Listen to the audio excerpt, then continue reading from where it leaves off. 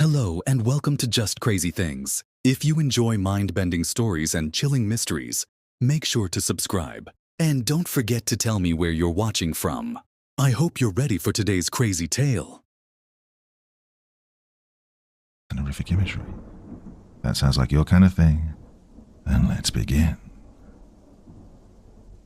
We'll start with a story just from me. This is It's Inside Your House by Michael Page. It wakes you. Not the moan of a withered hag or the fleeting voice of a dead man, but the low trill of wind slipping past your window, air being pressed into a hushed breath. The shadows meld themselves back into your bedroom. You blink. The blurred, hazy object of your alarm clock focuses back to existence. 2:48 a.m., the numbers decree. You don't want to be awake. You don't even want to keep your eyes open. Yet here you are. Outside, the air stirs in utter turmoil, churning up to 50 miles an hour and beating against your home. You'd known this was coming. In fact, you'd known it the moment you'd seen those thunderheads pulling in from the west, lightning forking within them. From the storm's downdraft came bursts of pine-lace wind, sharp and deceptively sweet. A destructive force careening from the Atlantic all the way through the barrens, that large tract of wild, unbroken wilderness. You've often seen in the distance the tall, stalky pines of its dark woods, shivering in the gales. It's been a gusty time for Jersey this year. What was it you were dreaming about, anyway? Who knows? The information is already lost to the senseless grumble of thoughts trying to piece the dream back together. Gone. Although an image of falling water still rests vividly in your mind. Your bladder sends a signal to your brain, demanding relief. Half awake, you mechanically saunter down the short hall to the bathroom. You flick the lights on, too bright. You rub away the floaters and zigzags from your eyes. You yawn as your soles scrape over the cold tiles, and then yawn again as you complete your natural business. Sweet release. You flush and lift the faucet handle to wash your hands. A sound. Your gaze flicks toward the door. You listen again. Silence, save for the occasional squeak and groan of the walls, probably from the breeze battering them outside. Whatever it was, you're too tired to care. Glass shatters. Wakefulness spikes through you now as this new sound resonates, crawling up from the dark of downstairs. You pull a sharp inhale down your throat. Your wet hands flinch soapy pellets over the countertop. Stop. Breathe. Calm yourself. It could have been anything, like a tree branch or some other debris that got swept up and propelled through the window. That's it, you tell yourself, nodding, hoping. A loud, powerful thud bangs downstairs, and hope flees. Now, muffled movement. Break-in, a burglar. Horror films you haven't seen in years slide through your mind like celluloid movie reels. Your reflection in the mirror turns goosey white, contorted with fear. The police, your thoughts propose. Call the police. Your eyes trace the room for your phone. It's still lying on your bed. There's still time. You can rush back there, barricade the door, and call the police from the closet. How long will it take them to get here? It doesn't matter. Just call them. You grip the doorknob, ready to sprint straight to your room. The dump, dump, dump on the stairs freezes your limbs. Something fast and large bounds down your hallway, just beyond the door. Something so terrible, so lively that even the deepest folds of your nightmares could never recreate this moment. Vibrations roll by your toes. Feet like heavy pegs tromp up to your bedroom door. It swings open, bashing clumsily against the wall at the forced entry. You stand there, anchored to the cold tiles of the bathroom, paralyzed by the shock of it all. The short space to your room fills with thrashing sounds, bedsheets being ripped and torn asunder, the box springs squeaking and jittering violently. Your fingers, still welded to the doorknob, refuse to twist it an inch further. A few steps away, something of significant size and savagery guts your mattress, the place you'd been just moments ago. A cold wash starts at your chest and drips down to your groin. Your breathing is now terse as your heart pumps with a new and sudden weight. Your mouth is dry, your throat rubber. Focus. These are the impulses you must hold on to. The hot blood mounting up in your throat, the intensity dilating your pupils and lacing your eyes red. The lift in your gut from an absolute freefall. These things, hardwired into your system, will keep you alive tonight. The thrashing stops. A rapid cackling emerges. High, scratchy sounds grow louder as they echo down the hallway, expelling from a mouth you dare not imagine. The cackles sputter into bleating, like a goat coughing up mucus. Not the sound of a burglar. Not at all. The thing moves again. Its hammer feet pound in chaotic pacing until it finally stops and settles on something. Whoom, whoom, whoom. A succession of bangs on the closet door. Why? Because it thinks that's where you are. But what is it exactly? Oh, you can't stay here. You need to leave before it finds you. The cords in your hand tighten over the handle. You mentally prepare to enter the hallway. In your periphery, your bleached reflection in the mirror verifies your struggle with that simple action. But still, the hope of escape eases the gritty feelings of leaving this small, safe place. You turn the knob fully now. The door opens, thankfully without a creak. You move quietly down the hall, light on the balls of your feet. The walls groan again as another draft clambers over them. The windows flash. The lightning is so close you can hear the crackling particles. You peer back towards your bedroom to make sure its attention hasn't left the closet. Whoomph! Another pound against it signals back, much louder out here. You continue, each measured step as slow as possible. Just one sound, one small little thump in the carpet. That's all it will take to alert something truly horrible. As you draw closer to the stairs, a sullen urgency pushes you to move just a little faster. You have the screaming urge to run, to barrel down the stairs and leap out the front door in nothing but your underwear. But you resist. Judging by how quickly you close the gap from the stairs to your bed, you have no difficulty guessing who would win in the mad scramble. Not without a head start, at least. A terrible crash reverberates behind you. The closet's been freed from its hinges. Heavy feet start moving again. It's coming. You kick off from your heels and practically vault the rest of the way. You round the stairs and take the first few steps. The grandfather clock that you kept in the entryway has toppled flat on its face and now blocks the front doorway. No, not toppled. Pushed. Chunks of glass riddle the floor from the broken window in the living room. You could push the clock out of the way, open the door just enough to slide through and get out, but there's no time. Deranged chatters move down the hallway behind you. It's closing in fast. Your bare soles clap against the stairs. You reach the bottom and wind around to the living room. Pain jots up your leg. A sharp bit of glass has pricked into your foot. The shard crunches and embeds itself deeper into the nerve. Desperate, you fall toward the coffee table and roll beneath it. Heavy stomps now bang all the way down to the bottom step. You put a hand over your mouth. You squeeze your eyes shut. Another sickish bleat croaks out of the thing. It wanders around the room. Wind whips through the broken window, kicking up the drapes. The steps are loud like the hard heel of a dress shoe as it clucks against hard wood. Different scents now trace your nose. A scent you can almost recognize. Something sharp and green, like being outside. It's that Yulish scent of pine needles again, now blended with a thick, manure-y musk.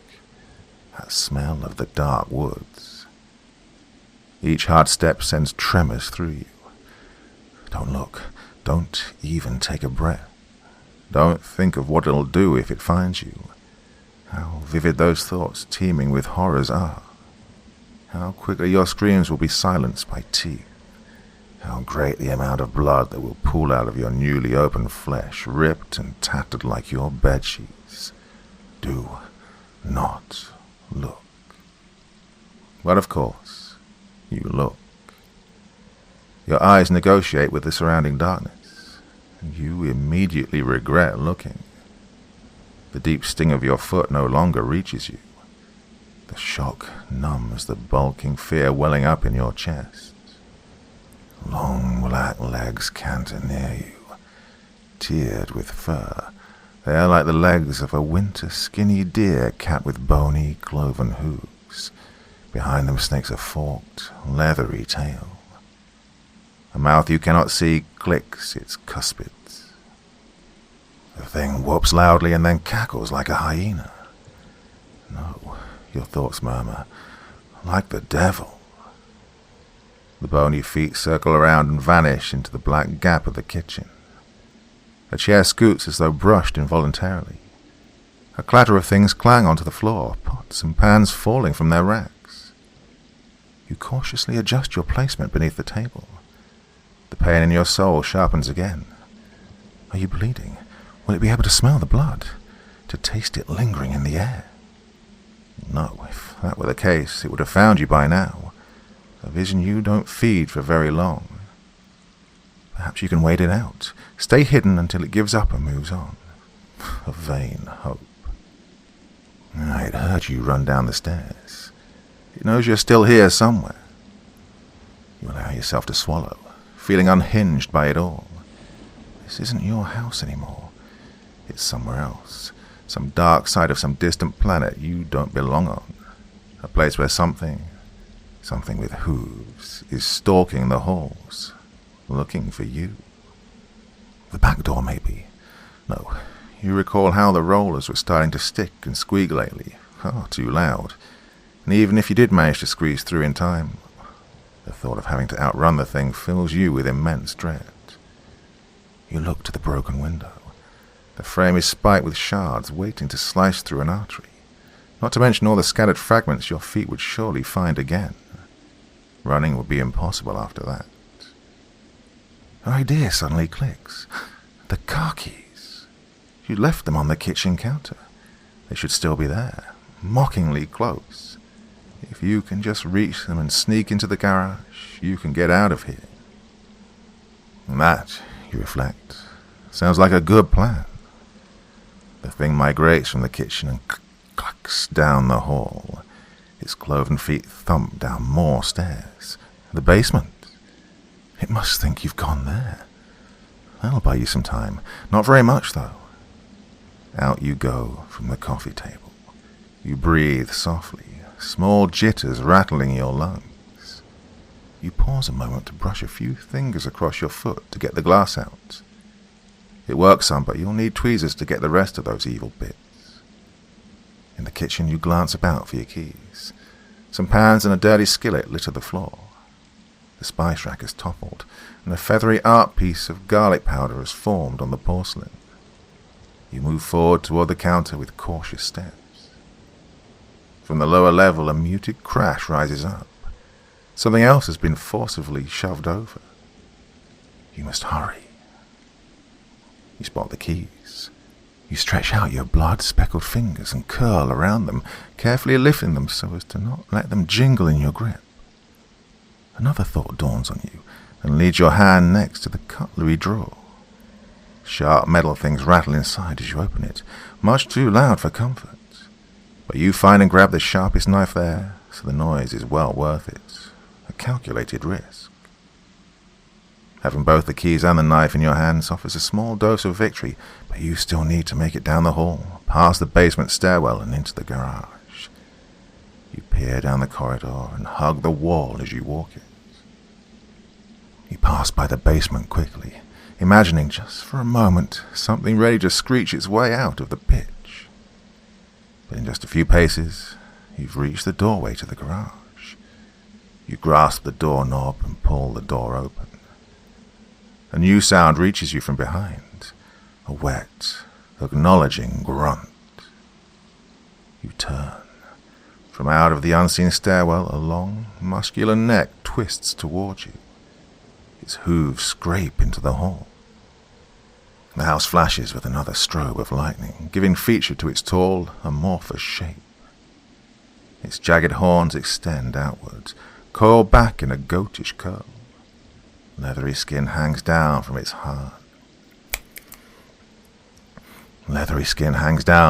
thick-haired body, hitting its backside in wrinkled folds.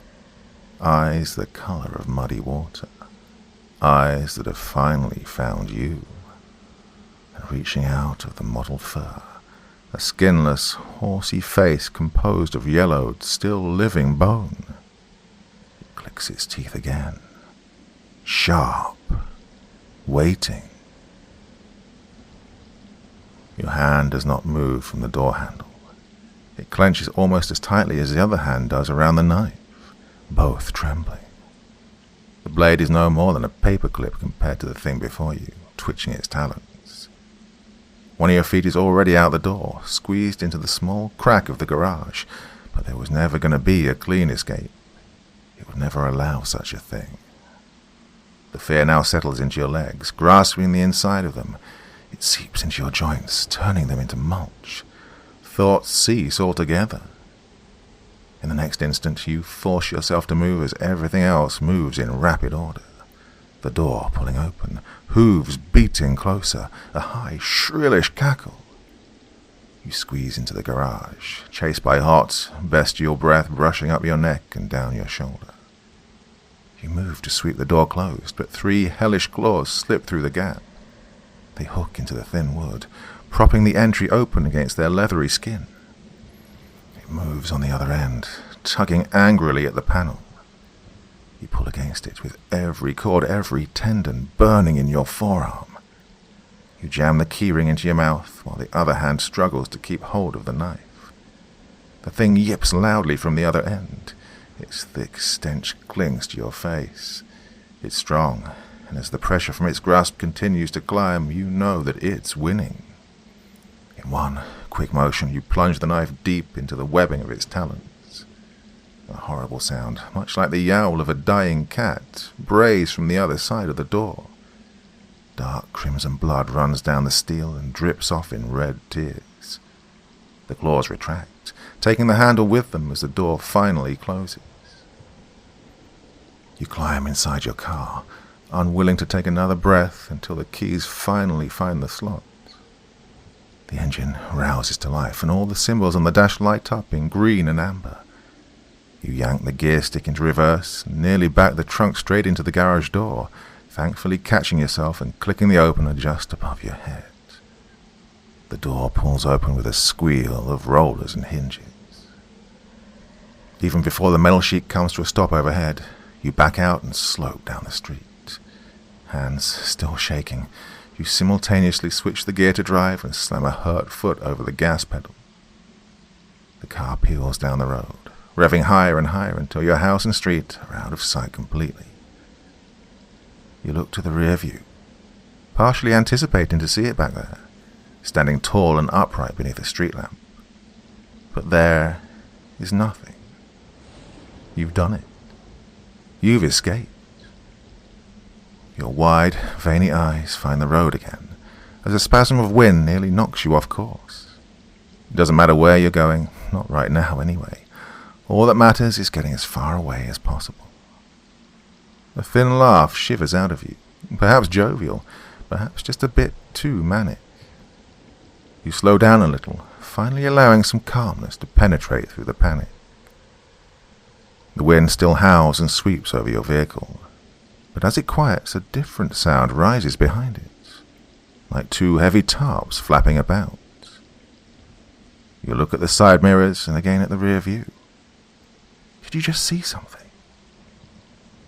The thud sounds on the roof. You take another breath and depress the accelerator.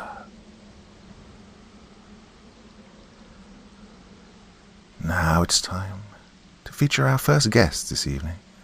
Here we have a story called Meet, featuring Count Julius and Wolfiekin's Tale. Chinese culture is a strange thing indeed. She found out the day her first came tearing, screaming, and mewling out from her womb, tiny unformed fingers clawing at her insides. The doctors and nurses crowded round, strange and deformed in her pain-fueled haze, babbling things that she could not hear. She remembered shuddering, drenched in an itching sweat that turned her light pink hospital gown into a shade of carmine red.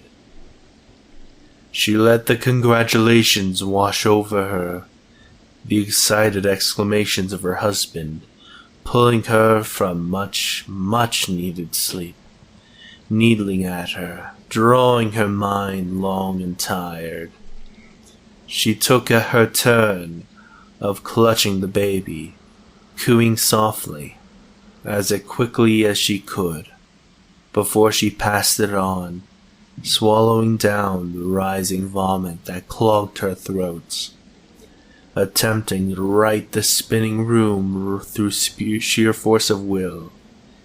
Then it was thrown onto her lap. Her scream of disgust pierced the sterile operating room, jolting the sleeping child into its first wails. She looked up, searching for the source of this outrage, and her eyes met two beady pupils staring at her behind a surgical mask. He was a short man, dressed in hospital blue, his long fingers steepled together at his waist, his eyebrows suggesting a smile hidden between the white of the cotton mask. A long silence dominated the room, broken only by the insistent crying of the newborn flesh and the low hum of the air conditioning. Eyes traveled back down to the red, pulsing mass of bloody flesh in her lap, and then back again to the shriveled doctor standing at the foot of her bed. "Eat is good for you. But why is it raw? Just eat. It's good for you and the baby." Ryan just stood there, forced grin frozen on his face. He said nothing. He wouldn't. He actually believed in this Chinese nonsense. He reached out, a claw swimming through the open space between her and him, and grabbed her hand. He squeezed it once. Her other hand shook as it edged towards the battered metal plate, slipped slightly in the pooling blood, and finally managed to clasp around the oozing organ, picking it up. It squelched in her grasp. Small showers of blood dripped from it, slipping from the cracks between her fingers and back into the plate, merging with the symphony of expectant silence in the operating room. It smelled disgusting, loathsome. It smelled of fresh blood, of rotten flesh, of old torn clothes, soaked in vinegar. It smelled like fresh fish, gutted and smashed with a spoon. It took all of her willpower to not throw up there and then, to keep the vomit hidden deep within her throat, to gulp it down. Eyes were watching, waiting. She had to do it for the baby. Her mouth opened. An inch, 2 inches. It edged closer and closer. She could have sworn it pulsed in her hands. Once, as it neared her teeth, the stench invaded her nostrils, piercing inwards like a jagged spear, and she gagged. Lurching forward, the piece of flesh squelched again, popping from her grasp to splash down on the plate, throwing rivulets of blood up onto her face. allowing her the sensation of cold liquid snaking their way down her cheeks. Still no mercy, nothing but the same waiting silence. She picked it up and held it against her face. Her tears of disgust mingled with the blood coursing down her cheeks. She looked at the lump of flesh that had forced her to do this, and she found that she hated it. How strange. And as she experienced this new emotion, almost unknowingly, unwittingly, she bit into the placenta. She hadn't known by now what it was.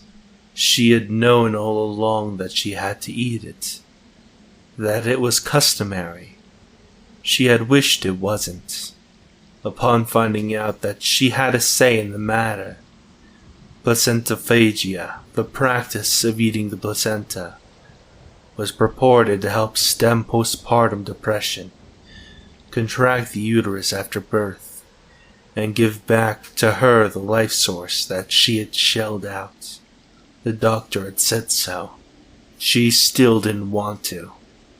She had thought it would have been disgusting. It wasn't. As her teeth pierced the livid red flesh of the organ, breaking apart stretched skin into the pliable flesh beneath, she instead experienced ecstasy. Her mind broke behind waves of pleasure flooding into her nerve centers. Arcing lightning burst through her mouth and into her brain as the perfect taste filled her taste buds. She had found heaven.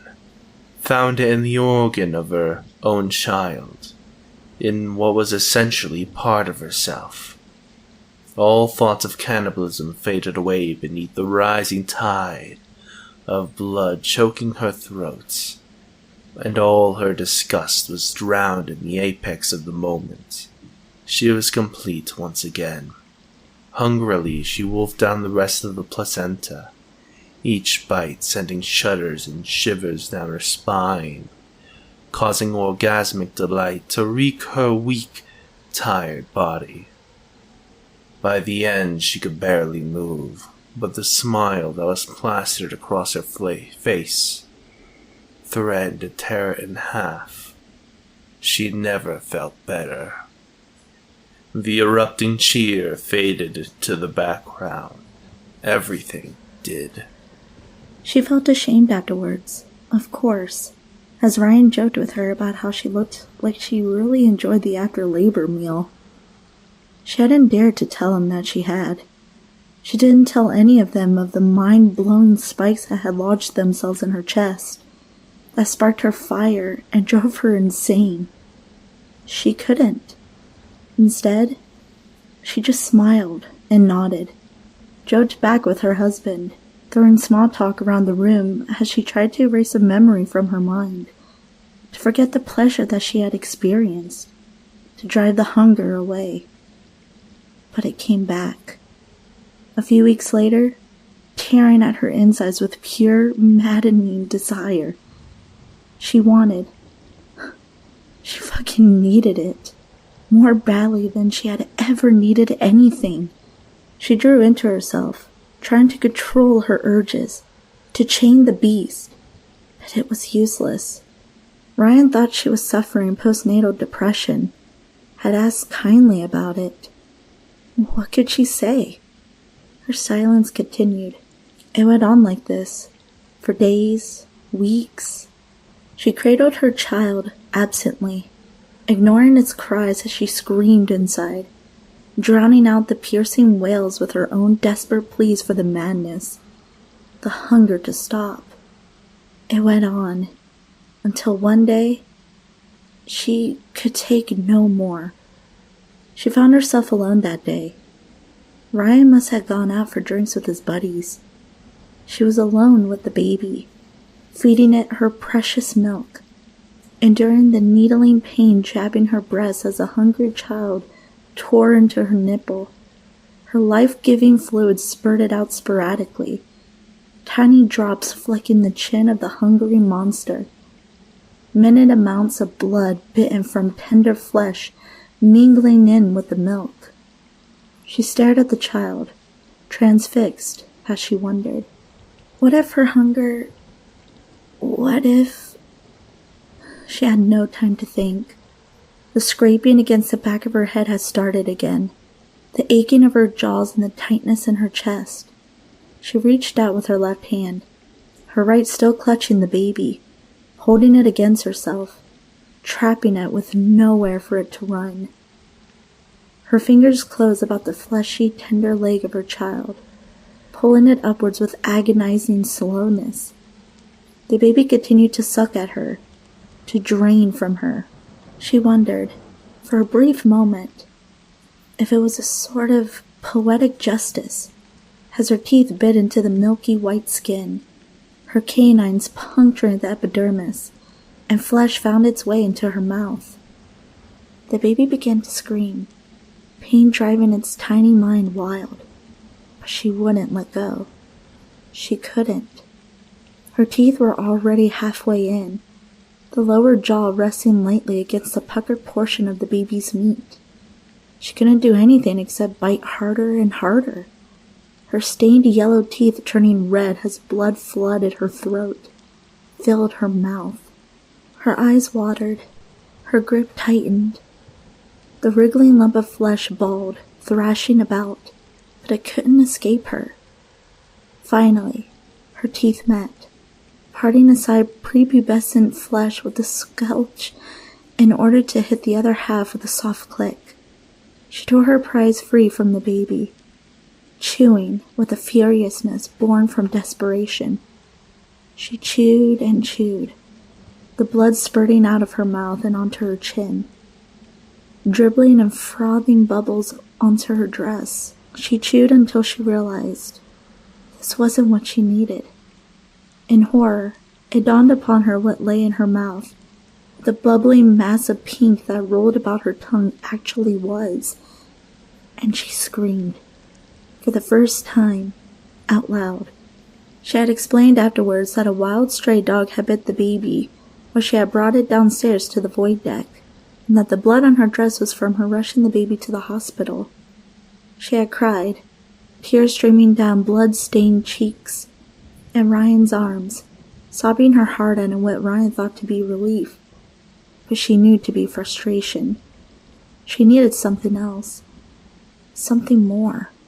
She needed what she had tasted before, what she had grown to hunger for. She needed the placenta, the prime cut.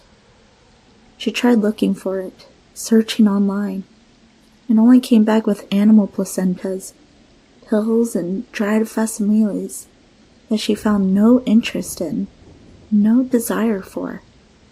She bought slabs of raw meat, hid it from Ryan, from her baby, who now lay in the cot recovering, wolfed them down in the sink, spat them out into the bin. It was no use. She needed the real thing, and that's why she found herself where she was now, sneaking into the hospital at 2 a.m, drifting along the hallways with furtive glances cast behind her. Turn left, 2 turns right. The maternity ward is just ahead. She made it there without anyone noticing. Against all her wishes, all her hopes, she hadn't been caught. She imagined what it would have been like if she had bumped into a nurse, if they had found her. The relief would have washed over her. The madness and darkness evaporated beneath the soothing touch of humanity, suffocated by the constricting knots of the straitjacket. But no. Instead, she found herself at the door, whirls of laminated wood staring back at her as her fingers rested against the knob. She walked in. Ryan thought she was having a night out, watching a movie and taking a break from watching the kid. He was at home, dozing off at the TV, rocking the cradle once every few minutes. And here she was, holding a pillow above the face of some woman she didn't know, pressing it down as hands clawed at her. The woman's body, young and light except for the distended belly possessing her spawn, struggled and bucked under her grip. But she held on, a strength that could come only from insane hunger pressing down her arms. The monitor rattled on the table, unplugged, cords scattering about the floor. The bed shivered with the dying woman's convulsions. Her grip upon the pillow softened as the woman struggled less and less, until finally, the flailing hands fell limply against the sides of the bed. The room was silent, except for her panting, interspersed with mumbled apologies and hungry growls. Her hand gripped the scalpel tightly, pilfered from a small room adjacent. Her knuckles were white, barely visible in the dark room, trembling as her fingers dug into her palm. She moved closer to the corpse. Her hand touched upon the protruding belly, feeling about. Thud. She felt something move. The jolt. The spawn. The woman's larvae. It still lived. She was supposed to feel remorse now, as if one life taken was fine, but two had crossed an invisible line. She was supposed to hate herself. Instead, she raised the scalpel high, cheek-burning smile splitting her face in two, frame shivering in anticipation. She plunged it down. She prepared to dine once again. Our evening of entertainment continues now, with I'm Meredith Garland, Dispatcher for the Souls of the Damned, by Polonium Poisoning, featuring Gamma, Akutabi, and Musie's Modern Dreadfuls. My time is coming, so you teach your family craft. I was 27 when my grandfather started training me in the family. People didn't know or didn't talk about what he did for a living, so I was more than happy to be elected his successor, to be privy of some of the incredible secret. The happiness didn't last. The room where he worked took a whole floor from his house. It was filled with complex, almost alien machinery that twinkled and buzzed softly, something that seemed right out of science fiction to me. He handed me some headphones. Sometimes souls get lost in the afterlife, and even being in the right plane, they're on the wrong spot.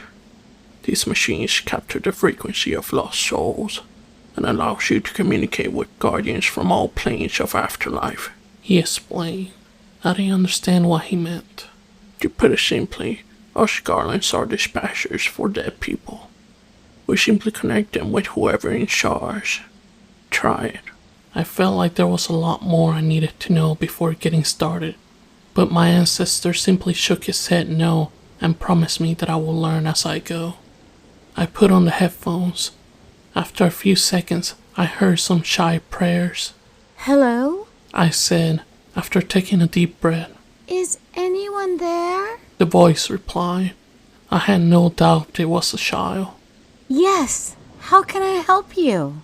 I'm lost. My eyes hurt because there's too much light. Hold on a second. I replied on the microphone, then repeated the information to my grandfather. It's heaven, for sure. Press that button, he instructed. I did it. This is Team EDAD, number 0045. How can I help you today? This time, it was the voice of an adult woman on the other side. I have a lost child in heaven? I replied. Navigate me. She promptly responded. She told me to navigate her. I muttered to my professor. That one button. After 1 minute of conversation, the equipment can identify where the lost soul is, he instructed. Talk to the little kid again. I'll get back to you in 1 second. I told the woman, then changed the line and my tone. Hey, help is on the way. Just stay with me a little more. Okay, miss. It's Garland, dear. What's your name? I'm Judy. The kid replied shyly. The light is hurting me now. Hang in there just a bit more, okay? You have a beautiful name. Tell me more about you, Judy. What's your favorite food? I think I liked hot dogs. Mom said I could eat lots of them after the chemo was over. I'm sure the good people rescuing you will give you some hot dogs, darling. In reply, she whimpered in pain. For a fraction of a second, I almost saw Judy, a 7-year-old girl with the face of a kitten, bawl from the devastating treatment for an even more devastating illness, but always smiling. The machine beeped, and one of the many monitors showed a map with coordinates. I changed the line again and gave the rescuer Judy's coordinates. It's a bad rift. We're going there with maximum priority. The woman replied. I spent 3 more minutes distracting little Judy from her pain. The rescue team then thanked and dismissed me. Your first mission is a success, Meredith. I'm proud. My grandfather patted my shoulder. After that, I started spending 16 hours a day inside that room. When I was there, my body didn't need food, water, or using the toilet, and only 4 hours went by in real life. I aged at a slower rate too. The physiological needs came back as soon as I left the room. I ended up loving my job, at least at first. My grandfather warned me about spending too much time inside the room, but since only 4 hours went by outside, I figured I could easily spend twice the recommended time a day working, and still have plenty of time to sleep and do other things. I became a workaholic, but it was fine. Nothing was more important to me than helping the misguided ghosts that roam the afterlife. After I learned more about the rifts, vaults, and pockets in the dimensions, I figured how terrifying they must be, and how the strange souls must be scared to end up there. There were all kinds of flaws in each dimension, where the light, penumbra, darkness was so overwhelming that it could disintegrate the very essence of a soul, but only after a few centuries of suffering. My job was of utmost importance for the dead and lost. Besides, as long as I worked this job, all my financial needs would be taken care of. I never again paid a bill or worried about rent, and although I was never one to splurge, whenever I left the house I visited cafes, museums, and stores as much as I wanted, never having to pay a single penny for anything. I lived a comfortable upper middle class life, so it felt wrong to me to only spend 4 hours a day working, while so many people seemed to need the aid that only I could provide. Most of my calls were either to heaven or to the limbo. To make a very long story short, the limbo is the average afterlife, meaning neither eternal suffering nor perpetual bliss.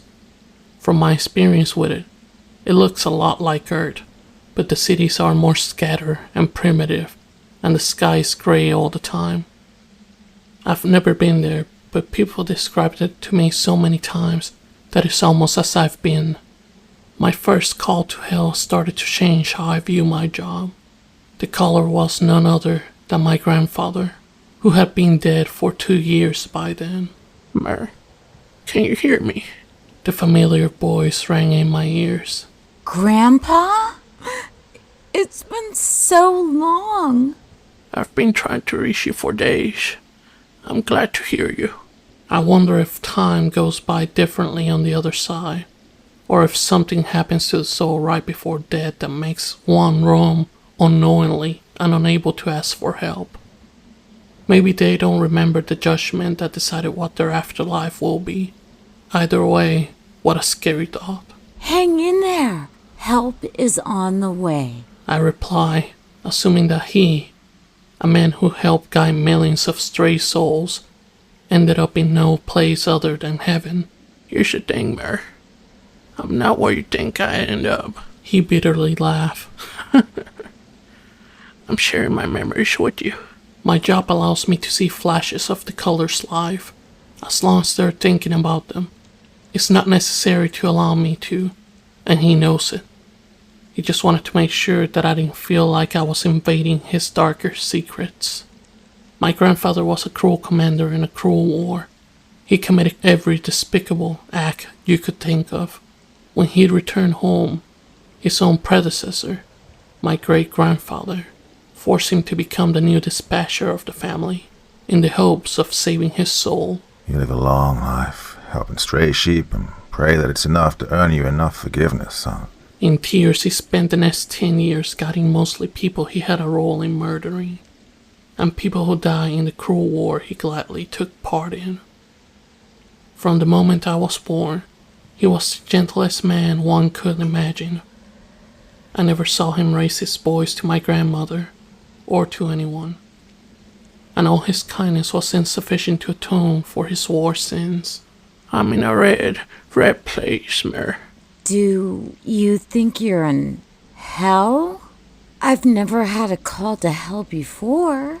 Obviously, the machine is projected to prioritize calls from the good people, and then from the ordinary people. Bad people like me rarely get through. As if to prove his point, the sound started glitching with static. Stay with me. I just have to call the rescue team, right? For each afterlife, the rescue team was the perfect embodiment of the plane. In heaven, they were really nice and went above and beyond to help. And when they found a stray soul, they were more than happy to cater to their every need.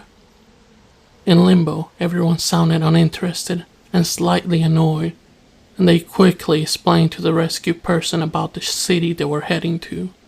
I wonder how it will be like in hell. Listen, Mer, the rescue team here in the abyss will literally eat me alive and then crap me somewhere else where again I'll be eaten alive, more meticulously now. First gouging the eyes off, then removing every finger, etc. And the red hell is only the good upper layer of the abyss. For the less bad ones. No, if you want to help me, the only way is to convince one of the goodies to come and get me here. Do they take refugees? I asked. That's up to you to find. I'll keep quiet for now so they don't find me. And that's when my line of work changed completely. Instead of being a dispatcher of the pure-hearted and the run-of-the-mill man, a neutral employee of Afterlife, I started dedicating myself to giving some people a second judgment. Instead of working the recommended 16 to 4 hours a day, or the 42 through 12 hours I had been working, I was now working 64 through 16 hours. Every first 48 through 12 hours, I dedicated myself to the lost sheep. Then I changed the frequency of the machine and helped the lost wolves. It was easy to lose track of time, and my mortal body suffered, but I didn't care. I was performing some larger-than-life task, and I stood above King Minos, Asius, and Radamanthus as an one-woman jury that will provide people a second chance. I didn't bat an eyelash before calling the demons in charge on Ronald Reagan or King Jong-il, and I even rejoiced at the sound of them being shooed. But I provided a second chance for many like my grandfather. People who have fought really hard to be more than their horrible deeds, and to bury them with good. Watching people's past life became more than a necessity, or an entertaining hobby, but an obsession. I learned dark secrets that I shouldn't. I cried and laughed with the wicked and the degenerate. I even fell in love with some of my callers. And that's how I ended up spending 45 years straight inside the room. I kept telling myself that I was almost leaving. Just another call. Just another call. Just another call. The moment I left the room, I collapsed. I was weak from not eating. My knees were old and frail. I smelled terribly. I pitifully soiled myself as the poor tenants screamed. After I disappeared, my family put my house on real estate. After counting on the tenants' kindness to eat, and then helping me get up, I managed to shower by myself. I then slept for 3 whole days. When I woke up, I found out how many years have passed and what happened after I went missing. Apparently, the door to the room only shows up for authorized personnel. no one was able to find me. My parents suffered from my loss, and then suffered some more after my only brother died on a car accident a few years after that. They moved to my house where they lived until they died. They never had grandchildren. The rest of my grandfather's family is nowhere to be found. Long story short, all my family is dead now, and I have no descendants. I'm almost 80 now. I don't have a lot of time, so I came here to make a request. If my story is inspiring to you, or if the benefits of the job seem tempting, I invite you to come and take my place. Message me and I'll send you the directions. I'm sure you'll be a far better dispatcher and won't throw your life away in the hopes of becoming a supreme being. My time is coming, and I need someone to teach the crafts of the garlands, desperately. I want to make sure the stray souls still get help after I'm gone. But, more than everything, after I played God so many times, I feared for how my afterlife is going to be like. I need to find and train a successor to rescue me. I hope you're enjoying this New Year's Eve festival of storytelling. Time now for another one from me. This is a brilliant tale by Deacon Clark called There's Something Off About My New Girlfriend.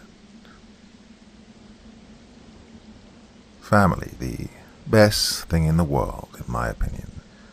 I love both my mum and my dad, and I'm sure they both love me. But sadly, they just didn't love each other. In the aftermath of one of their loud nights, my mum packed up her things and forced me to move away from our old home. The split-up was messy, and after an argued legal battle, my mum lost almost everything from the house, to the car and even our dog. She lost everything, except me. The following weeks left a bitter feeling in my mind as I packed my clothes and other essentials, and as I left the house I'd grown up in, never once did I make eye contact with my dad, or I would have made a scene. It felt horrible leaving all my friends and school behind. The memories we'd formed together would last a lifetime. But the worst was leaving Ashley behind, the first girl I'd ever had feelings for. We'd first met when I found her smoking behind the sports shed. I needed a place to hide from a bully. Well, me and Ashley still talked on a regular basis through text and FaceTime. Well, that was until about 2 weeks ago when she broke the news that I'd always feared was coming. She told me that, after I'd left, she'd been getting close to someone else at school. That person was Ryan Hallows, my now ex-best friend. Well, I felt a rush of emotions flood into me from betrayal, anger, upset. All of them forced me to choke and tear up. Well, I know it was inevitably going to happen, but why Ryan? Well, it wasn't a secret that Ryan had developed a crush on Ashley, mainly out of a childish rivalry with me. He knew he'd have a free opportunity with my folks' divorce. I'll admit my last words to Ashley were not good ones. They went something like this. You don't care about me, I bet you only care about having someone to grab and squeeze. Not surprisingly, she blocked me afterwards. And as for Ryan, he spent no time at all plastering the argument all over social media. I was then faced with a new problem, finding someone else to replace Ashley. I tried at my new school, but all the nice girls were taken, and as for the strange girls, well, they were surprisingly not interested.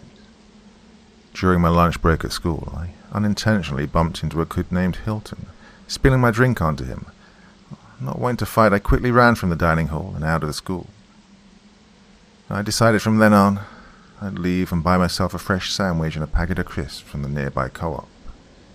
I did, however, need somewhere to eat. I checked the park, but it was occupied by hoodies.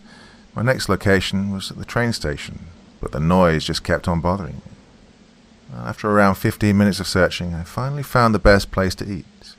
A small wooden bench that sat atop a hill overlooking the church and its cemetery.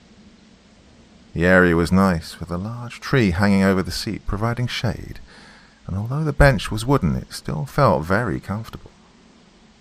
I felt at ease next to the graveyard, and all the tendered graves. It made me feel like I belonged there.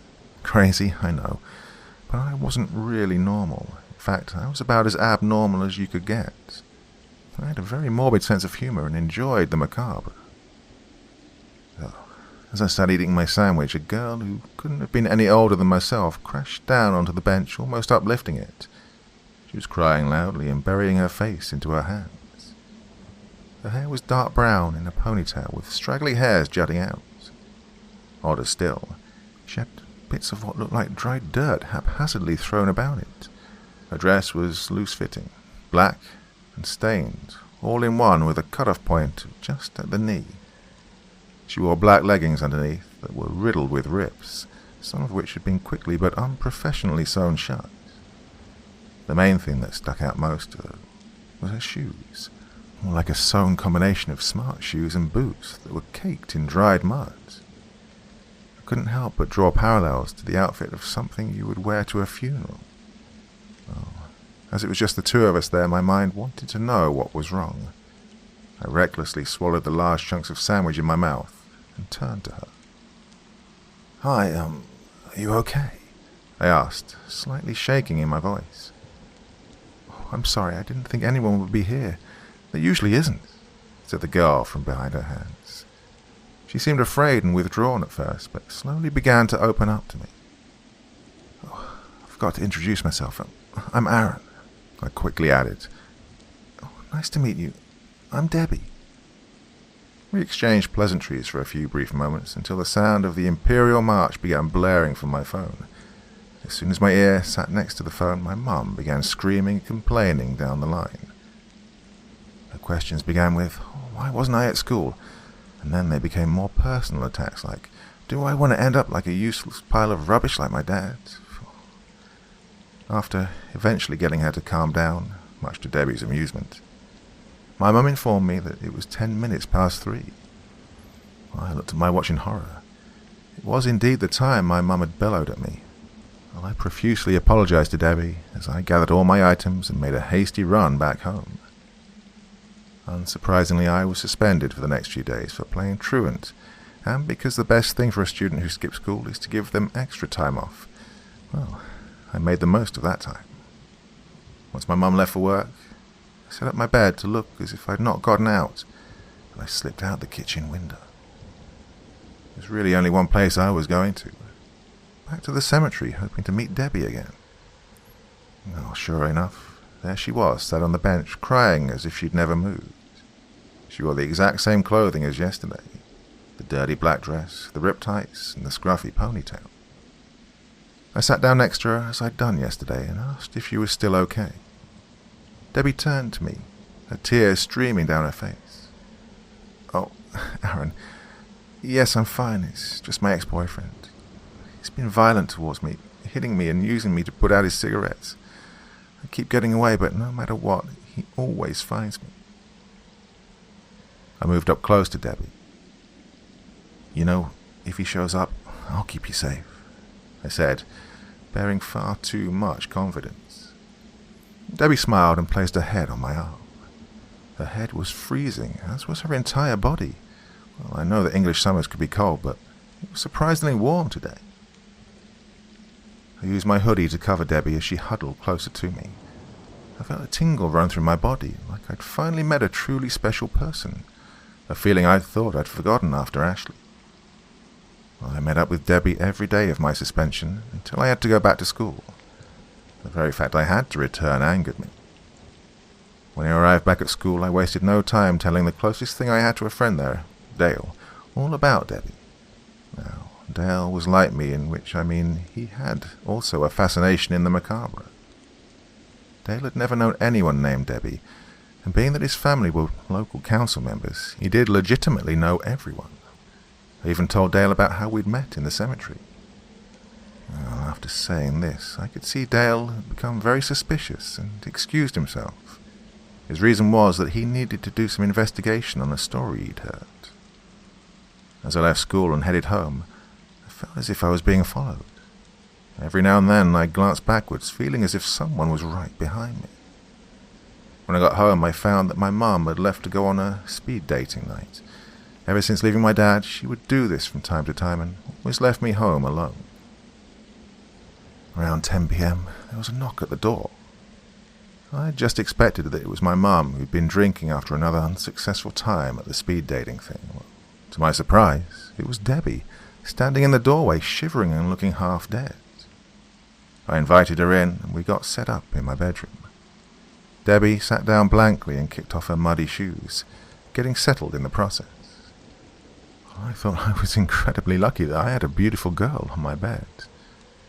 As I cuddled up to her, I slowly ran my fingers through her hair, but stopped as I brushed past something that felt like a soft dint. Debbie winced but tried to hide it, as if she just had a chill. I leaned into Debbie, going for a kiss, when once again there was a loud knock at my front door. Filled with annoyance at being stopped at what was most definitely the best part of my life, I began to leave when Debbie spoke in a very frail, almost dying voice. "Please, don't go." In my mind, I was wondering who it could be now, my mum or the rest of the village. I was knocked over by Dale, who walked in frantically, trying to explain something, the words constantly spilling out of his mouth. I slapped Dale, snapping him out of his panicked and confused states. Dale then took out a folder from his bag, with Debbie's name crudely written on it. Inside was an article from a newspaper about how a girl was abused and assaulted by her boyfriend, and then beaten to death by him with a baseball bat. The picture underneath the article was Debbie, wearing the same black-stained dress and her hair styled in the same ponytail. The newspaper article was dated almost a decade ago, and there was no way at all that the girl in the photo was Debbie. Then Dale also told me something that left me cold to the bone and unable to move. Every morning her grave would be dug up, and her coffin empty. Well, the townsfolk had even tried to chain her coffin up, but it was no use. Her lifeless body would always be found on the memorial bench not far from where she was buried. I became angry and livid, and ran upstairs, closely followed by Dale. I took a deep breath and entered my room. Debbie laid on the bed, her body withering away. I stood, unable to move at the sight. Debbie's once dark hair was now grey, and her skin was dried to a crisp. Dale moved ever closer, and in a flash Debbie jumped and tackled him to the ground and drove her fingers into his eyes. Liquid from Dale's body began to transfer over to Debbie, reinvigorating her. The grey, straggly hair became dark brown again, and her skin became hydrated once more. When she was done, Debbie stood up from the now withered corpse of Dale. Debbie looked towards me, yet even after all I'd just seen, I wasn't scared. In a hushed whisper, Debbie told me, "I need one more, then my pact is complete. Please find me someone." With little to no resistance, I picked up my phone and rang the person I knew was best. "Hey Ryan, it's Aaron. Would you like to come and visit me?" Well, a quick reminder that all the details of these stories and these storytellers is in the video description. Please go and check out all of their channels. There's some great stories out there waiting for you. Now, next up, we have The Night the Pack Came by Corpse Child, featuring Sir Creepington Pastor and Wolfiekin's Tale. I'm so scared right now, more than I ever thought I could be. I'm scared for me, my baby, but most of all, I'm scared for John. It's been 2 days now, and I still haven't seen or heard from him. I tried asking the guy at the front desk if he's heard from the ranger, but nothing. God, wherever you are, John, please be okay. It all happened so fast. One moment, everything was peachy keen, snuggled up under the nice soft blankets, fast asleep for once. Something that doesn't happen too often when 2 months pregnant. Expecting at any moment to feel John's firm, yet gentle arms embrace me, letting me know that he was home from another night in the woods. 2 nights ago, however, I was violently shaken awake. Loretta. It was dark. I could barely register his voice. Loretta! This time, he barked my name a little more abrasively, causing me to jolt a bit. Huh? Come on, honey. We have to go now. I could tell by now that something wasn't right. He'd never spoken to me like this before, and I could hear him breathing heavily. When I turned over and clicked on the light, my heart damn near stopped dead. His clothes were in tatters, and he had scratches all over him, as well as what looked like teeth marks from some wild animal. I almost screamed. Oh my God. John, what in the name of... I said now. Come on. He shouted, cutting me off. I was frozen, both from shock and fear. Never once had that man raised his voice to me like this.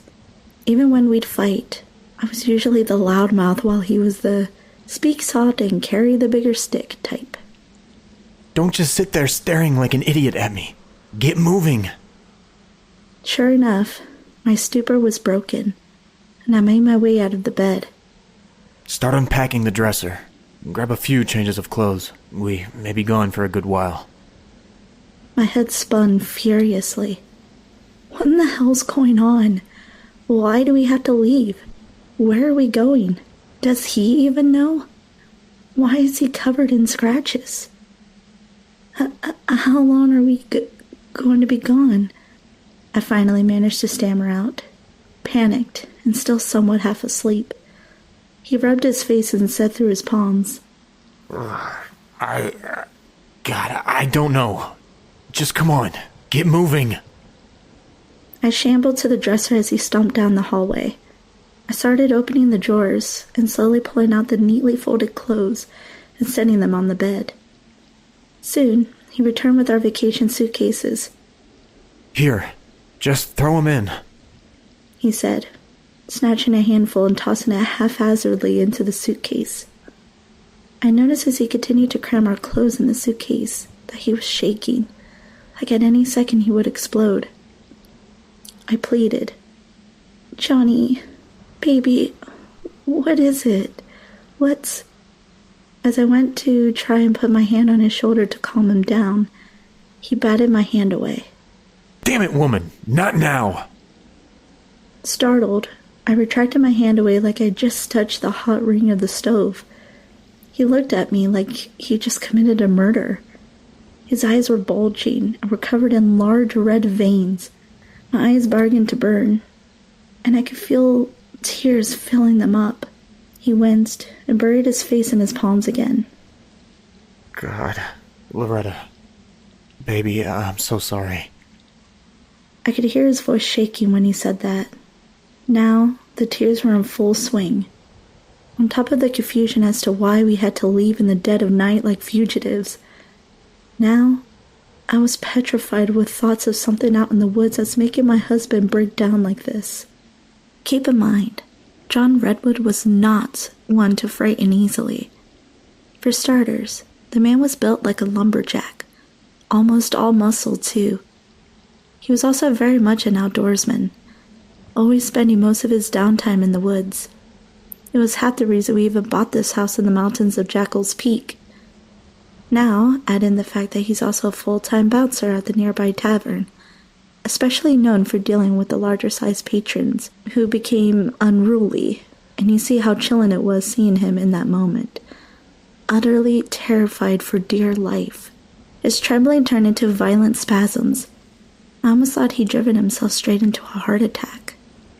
John, please, I squeaked, my voice broken. Talk to me. What's going on? What happened out there?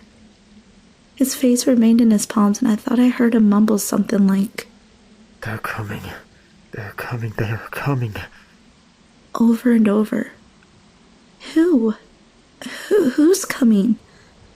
He brought his face back up and looked at me, his face all red and puffy, and replied, The pack.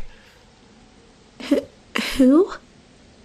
He rubbed his face again before saying, Look, There are things about me I haven't told you, and for good reason. Right now, I need you to just trust me and do what I say. Frightened as I was, I couldn't take this cryptic crap anymore. Then talk to me, goddammit. What is going on?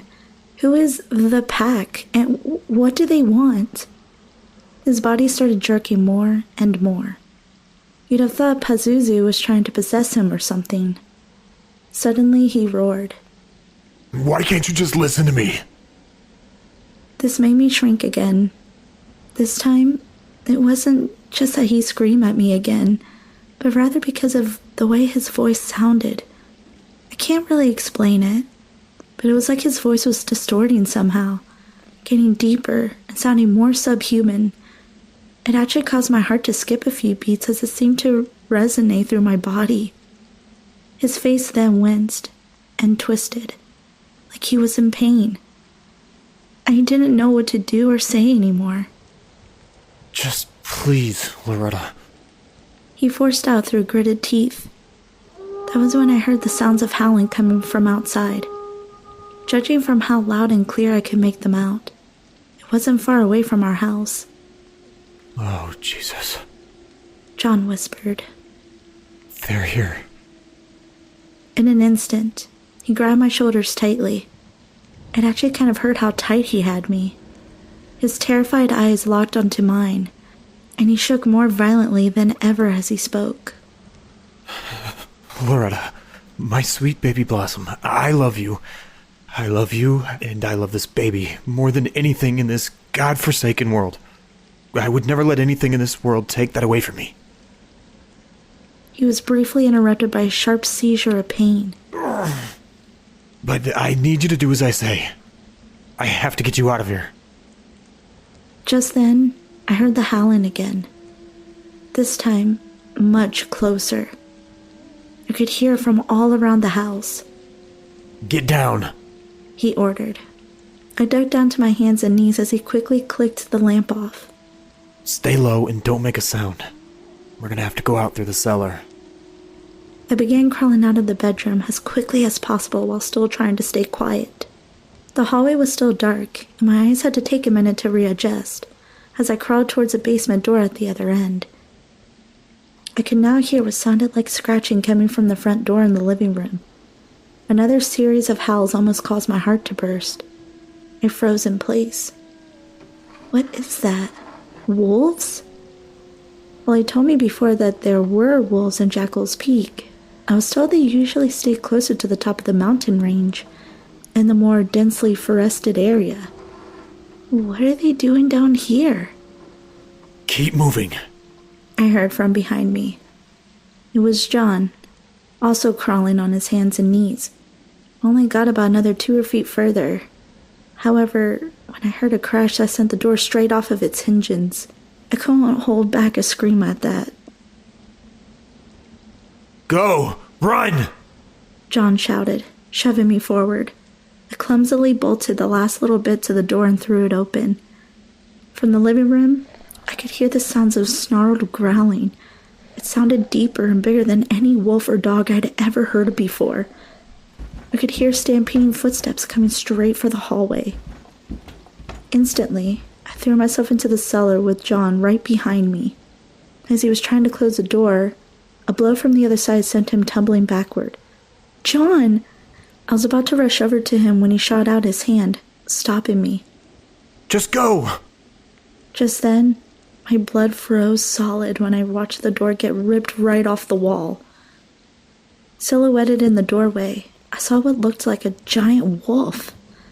Its ears perked up and standing on its hind legs, and staring straight at me with glowing, burning orange eyes. It was huge, standing at least 7 to 8 feet tall, covered with pitch-dark fur with long, lean, muscular arms, and a vulpine muzzle with long, jagged teeth. Soon, another just like it joined its side before simultaneously howling to the air. This time, it was almost deafening, and I think I actually felt my eardrums pop. I said run! Now! His voice was further distorted now, As I turned to run for the hatch leading to the backyard, I could hear one of the creatures leap forward and crash land just a couple inches behind me. That was a fire under my ass that had me essentially sprinting to the other end of the cellar. It right on my heels. About a few feet away from it, though, I felt its claws slash my back and I fell face down.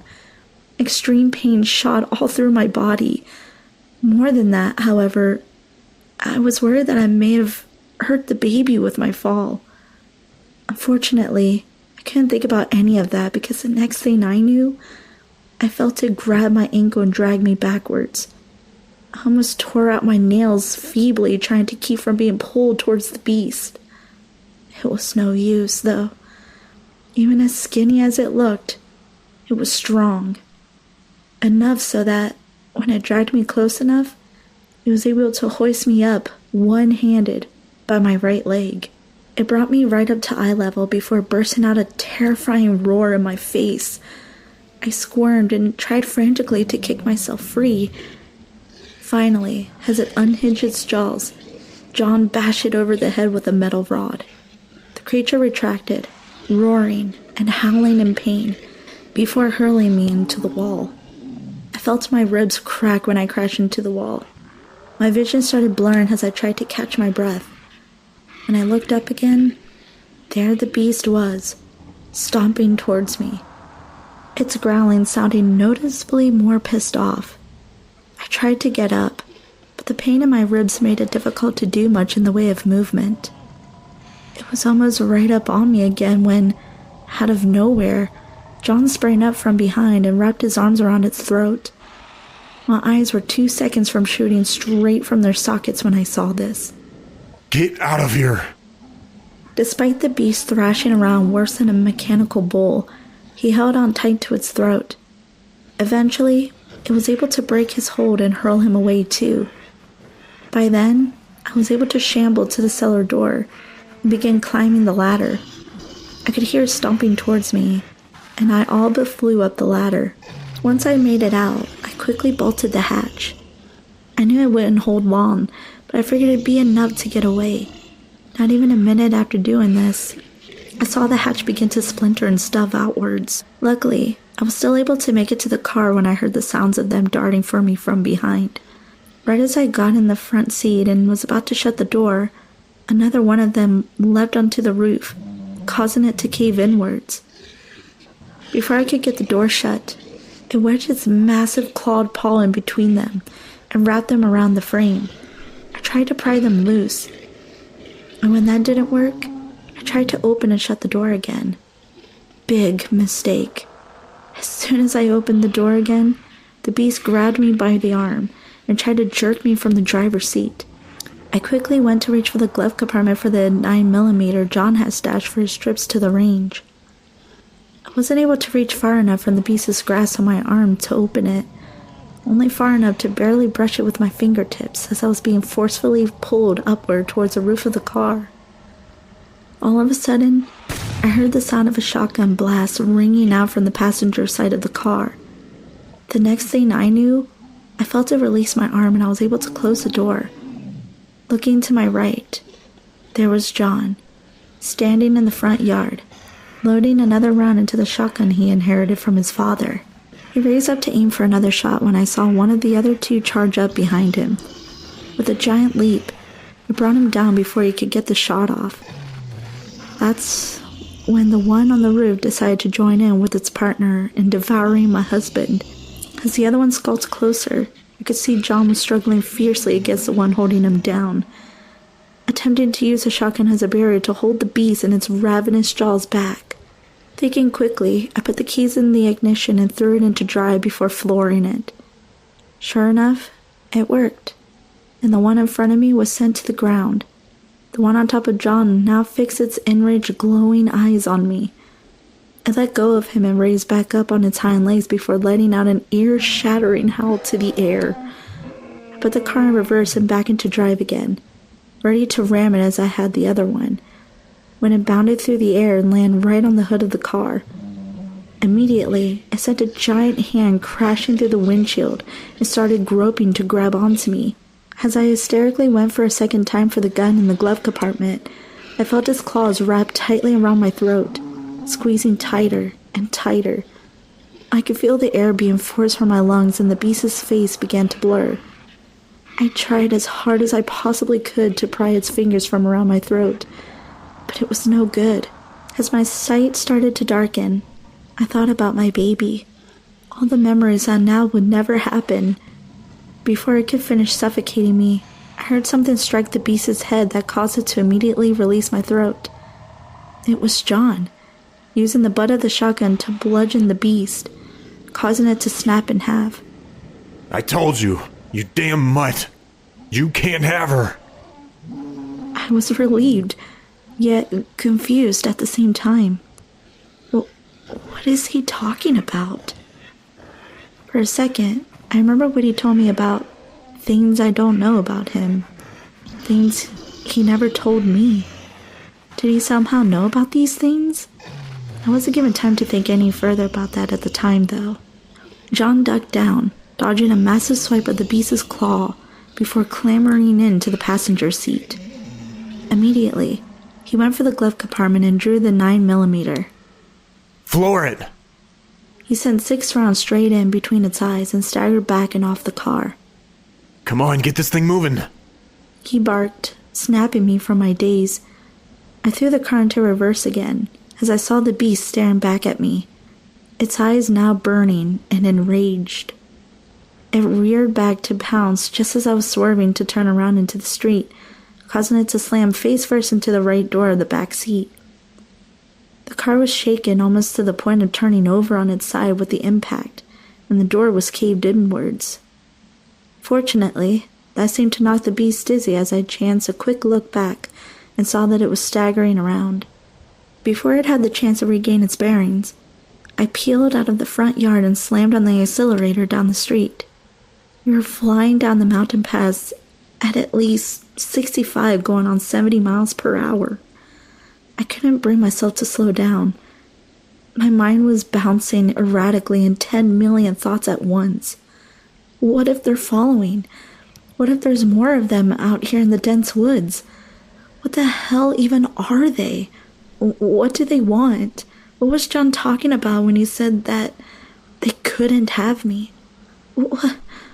I was cut off when I felt John perk the wheel to the left. When I was aware again, I saw that he just narrowly kept us from careening off the side of Jackal's Peak, a 2,500-foot drop. Once we were safely back on the pass again, we pulled over and stopped the car.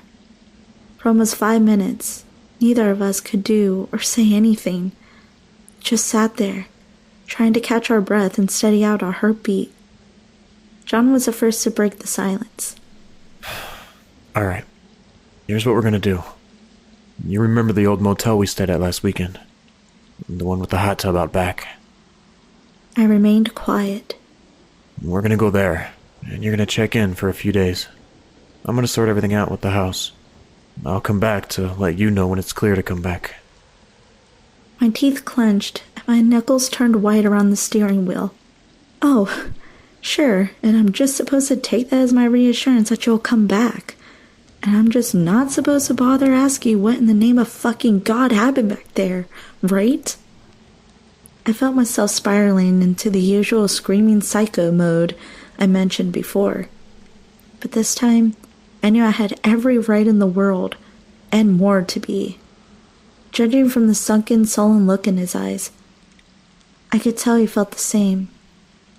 Loretta, No, I shouted, cutting him off dead. I don't want to hear any more of your cryptic, cockamamie excuses. I want answers, and I want them now. Admittedly, I was a little more abrasive than I meant to be with that last bit. But again, was I not justified? For a moment, he sat there staring back at me, figuring I'd frightened him, and rightfully so. I pressed further.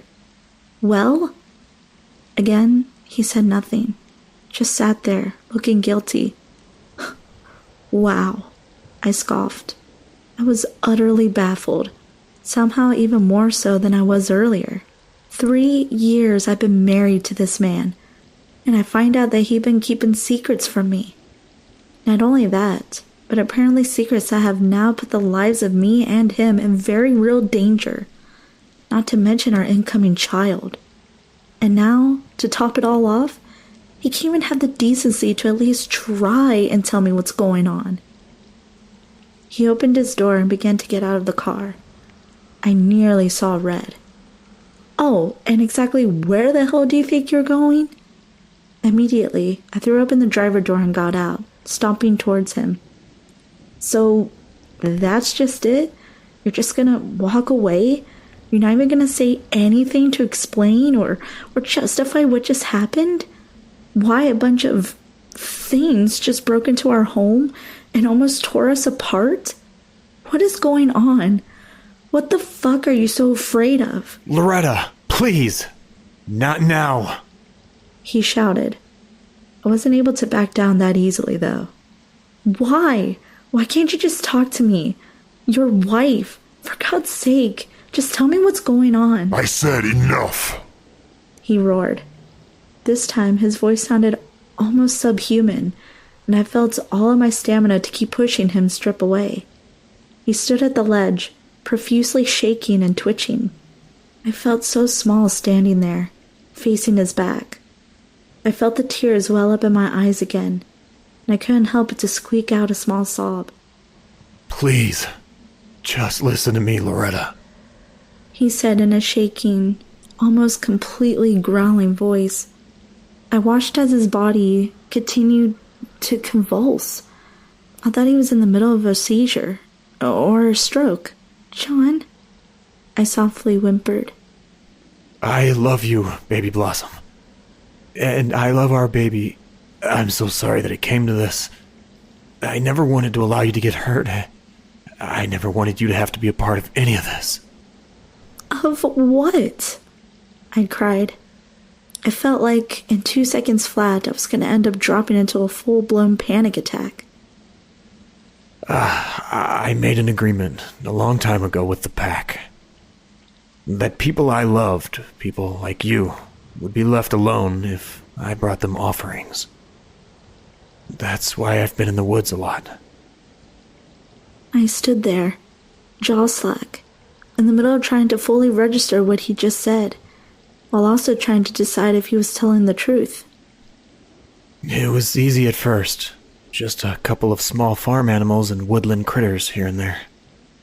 His body jerked so violently now as he spoke that I could see his knees shaking, threatening at any moment to buckle from beneath him. After a sharp groan of pain, he continued. Eventually, it wasn't enough anymore. They kept wanting bigger and bigger morsels. Tonight, they wanted me to offer them, He hesitated, still spasming. a baby. I was now hopelessly lost and confused.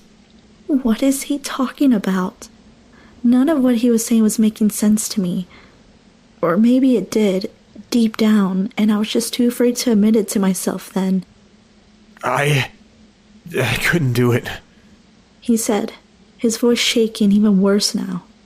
I couldn't do it, and now they want to punish me by going after you.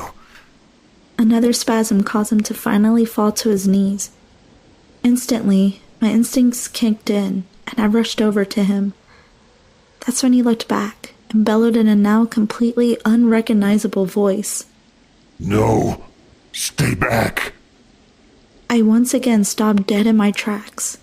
My heart almost stopped when I saw his eyes. They were now pulsing, burning orange. Another series of the most violent jerks I'd ever seen before erupted throughout his entire body, causing him to seize and cry out in pain. For the next minute, I watched frozen in terror as John's body seemed to break and reshape itself. I could hear bones breaking, and his muscles somehow began to swell in size, tearing through his plaid shirt. Before too much longer, I could see his face start to poke outwards, and his nose deformed and reformed itself into what resembled the muzzle of a dog. His body began to be covered in thick silver hair or fur. I was too frozen in terror to even scream. Once the metamorphosis was finished, and John no longer looked like John anymore, it raced up on its hind legs before blasting an aggressive howl up to the night sky. The intensity caused me to collapse to my knees and press my ears as tightly as possible. When I opened my eyes again, whatever was leering down at me, snarling and baring its long, jagged teeth. John? I squeaked, shuddering. Nothing. He just stood there, growling at me like he was ready to pounce. Oh, sweet God. My own husband's gonna eat me and our unborn child alive. I slowly began stepping back towards the car. Just take it slow. It took a staggered step forward towards me before going down on all fours and continuing. For a second, I froze, just waiting for him to leap for the kill. Johnny, baby, please. I knew it was no use, but I couldn't help it. A very small part of me was still, somehow, expecting to wake up from this. I'd be woken up with the smell of pancakes, bacon, and fresh coffee in the morning, and I rushed down to the kitchen, squeezed John until he started to suffocate, like how I was earlier in the front yard, and we laughed all morning at such a weird dream. He crept closer and closer to me. When I started backwards again, something caught the heel of my foot and I fell. He was now right on top of me. I could feel its hot, snarled breaths in my face. When I saw him begin to unhinge his jaws, I closed my eyes, trying to picture me and him holding our baby. The family that'd never be. I love you, John. I opened my eyes just a bit. He was still in front of me. It almost sounded like he was trying to say something. Run! That's when he started growling and lowered himself like he was about to attack. I still wasn't 100% sure I actually had heard him speak. Maybe it was still just all wishful thinking, but that didn't keep me from obeying when I started hearing the growls come from behind me as well. When I turned around, I saw that the other two from the house had somehow followed us and were closing in around me. I sprang up and darted for the car. I saw one of the others bound for me, attempting to cut me off. John caught it in the air and pinned it down. They began wrestling like two rabid dogs in a cage on the ground. The partner then charged full ahead towards me.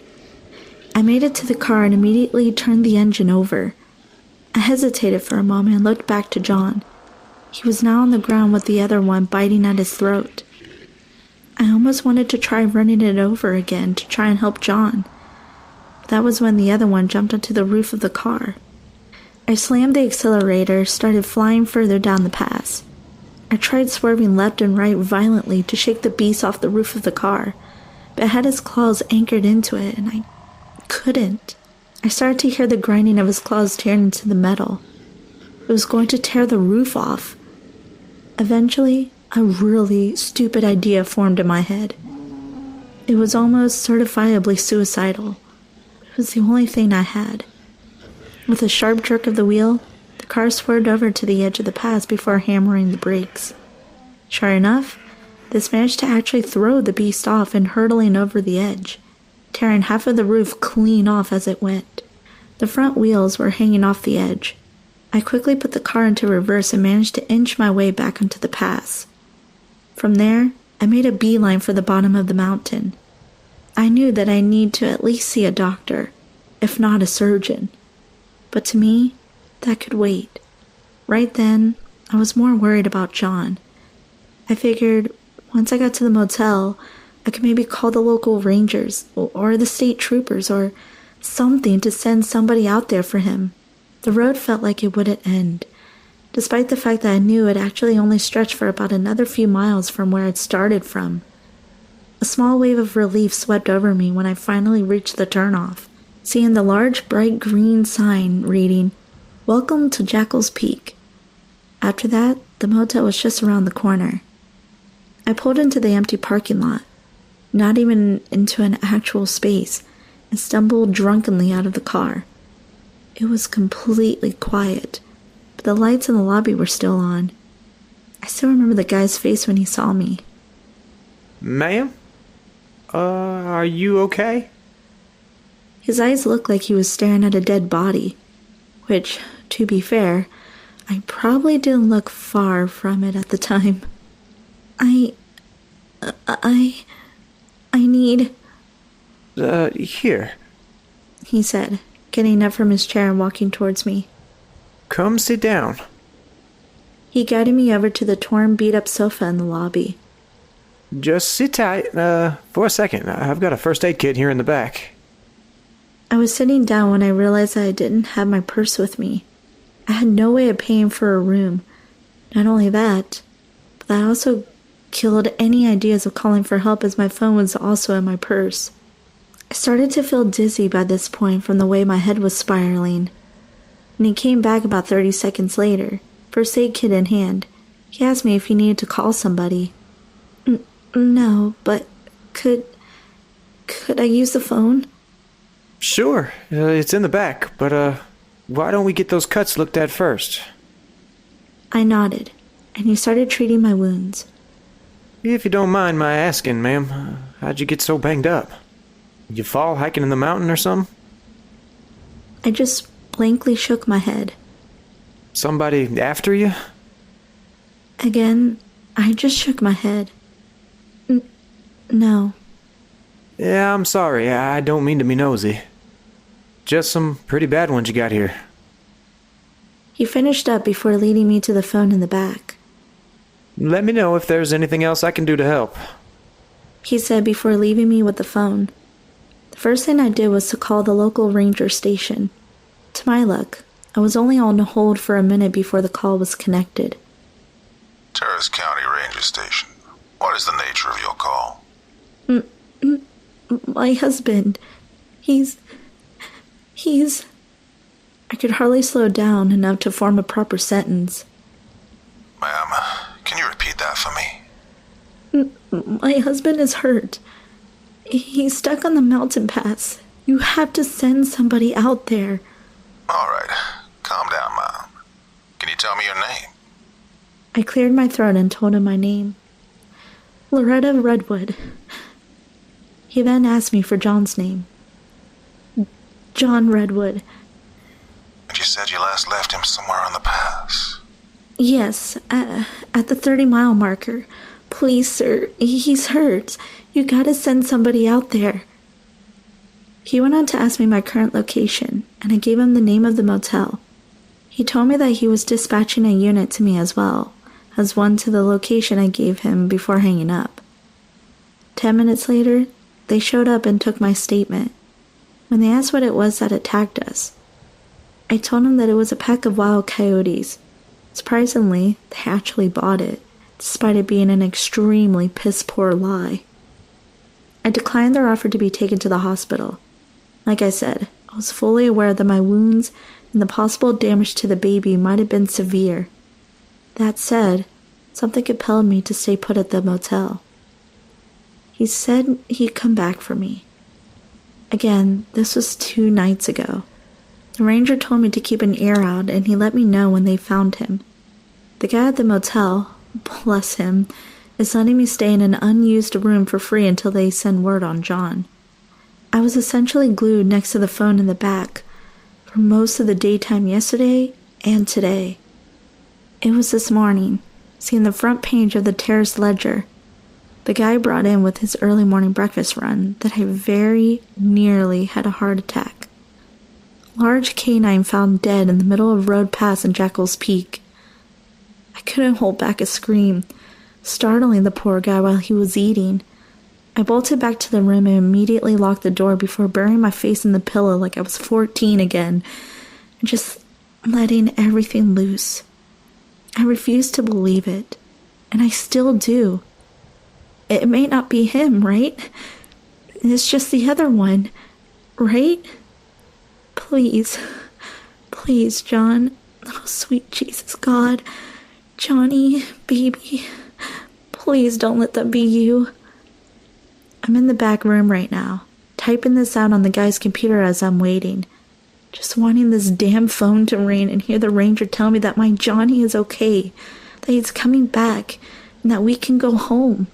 That's all I want, to have my husband back, and to go home.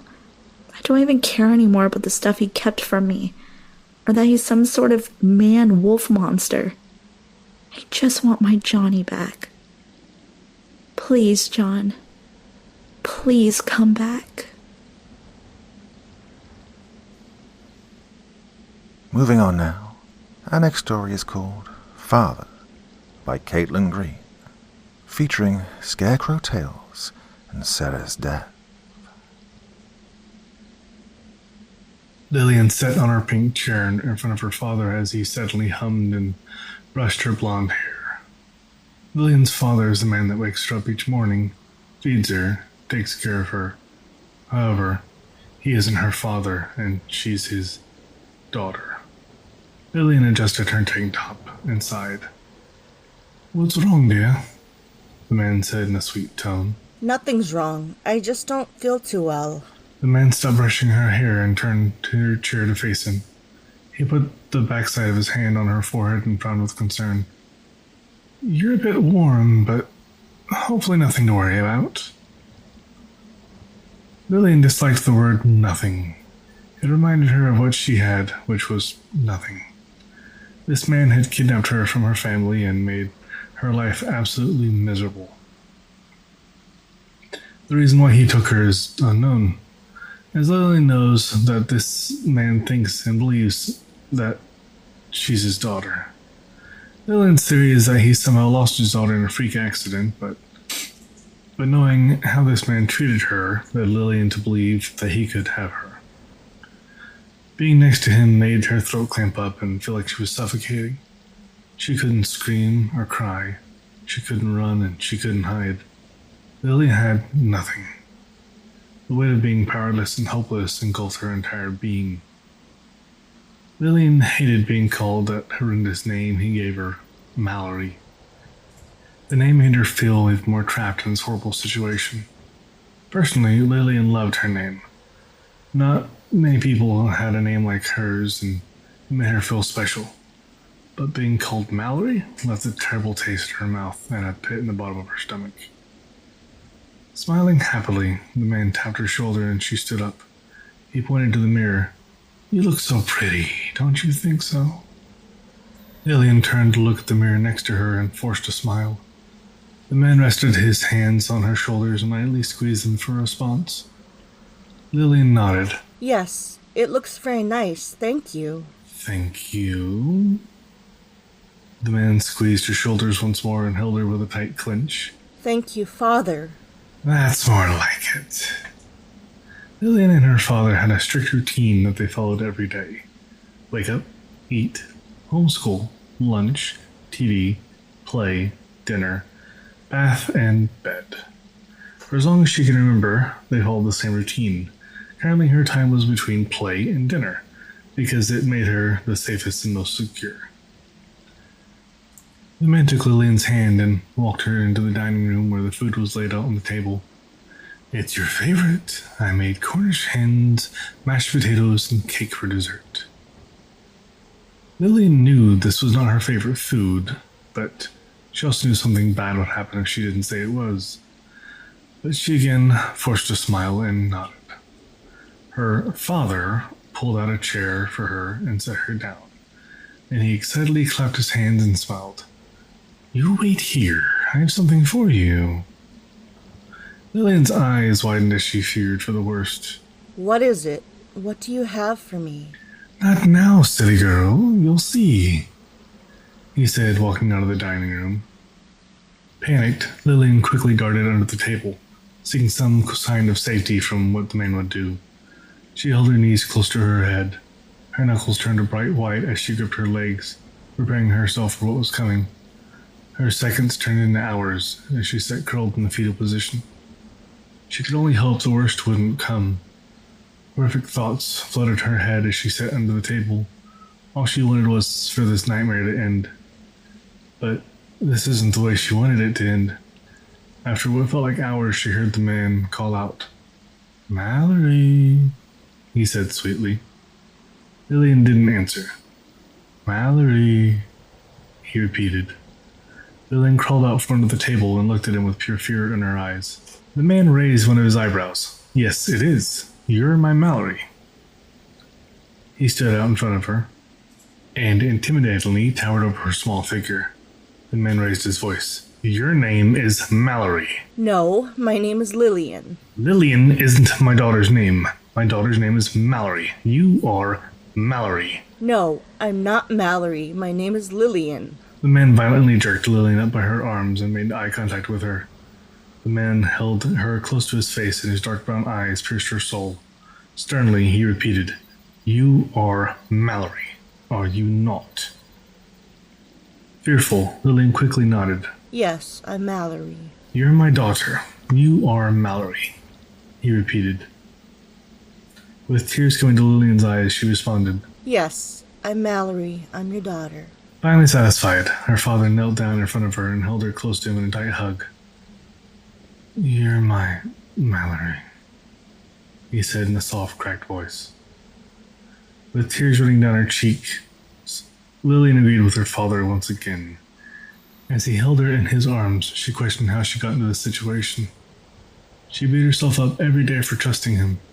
She regretted her decisions, and she wondered what would happen if she had made different choices. All I want is for another chance to be a good father. I wasn't there for Mallory, but I can be there for you. You're my second chance. Lillian still didn't respond. She was too shaken up from the previous encounter to formulate a valid answer. As a last resort to get her to respond, the man pulled a golden necklace with a heart-shaped locket out of his pocket. He then opened the locket to reveal a picture of him and a girl who was identical to Lillian. "Look," he said as he tapped the picture inside the locket. "It's us. You have her blonde hair, her beautifully chiseled nose, and her sweet voice. You're even the same height. You're my Mallory." As much as she hated to admit it, she did look exactly like her. Lillian didn't want to feel sympathy for this man, but she couldn't help it. This man's mind had rotted into mush after losing his daughter. How couldn't she feel sympathy for him? A debate in her mind started about whether or not she could feel for him. She remembered how the man was before and how his current attitude constantly changed. It was like flicking a light switch. She thought about what started this, how he lured her in with promises of sweet candy, and how she innocently got into his car. A few moments ago, he jerked her around like a piece of furniture. Now they lay on the dining room floor with her cradled in his arms. "You know, today is your birthday. I thought you'd remember. I made your cake and I got you your locket." Lillian's hopefulness settled in as she lay there in his arms. The only choices she had were to either agree with the psychotic man or to be badly hurt defying him. In this situation, she couldn't choose the latter because she highly feared the other option. All Lillian can do was wish someone would come to her rescue, someone like a prince or a knight in shining armor. She knew it would never happen, but it was reassuring to have a solid, hopeful thought. One more reminder that the details of all these wonderful channels can be found in the video description. Please listen, and then go and check out their channels, and give them a like, thumbs up, and a subscription. Now, our next story once again features Sarah's death, and me, by Rose Black 2222. This is I Don't Know What I'll Do When I Become Immortal. I had always had a strange fear of death, even from a young age. I was very aware of my own mortality. While the other kids were doing things like riding bikes down bumpy hills, I was inside playing games or reading. Hell, I was even too scared to learn how to swim. Even though I'm not as paranoid I was back then, I still take care to make sure I'm safe. I have always had an obsession with the concept of immortality. The idea of being able to do whatever I want without dying appealed to me greatly. Now, that isn't to say that I'm not aware of the downside of it. I have heard the arguments against it, practically things like outliving your loved ones or ending up trapped somewhere and going insane. With that being said, though, those possibility drawbacks have never really swayed me from wanting. However, a recent visitor I had tried to. He gave me a short but impactful visit. I had finished putting out my groceries when I heard him knock on my door. He had an imposing but very familiar presence to him, a hoodie shrouding his face. "Can I help you?" I asked hesitantly. It's been a really long time since I've been here. "Did you used to live here or something?" Well, you could say that. May I come in? "What for, and who are you?" I've come here to give you some important information. "About what?" About your future. And you'll find out who I am very soon. I had the thought that he was not well. If his scars were any indication, still, I didn't want to leave a mentally ill man out in the cold, but inviting a random stranger into my house did not seem like a smart idea either. "Listen, I'm not sure what you are on about, but if you need a place to stay, there is a hotel up the street. I can give you some money and call you a ride too." This isn't about me. This is about your obsession with living forever. That took me back. Nobody knew that, not even my closest family and friends. I've never told a single person that, so how could this, albeit vaguely familiar stranger, possibly know that? How did you? If that's the case, can't you just tell me right here? Do you really want to stand in the freezing cold while I explain everything? I considered what he said for a moment, then stepped aside to let him in. Sure, he didn't strike me as someone who was entirely mentally sound, but what he said had piqued my interest. Besides, if he wanted to harm me, he could have done so when I opened the door for him. He closed the door behind him and pulled down his hood, making me gasp. "Wow, you look almost exactly like me," I said, surprised. It was true. The man before me shared a strong resemblance to me. Only his hair was white in concept to mine, which is black. "Are you my long-lost twin or something?" Your twin? No. I don't know how to tell you this other than being direct. So I'll go ahead and do that. I'm a future version of you. Whoa, what? I know it's hard to believe, but please, have a seat and I can explain everything. Look, man, I'm not sure if you are my brother or whatever, but I'm starting to get concerned for you. Now, if you want help, I can give you some. He sighed. I figured you, or maybe I should say I, will be difficult. So I brought some proof. From his pocket, he pulled out a phone and handed it to me. Nothing seemed out of the ordinary about it. "What does this prove?" I said, looking it over. "Go ahead and unlock it. Password should be the same as the one from the phone you currently have." Sure enough, it was. He then took me to check the storage capability. 10 BP. What the hell does BP stand for? It means petabytes. It's a measurement of storage dwarfing that of gigabytes and even terabytes. Phones like this will become common in the 2100s. While he was talking, I checked out the phone's specs. I was blown away by them, to say the least. And it was made of some sort of flexible material. The phone made the most advanced computers we know of today seem like typewriters by comparison. Wait, did you say 2100s? I did. People keep using phones like that for a couple of hundred more years. Then they switch to the contacts. How old are you exactly? He started to count on his fingers. Biologically, I'm a decade older than you are now. In actuality, I turned 2,552,668 before I came here.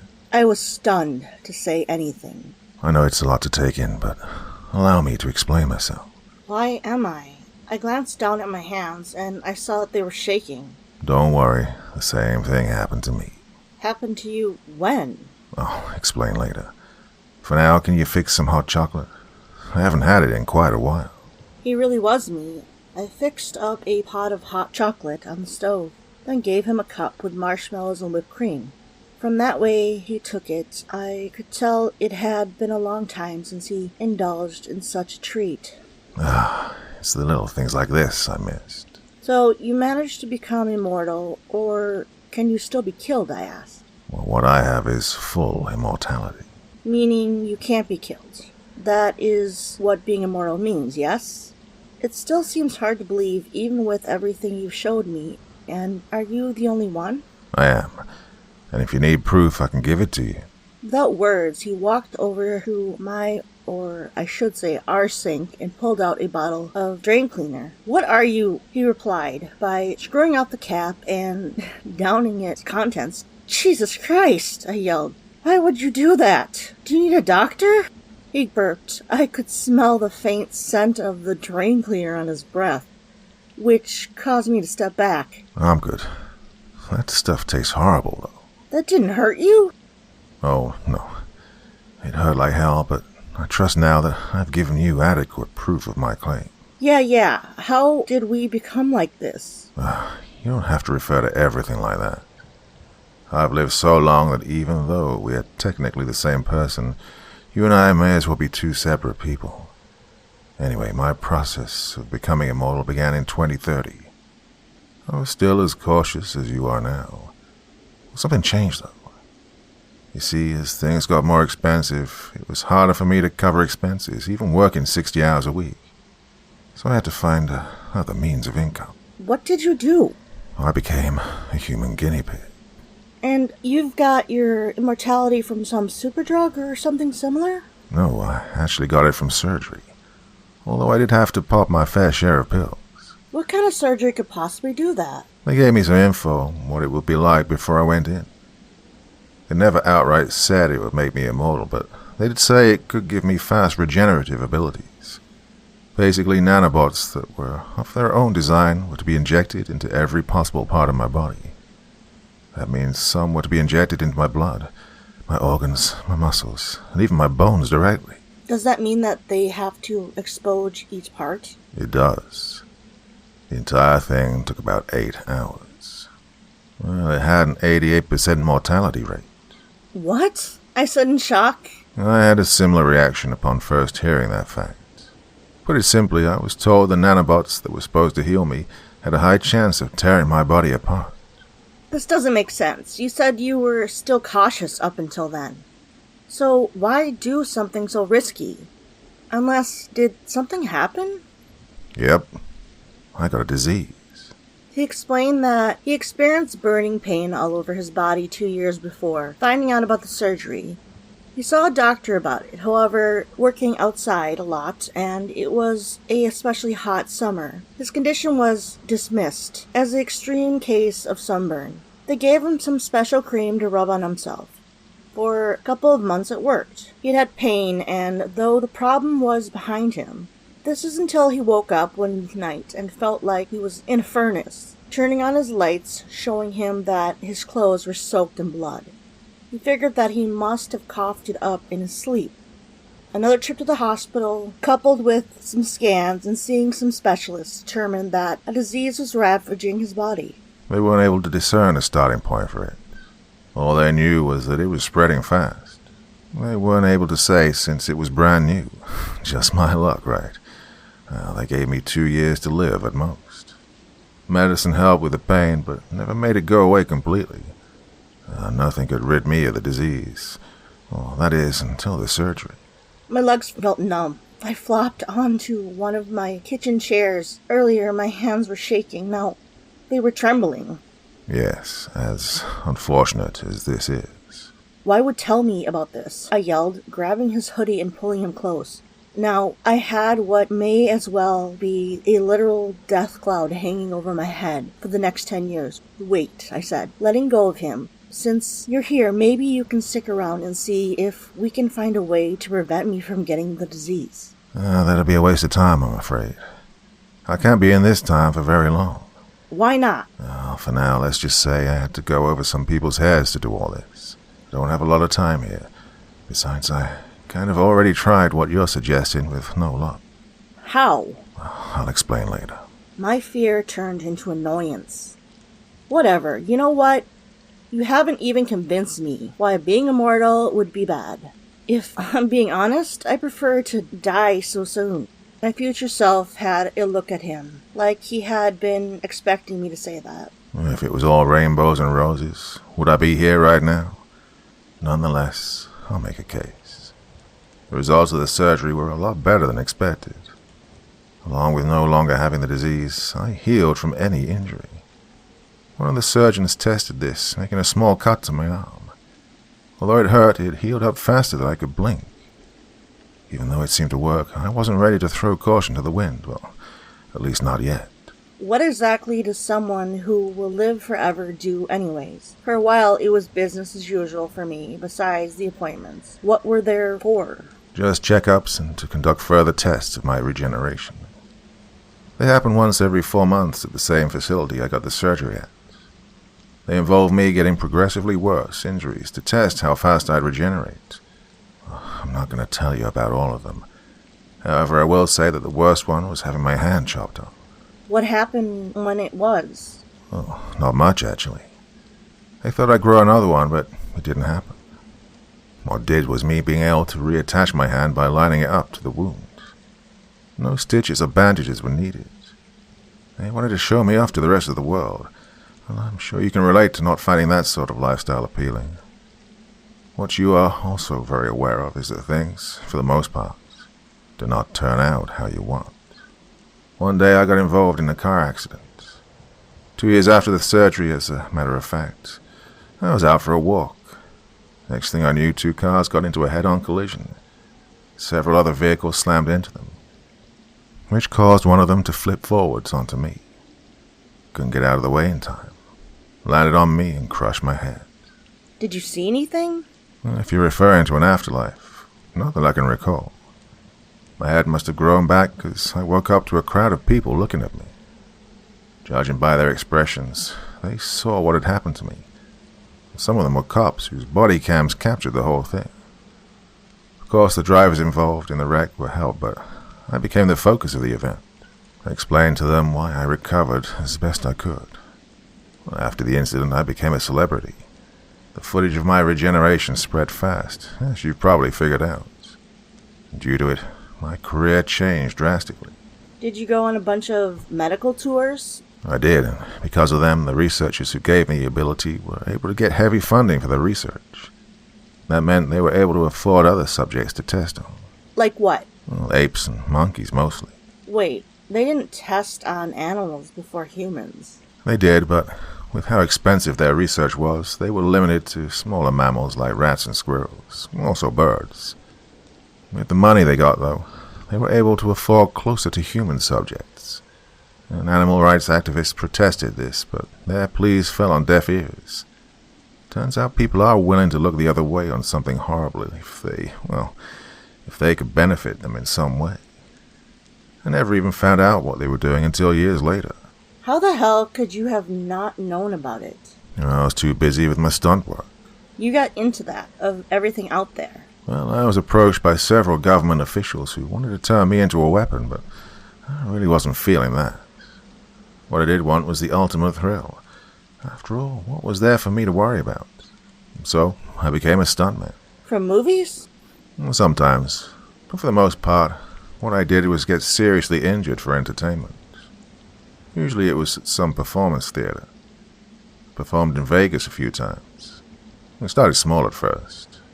Nails were hammered into my arms and legs, then pulled out to let my injuries heal. They got progressively more extreme.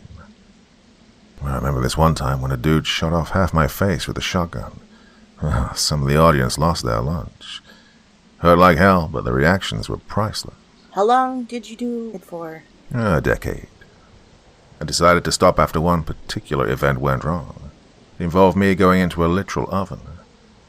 I thought that experiencing my disease and my previous stunts would prepare me for how painful it would be. Well, I was wrong. The door to it was supposed to be able to open from the inside. However, something went wrong. The door got jammed somehow. I was stuck in that oven for 2 hours straight while it was on the highest degree. Jesus, didn't they think to cut it off? Well, they would have. As it turned out, though, the oven they used was faulty. The theater owner knew about it, but didn't say anything. After the oven gave out, I was able to be freed. I took him to court. He got a large fine and a long prison sentence for what he did. Being in the oven was the first time I started regretting my immortality. Well, compared to what I experienced later, however, that was nothing. What could be worse than being burned alive? That's like literally being in hell. Have you heard what's been said about climate change? I know. It's bad, especially with what's been going on. What about it? Whatever the worst prediction is for this time, I want you to multiply it by 1,000. It's that bad? It is. The Earth ends up being practically uninhabitable because it got far too hot in spring and summer, and way too cold in fall and winter. Blizzards and droughts ended up destroying the world's crops, despite extensive efforts to prevent that. Wars eventually broke out over what little resources were left. Soon the only people left on Earth were the rich and those apocalypse preppers. They didn't last long, though. They too fought for resources and eventually died out.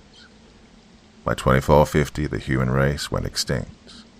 Either because of warfare, or they starved and died of disease. That soon? I heard something about wealthy people making spacecrafts or something to live in. Did anything else come of that? Some work was being done in regards to that. However, when war broke out, all over the globe, the focus shifted to designing weapons, so they were never finished. Why did you go after that? You were the only person left, right? Well, I was the only human left. There was one other mammal left, save for the one still living in the ocean. It was a gorilla. How did it survive?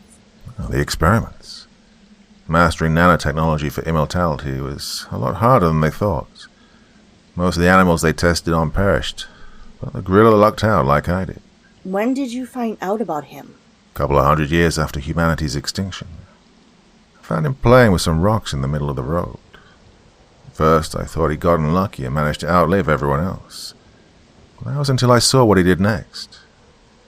Woods were on both sides of the road. He climbed a tree and started swinging into the other ones. A branch snapped under his weight and he fell to the ground. He happened to land in front of me. I heard his neck snap when he did. Why were you there in the first place? There wasn't really much to do after everyone died. Play some video games and watch some movies for a while. However, the electronics required for them never lasted long. So I took up traveling and happened across him. Thought the fall had killed him. The fact he started moving proved otherwise. How did he react when you first saw him? He attacked me. Wasn't fast enough to outrun him, and he caught me and started tearing my limbs off.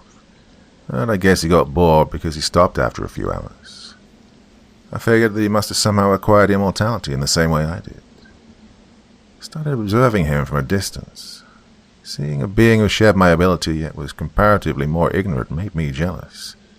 It went about without a care in the world, while I didn't have another human to talk to. Did you name him? Well, he isn't my pet.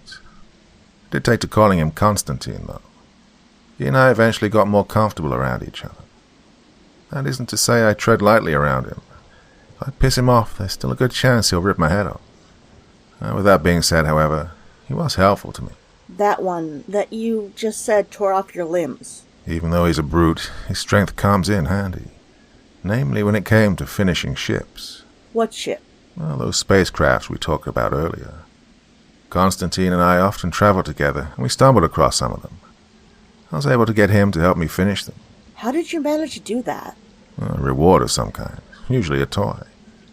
Whenever he helped me move some things, I'd give him one more to play with. It took us 4 tries to successfully get a working ship. Usually they'd end up exploding. Building up and learning how to operate them took about 200 years. Now, keep in mind I had to forge the metal for them myself, and that required a whole subject I had to learn. Afterward, learning how to operate it and getting enough fuel for it took another decade.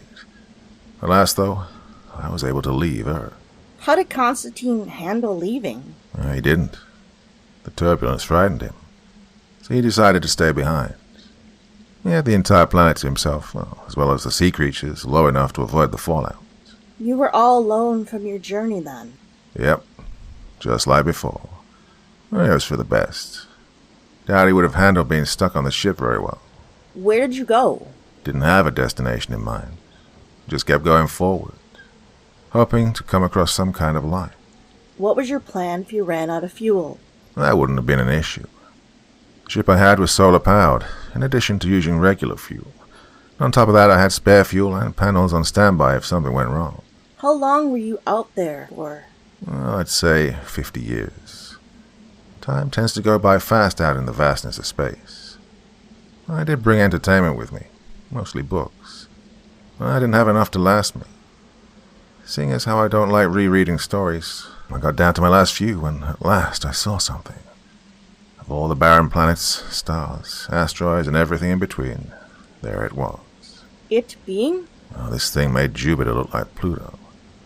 The best way I can describe it is this. Imagine a bunch of giant pipes made of coral sticking into a round, spongy-looking body. I was hesitant to approach such a large creature. Unfortunately, the creatures inside of it took notice of me. I saw them emerge from the top pipes. They looked like a cross between octopi and squids, except far larger. Just one dwarfed my ship. Well, if you're here now, that obviously means you got away from them. Well, that's where you're wrong. These things are fast. I had no chance to escape them. They grabbed my ship and pulled me into what I've taken to calling the Piper. From the outside, I was expecting the inside of it to resemble a hive of sorts. Well, while it did, it was also metal. Don't you have a name for these living things in it? Pipettes. They broke into my ship with ease and yanked me out. They had such cold tentacles. Their eyes conveyed a sort of morbid curiosity.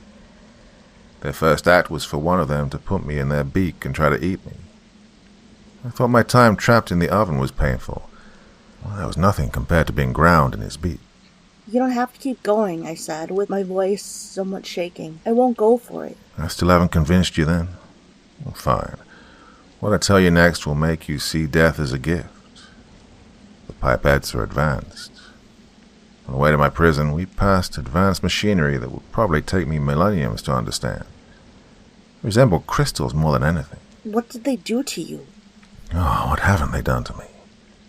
Besides being a chew toy, they took to dissecting me. It's not a good feeling to have your body parts and organs separated from each other. My guess is that what they've done to me is an attempt to figure out immortality for themselves. Well, here's the thing. I was trapped in there for an insanely long amount of time. I had to count just to keep from going insane. I was trapped there for over 2 million years, being tortured by them. One of them liked playing with me more than the others. It's light blue, and this has led me to believe they have extremely long natural lifespans, which means immortality is something that never occurred to them. Either that or they evolved to the point of not needing it. Haven't you ever tried, to talk with them? It didn't do any good. They don't seem to make any sounds to communicate. I think how they do is either through some sort of sign language or telepathy, which, try as I might, I can't imitate. Then, how did you escape from them? I don't think I have. Well, not truly, anyway. Are they looking for you? They already have me. Once my time here is up, I'll go right back to them. Honestly, it was by accident. Something happened with the Piper that allowed me to escape my prison. I heard it groan like it was having a stomachache. Luckily, I was whole at the time. I had a massive tremor that coincidentally opened my prison. Well, to summarize what happened, I did a lot of sneaking around. I was hoping to find a ship or something that would allow me to escape. Hell, even getting to an exit and drifting out in space was preferable to what they were doing to me. I wasn't so lucky, though. It didn't take them long to find me. How were you able to get away? I ran into the nearest corridor. So I had a room at the end. With 2 pipettes close behind me, I took my chances and went into it. Here I saw a room. However, it was different from the ones I'd seen there. This one looked to me like a glass box. Attached to the inside of it was a control panel. Not knowing what to do, I jumped into it and started hitting buttons. I vanished the instant the pipettes that were chasing me burst into the room. I happened to end up in this time at this location. So I decided to try and change your course, and, well, here I am. Now then? My time here is almost up. I can feel it. Before I go, though, there's one more thing I need to tell you. What is it? I've heard what you have tonight. From who? From another version of us. You see, there have been millions of versions of us that have gone through what we're going through now. Get an incurable disease, become immortal, get captured by the pipettes, then travel back in time to try and warn their past self of what'll happen should they become immortal. Does anyone else ever change with the versions of us? Well, only what jobs we choose and where we decide to head when leaving Earth. I foolishly thought that if I headed in a different way from the one the future version of myself chose, then I'd be able to avoid the Piper. Needless to say, it didn't work. Now it's time for me to go. You heed my warning. I know a decade left to live is not long, but it's better than what the pipettes will do to you. I'll just stay on Earth then. You won't be able to. I already tried that. The urge to escape this planet became too great. You'll have the same problem. Now, if everything I've shared hasn't convinced you, maybe this will. Before I could clarify what he meant, the wall behind me began to glow. From it, I saw dozens of tentacles shoot out. I leapt back, nearly knocking over my chair in the process. They surrounded the future me, giving him no chance to escape. Still think it'll be worth it? All the while he was laughing like it was the funniest thing in the world. I saw them fold him in half before dragging him through the wall. When the pipettes did, I saw them for only a moment. They had such knowing eyes. Regardless, I made my decision. I had to dwell on it for a while, but now I have a plan. My future self said that one of the few variations was the fact that the future version of me has different jobs for each other. Nanotechnology is a key to my longevity. I wonder if anything would change if I applied myself to the field of study relating to it. Perhaps I will be able to create a weapon with which I will be able to combat the pipettes. Only time will tell, I suppose. Now I must go. I have a lot of work to do. Hope you're enjoying this, everyone. Well, time for another one just from me, I think.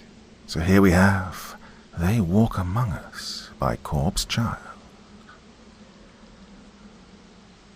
It's getting dark again. The dreaded fog is rolling in again.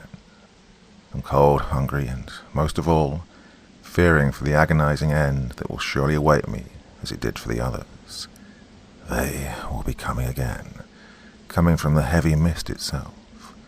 Ghoulish creatures with long, wispy tendrils sinisterly coiling out from their shadow-like forms. It's my punishment for what I've done. It's all my fault. I should never have chanted those damn words.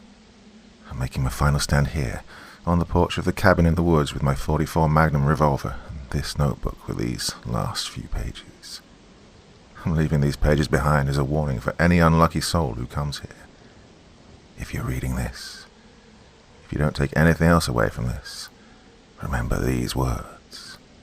They walk among us. There's not much time now. The sun is only barely able to beam its light over the lake and trees. I guess I should clear my conscience while I still have the time. I'll start from the beginning. It all started last night. Me, my girlfriend Scarlett, and my best friend Trevor all went camping here in the forest. We came upon this cabin about an hour or so into our hike into the woods. We went in and unpacked our gear and set up inside. We gathered around the main area and opened up a case of beers. I wish I had one right about now. Well, the three of us got completely wasted. I'd found a book sticking out of one of the floorboards. Out of morbid curiosity, I picked it up and opened it. Even drunk, I knew this was no ordinary book. It appeared to contain ancient text. Well, I was nervous but excited. So were Scarlett and Trevor. We were into that kind of crap. So the three of us sat in a circle after lighting a few candles and chanted the text in the book. The outside sky cracked with lightning as we went on. Well, at first the three of us noticed absolutely nothing. We thought nothing had happened. Oh, how wrong we were. Only an hour later, ear-splitting shrieks were heard outside the window behind me. They sent me out first to investigate, and what I saw was them.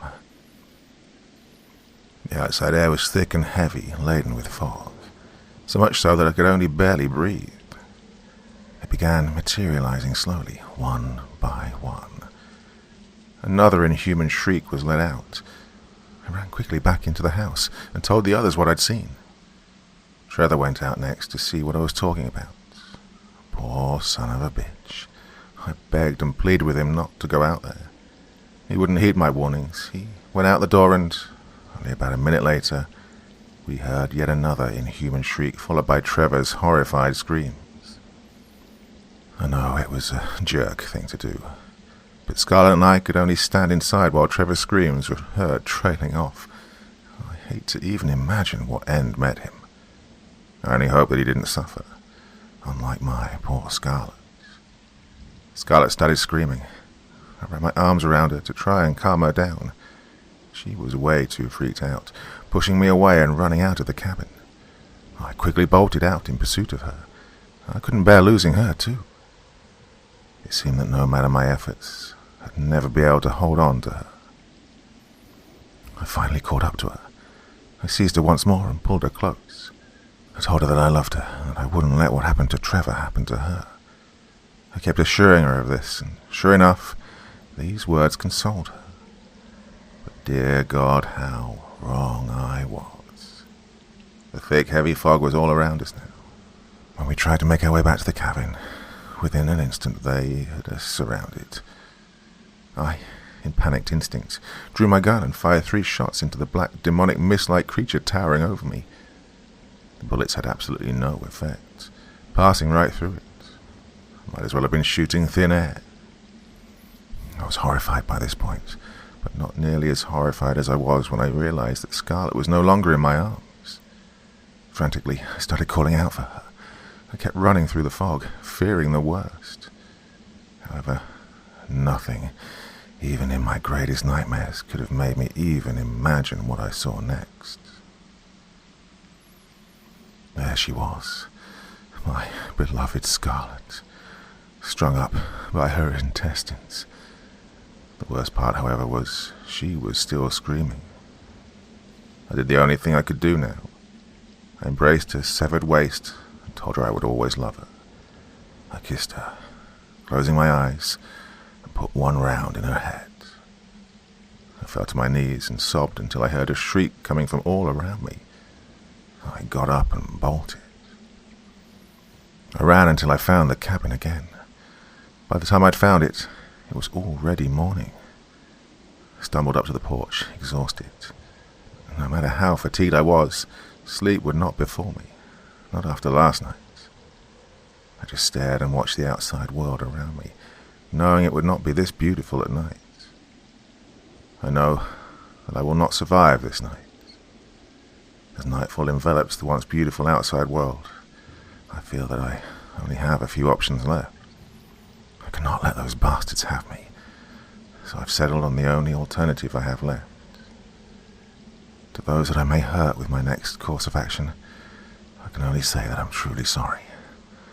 They will not claim me. No, I have 1 round remaining in the chamber. I'm going to do it. It's the only way. Once again, stay away from here. They walk amongst us. The fog's all around me now. The air's getting hard to breathe again. I can hear their menacing shrieks. It's now or never. Goodbye. And the evening's extravaganza continues. Now we have The End of Infinity by Cryptic Wander, featuring Crazy Ken's story time, and a clock strikes 3. The sun will be darkened. The moon will not give its light. The stars will fall from the sky, and the powers of heaven will be shaken. Mark 13:25. It was getting late in the evening. That part of dusk where the last hangnail of sun gets swallowed by the night, fading into perfect darkness. The stars began to appear across the sky, twinkling their cosmic beauty all over the people down below as they ran through the streets for their lives. Jasmine stood in awe as both the moon and sun fell to the earth in the garden of a small city. Their cryptic smiles shone upon the stampede that rushed by, as if sharing a private joke with one another that only they were privy to.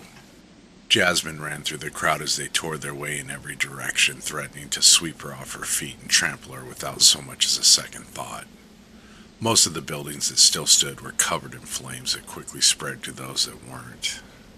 She ran over to one of the buildings that stood still and went up the wooden steps. The door was unlocked and she threw herself in, slamming it shut behind her. She lay against it, breathing heavily while wiping the sweat from her face. She was surprised to see her family. Her older sister lay on the floor, much younger than she would have been, crying with her mother. Her father, who had died a grisly death from stomach cancer, worked an old television with a rotting fist, yelling "shit" as he couldn't get anything else but static. If they noticed Jasmine, they didn't say. She was about to ask what was happening when the rumble began. Soft at first, but then the windows started rattling. It grew until it shattered the glass, and anything that wasn't nailed down was toppled to the floor. Outside, a huge wall of flame stretched towards them, swallowing everybody on the street. A bright yellow filled the room as she backed up, and the walls imploded. She felt her body disintegrate into nothing, then woke up. Jasmine's dreams were always wild, vivid and marvelous, her mother would say. The shock of them would always leave a big impression, but they were nothing new. Now, in her 30s, she had them long enough that they were inconsequential. Like watching a movie. The dark scene replayed in her head for about an hour or so, then faded into nothing. The world was going to end, and she already knew that. It was only a month ago since the asteroid made the news. All across social media, the story of the asteroid heading towards Earth was all anyone would talk about. It was first played off, scientists and other officials assuring the public that it would only be a near miss, or that it wasn't possibly big enough to do any real damage if it hit. She believed it, wanting desperately to believe it as so many others did. The truth couldn't stay denied, though. A few amateur observers saw the truth and were heavily mocked for being conspiracy theorists and spreading misinformation. Others began to speak up, and soon NASA was even confirming it. The President of the United States convened with other world leaders, and they tried to destroy it with a large arsenal of nuclear warheads. The explosion could be seen from Earth, but it didn't even put a dent in the monster. The only thing they accomplished was possibly speeding up everybody's death, as radiation peppered back down across the globe. Soon enough, everybody was sick from radiation poisoning, and most of the plant life had withered. The final report that aired was a farewell message from the President of the United States. It more or less said, "So long, we had a good run. Make peace with your loved ones and yourself, because it was game over." The asteroid was supposed to be bigger than the one that killed the dinosaurs and would probably destroy the Earth for good. The power cut out after that. 4 days left. Jasmine crossed the days off like a gruesome advent calendar, the 23rd circle in bright red. That was the day that the meteorite was supposed to destroy the world. It was visible during the day now, just a speck in the sky. She did her best to avoid the windows and direct sunlight, as it made the burns from her radiation sickness worse, but she made it a point to look at its progress each morning. Most of the people in her apartment complex were gone. It was the way she preferred it, as people usually led to problems and disappointment. There was still a handful, though, which she was thankful for, especially Chris. He was an older fella who lived a few doors down. Even before the disaster, the two of them would get together once in a while for a game of cribbage. He was a sweet man with a great sense of humor. Although she thought about romance with him once or twice, neither really wanted anything more than to skunk each other if they happened to be lucky enough that day. They would toss back a few beers while playing, and Bonnie, his German shepherd, would periodically come by to give a lick to her hand or see if she had a scrap of food to spare. There was a family of 3 that lived across the hall and close to the stairs. The Colemans, Edward and Michelle, were a married couple that seemed to argue over anything. It was usually this arguing that would break Jasmine from her strange dreams. She felt bad for their son Nathan. He was a bright 9-year-old who always looked much sadder than a boy his age should. There was nobody in his generational bracket around anymore, and whenever his parents caught Jasmine talking to him, they would hurry him inside while shooting her a dirty look. Old Miss Breyer lived next to the family. She was a quiet old woman that usually kept to herself. It seemed like everyone did these days. Chris once told her that both her husband and her kids had died in a bad car accident. He was drinking and must have overcorrected, sending the car off a small cliff. She always blamed herself, and over the years her mind began to slip. There used to be a nurse that came by in the mornings and evenings. As the weeks went by, Jasmine could only assume that she was one of the people that left town. She wasn't sure why people left. Maybe they thought it couldn't get to them that far up, like some magical force would protect them from the fall of radioactive dust. Or they could just get far enough away to be safe from the impact of the monster in the sky. It frustrated her, but she knew how powerful denial could be. After all, she denied her family most of her life. There wasn't much of a story there. Her parents split up when she and her sister were young, and neither wanted them. So over time, while growing up with a foster family, she grew to resent them. Food was becoming scarce. Most of the places around them had already been looted, and stepping outside would mean drastically accelerating their sickness. So Jasmine, Chris, and sweet Miss Briar pooled what they had left and rationed it out each night. The Colemans, of course, snubbed their offer. When they finished a meal of buttered bread and chips, Jasmine made her way over to Chris's. Before long, she was losing her third game of cribbage against him, gently scratching Bonnie's tummy. Even the dog was in poor shape as more patches of fur came off each day, exposing bright pink skin below. "You know, I kind of wish I had a gun," Chris said abruptly. Part of her wanted to be shocked, but she knew how much Bonnie meant to him. She must have been suffering so badly because of it. Yeah, I know what you mean. It's such a cruel way to go out, for all of us. Baked to a crisp in our own skin, then bam! Hit over the head by a giant rock. What would you do differently if you knew what was coming? Would you have spent more time with your friends and loved ones? Try to warn the government? Jasmine considered this, looking over at her cards. She found it incredible, after all these years of playing, and with the apocalypse knocking at the door, that she could still get excited over a good hand. Then she scoffed, trying to push her sister from her mind. You gotta have friends to spend time with them, and family is a joke. Pretty much everyone that I knew before moving here was already gone. That must have been hard. I suppose it helps in this case, though. Nobody to have to worry over. Yeah, I guess. Maybe I'd just get loaded every night and eat until my ass jiggled. Her smile turned into a frown when she saw the cut card was 7. What would you do? Chris let out a sigh and put his finger over the top of his lip. He often did this when he was deep in thought. I suppose I would undo every tie I ever had.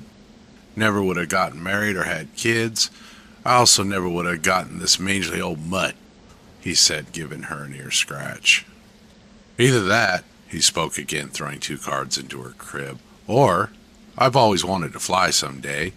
Take me and old Bonnie here across the city to a faraway place, he said with a warm smile. As he pet Bonnie's head, more fur came away in his hands.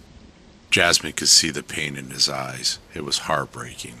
Well, we still got time. Maybe we should go to an airport and go for a ride, she said with a smirk. Chris chuckled and they continued their game, Jasmine losing 64 points. It was still early in the evening when Jasmine went home. She, along with everyone else, it seemed, slept more these days. The sickness that ran its course took a lot out of them. Not that there was much else to do anyway. The water no longer worked, but it was so contaminated that it would have been a death sentence to use, so showering was out of the question.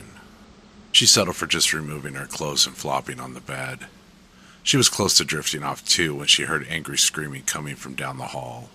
It was Mrs. Briar. Frustrated, she threw her dirty blood-spotted clothes back on and went out to the hall. The door to Mrs. Briar's apartment was wide open. She made her way over to it and then poked her head in. Mrs. Briar? She moved further inside and was stunned to see a man she didn't recognize standing over the terrified old woman. The man had clearly been living outside in the city. The skin on his face was mostly gone, leaving only a brown mask of dried-up leathery meat. Jasmine wasn't entirely sure if he could blink still. The tip of the long knife rested against the woman's red skin, and Jasmine began to backpedal. He was on her in a flash, squeezing a tight hand around the back of her neck. At this, she jumped, yelping in both fear and pain. No, please. What do you want? Water. You're gonna give me all your goddamn water, or you're gonna get the knife jammed into your face. Got it? Jasmine nodded as his crazed eyes took her in. They were ugly yellow, and the muscle that still somehow managed to encase them was an angry shade of red that seemed to be slowly burning towards them. When he talked, she could see several of his teeth were missing. She thought of her own teeth that started to become loose the last week, and it scared her. No one was going to be spared. You get me the water, all of it. I might just stab her to put her out of her misery, he growled, pointing the blade at Mrs. Breyer again. No, please. My apartment's this way. She yelled, pulling him back from his coat. You can take every bottle I have, okay? Nobody has to get hurt. She was crying and amazed by it. After all this time, she still didn't want to die, or Miss Breyer.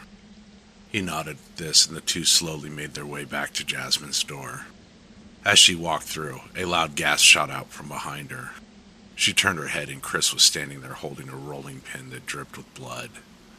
The man laid on the floor, a nasty wound to the back of his scalp that leaked what little blood still pumped from inside his body. Please, I need water for my daughter. Her fever. Gonna die. With a loud roar, he slammed the pin down on his skull again and again. No! Chris! She pleaded. You want this asshole to get up again?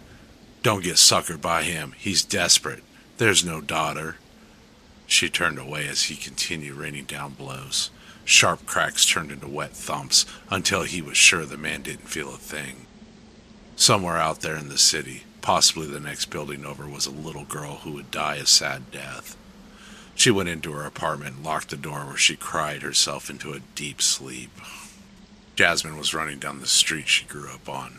Ahead of her, a field of skeletons stood in her direction, all of them pointing towards her, jaws open in a noiseless scream.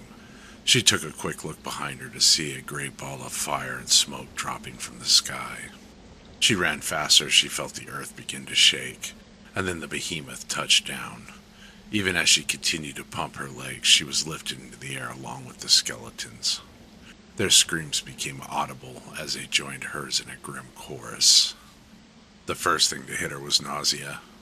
It quickly rose up from the depths of her stomach as she wrenched up last night's meager meal. The next thing she noticed was how badly it hurt. It was as though she swallowed a glowing coal that made its permanent home in her core.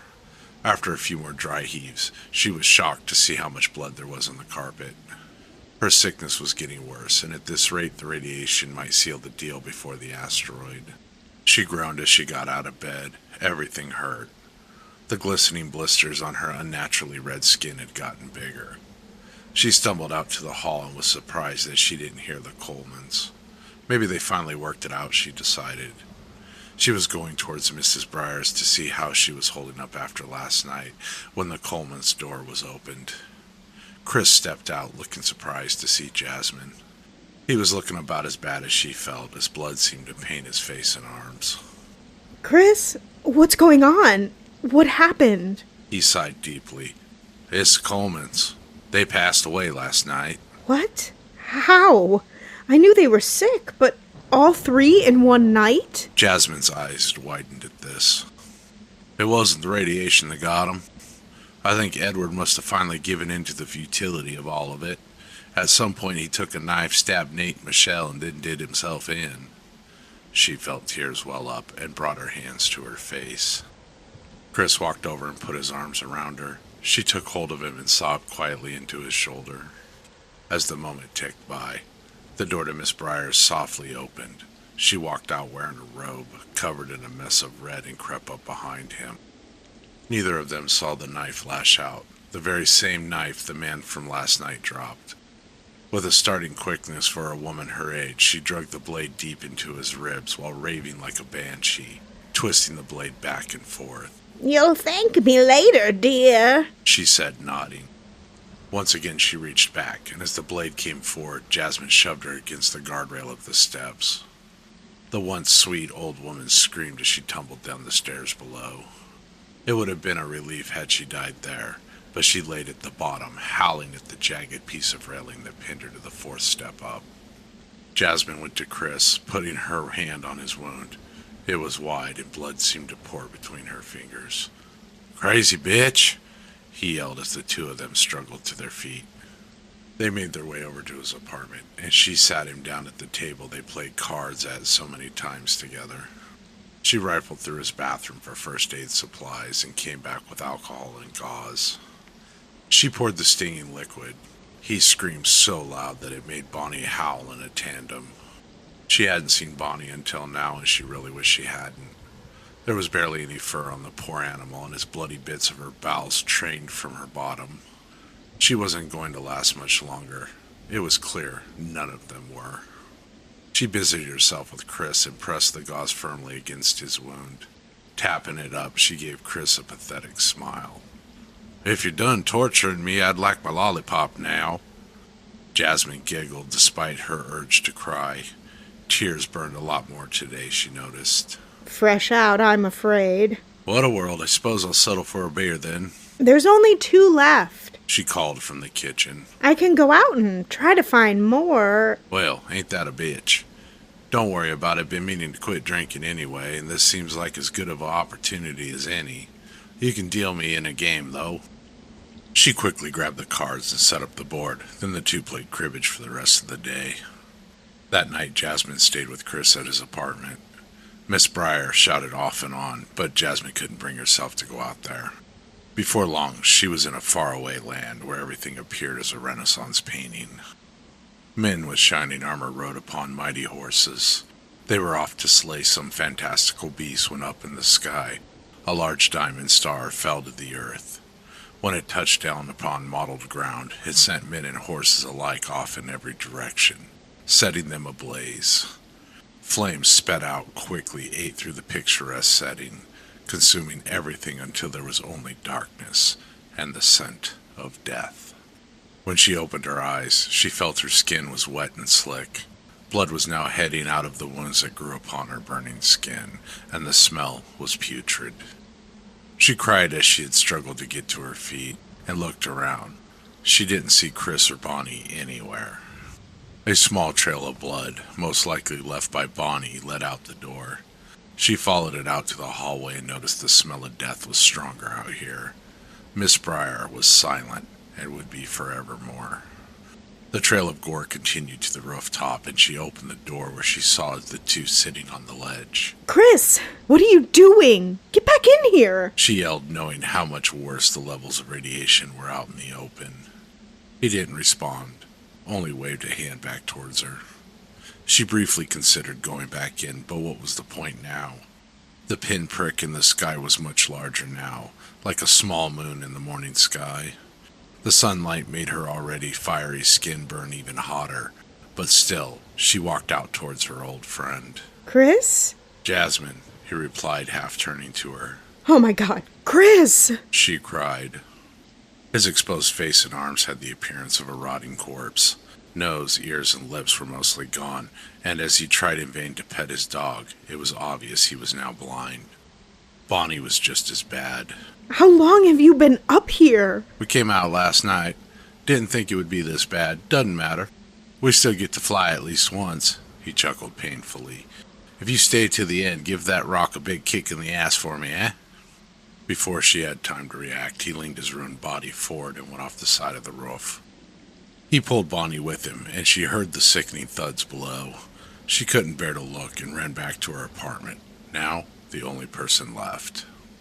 Her condition was already bad, but the time she spent on the roof did her no favors.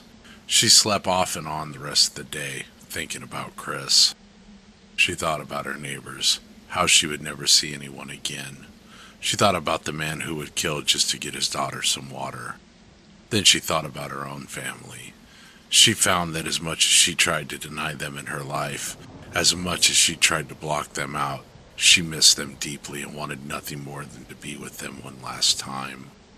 Mercifully, no dreams haunted her that night. When she awoke on the final day, she had to unstick the blanket from her skin. A froth of blood and flesh coated her bedding. Her scream was weak as she sat up.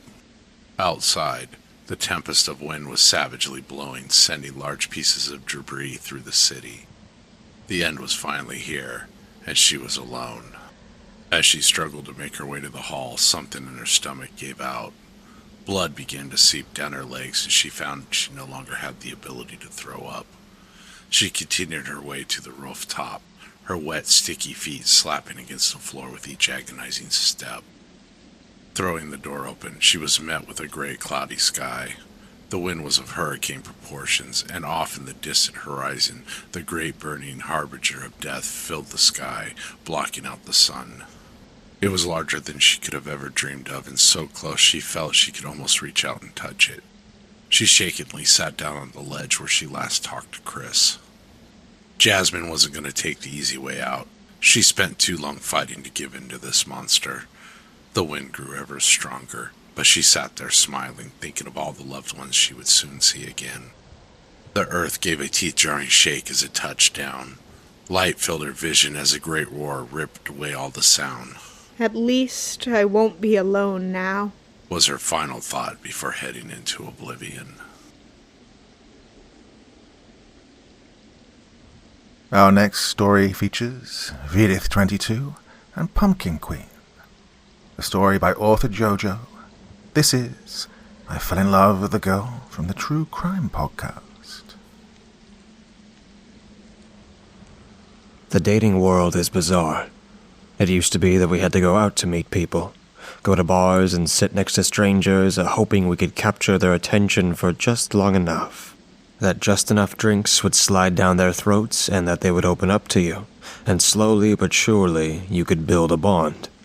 Then, if you were really lucky and really charming, the two of you would leave the bar together, with just enough of a connection and blood that was just thin enough that you could share something wonderful, and hope beyond hope it wouldn't be gone the next day.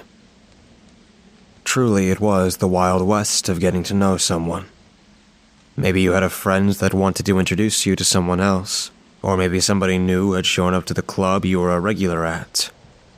Beasts, all of us, opening our flower-like tails and fluffing out our manes, trying to appeal to someone nearby, hungry for one small but spectacular spark to be shared before the night is over. Now, though, God, it's all different. We sit alone in our room, nestled into our bedding, with our faces illuminated by our phones. That deep urge to find connection is gone. Now our fingers hold so much power over our lives. Do you ever really think about that? When you stare at your phone making split-second decisions over superficial flaws. One detail we don't like, and we can decide that our paths will never cross with someone. So many possibilities. So many lives and loves passed by in an instant. Have you ever seen it? Your life with them? I tried it for so long and I could feel my brain rotting, cells dying off, burned by the light of the screen. I would stare at smiling faces while my headphones chirped into my ear. The host from my favorite podcast going over true crime cases one after another, talking about the lives of serial killers and what could have led them to do such horrible things. Really makes you wonder what people are like when they're not around you. Who that stranger you passed on the street is behind closed doors. As I continued to swipe, I could feel a tension of unease growing in me, and eventually, I just couldn't do it anymore. I had made a few connections, sure, met a few girls here and there, but nothing meaningful. I never felt like myself when leaving their homes. The passion just wasn't there. I need that face-to-face connection, that meaningful discussion you can only have 4 shots of gin in, when your face is starting to fuzz up and your body feels light. So for me, that's what I stuck with, and it felt like sheer coincidence when I saw her walk in. She had a powerful aura about her, something that I could feel on the back of my neck while she walked into the room, and when she sat next to me, flashing a quick smile to acknowledge our proximity. I felt like a fool, wrapped and coiled around her like a snake, smitten perhaps. We exchanged pleasantries as she sat down, pulling a thick gray beanie that shielded her from the wind air loose from her head. Strands of bright auburn hair clung to the fabric as she pulled it away.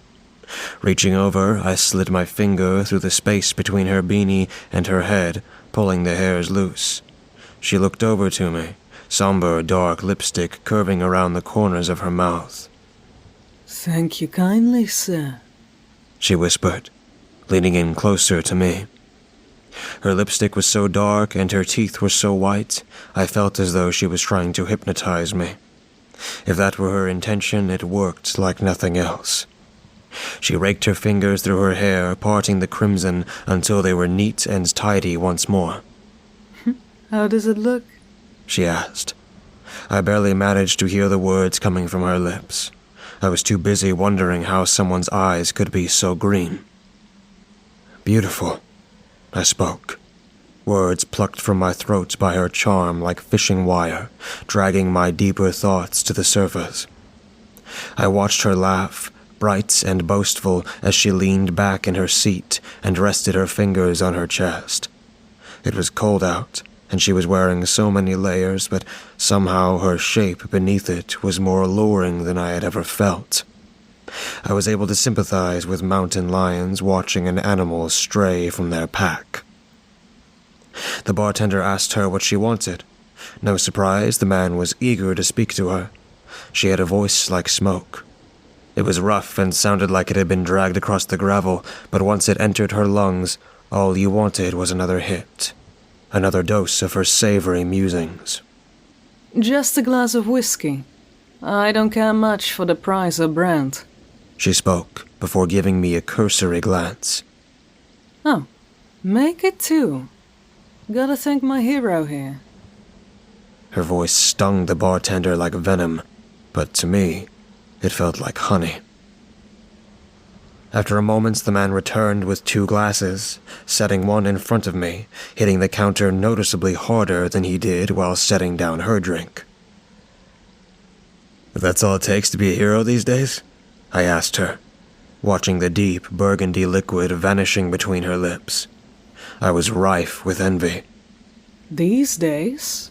She pondered, her back pressing against the chair as she tilted her head back, staring off into the ceiling, like my question was painted on it. "Yeah, I guess." She turned her head to look at me. "Ain't that many heroes these days, huh?" She said the words as if it was a question I was meant to follow up on, but the way she looked at me. Her words were a stern statement, and in the moment, I wondered what she could have been through before walking into the bar. "Well, here's to the villains," I jested, holding my glass up. Her cup pressed against mine, harder than she meant to. I could see a hairline fracture appear on the glass. I was that kind of drunk where details seem like they're in high definition, that golden hour between buzzed and completely knackered. The crack in my glass was so vibrant, but it vanished from my eyesight as the liquid filled my mouth. The slight sting I had gotten to know all too well was sloshed down my throat, a drip of gold onto the dragon's hoard. As my drink was finished, I thought it only fair to buy the next round. Lord knows I wasn't ready to let her leave yet. Drinks were poured and consumed. As she drank enough, her body must have begun feeling warm. I watched her pull down the zipper of her jacket. It was slow. Slow enough that even if my attention was elsewhere, I would have had the time to return focus to her and catch her still halfway down. She wanted me to see. With each tooth freed from its counterpart on her zipper, I could feel a desire rising up from within me. It was just a shirt, and nothing fancy under her coat. Such a meaningless white cotton t-shirt, something that so badly wanted to be discarded, thrown to the floor where it deserved to rest all night. The world melted away more and more with each breath she took. Every time her chest would rise, every roll of her shoulder or fact about herself. I was a fish on a line, tugged in ever so gently, and once I had stopped resisting, she looked at me and smiled. "We should get out of here. This guy keeps giving me the dirty looks." I was so drunk that when her words hit me, I took a quick look around a mostly empty bar. "It's okay," I like dirty looks. I agreed and pulled my phone loose from its pocket, haphazardly smashing my finger against the screen as I navigated to rideshare apps. Then her finger rested on my hand, calling my attention to her. I don't live far. Let's enjoy the night air. My feet were feeling light, and my body was ready to fall into bed. But if the bed I was going to fall into was hers, then I'd walk however many blocks I had to. She pulled the cap loose over her head and paid her tab. The bartender gave me another uncertain look. I thought it was envy, but maybe if I was more sober, I would have been able to parse a different emotion from the short glance. Still, the effects of the alcohol made themselves very known as I pulled myself out of the chair. I had been hammered before. Back when I was a teen, I'd blacked out on floors, but it felt so off. I could hardly keep my balance. It was her hand that guided me through the street. Her tender fingers felt like lit pyres warding off the chill attempt to grasp us. I couldn't say for certain how long it took us to get to her place, how many times we turned or which way. I didn't even get a good look at her address. I can just recall numbers that shift every time I try to think of them. I can remember a waft of hot air that pressed against my face. I can remember her leading me to the bedroom. A pile of messy blankets and pillows had never felt so good, but even the exquisite sensation of a new stranger's bedding couldn't compare to the way she felt. The way our skin meshed together, the way the alcohol caused us to clumsily rub against each other. Her breath on my neck nearly sent me into a frenzy. There wasn't any part of me that could or wanted to resist. Her skin, her eyes, her mouth, everything that she was pulled me down, sinking me into the depths of her sheets like a siren.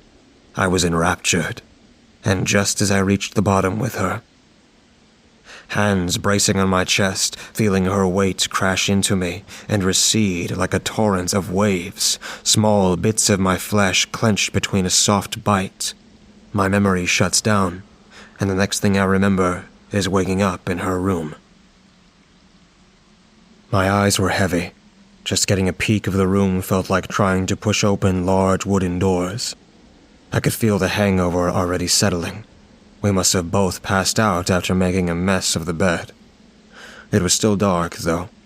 I could only see the faint figures of furniture in her room dimly lit by moonlight.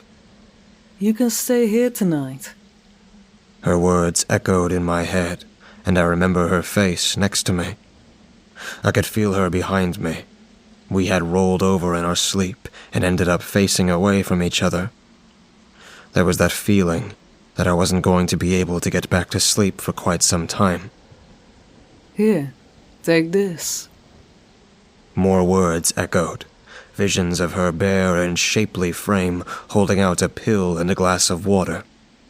Looking to the nightstand beside me, I could see the remnants of that glass, dry and empty. My hand drifted off to the side of the bed. Thankfully, I felt the pile of clothing, including my jeans. I could leave, just get up and walk out, but it felt different with her. That tingle on the back of my neck I wanted. She gave that in spades.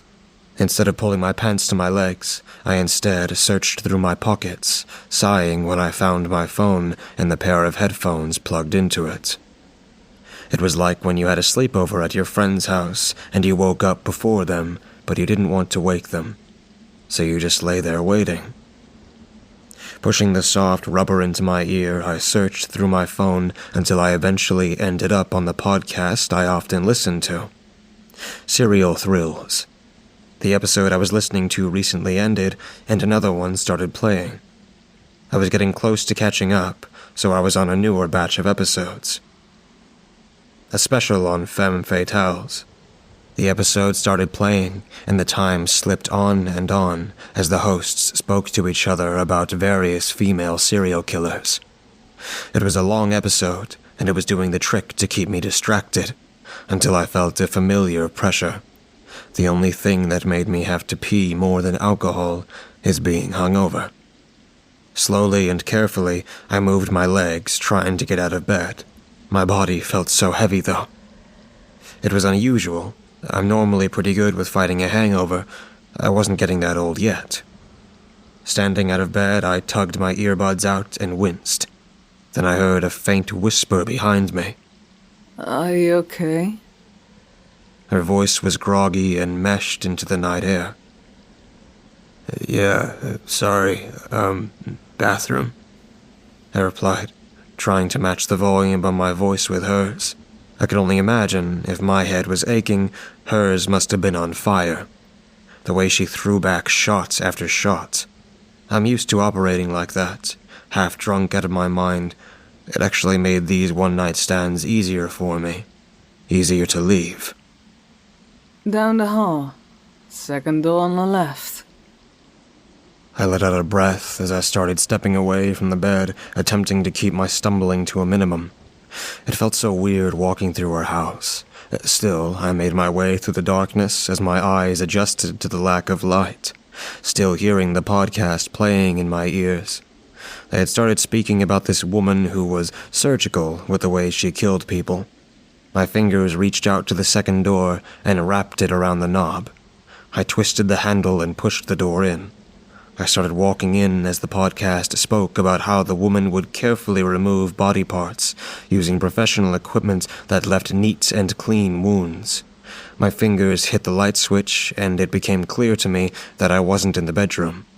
The chill of the night smacking me in the face hard enough to sober me up. Sorry, it's the second door on the right. I always mess that up. Her voice was nothing like it had been moments ago. It was like she had just sat down at the bar. The podcast spoke about how all her victims were found with high amounts of alcohol in their blood, suggesting that she met them at bars. Looking around the lit-up room, the icy atmosphere tightened up my heart until I felt a churn in my chest. What the hell is going on? My lips trembled out. The hosts conversed how the men were found with organs and limbs missing, that there was no sign they returned home the night they left to go to the bar, meaning they had been taken elsewhere.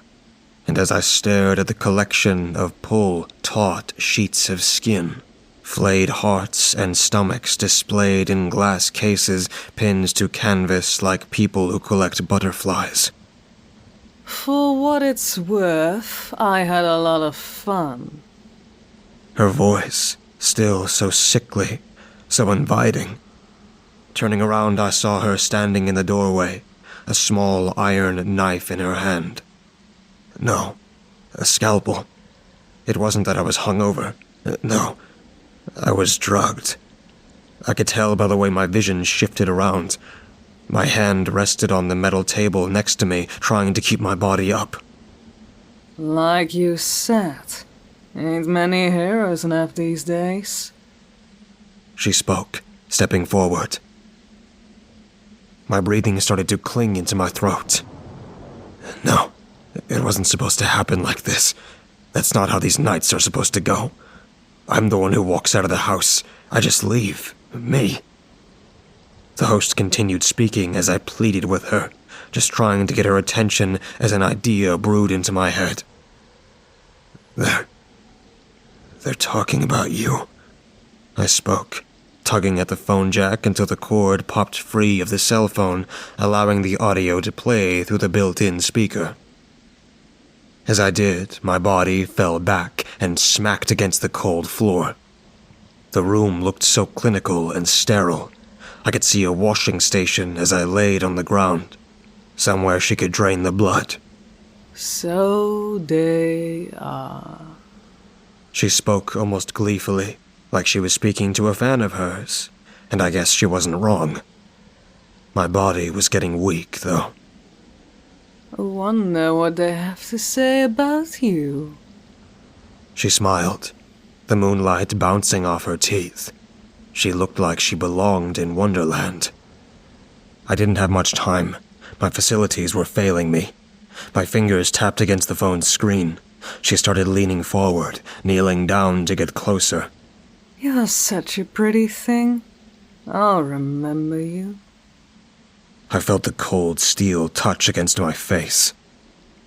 Maybe I'll take this, so I can look at you whenever I want. The metal started pressing down. I knew I was bleeding, but I couldn't feel it. There was no guarantee it would work, but my thumb finally found its mark. I pressed to start an episode I had listened to 100 times.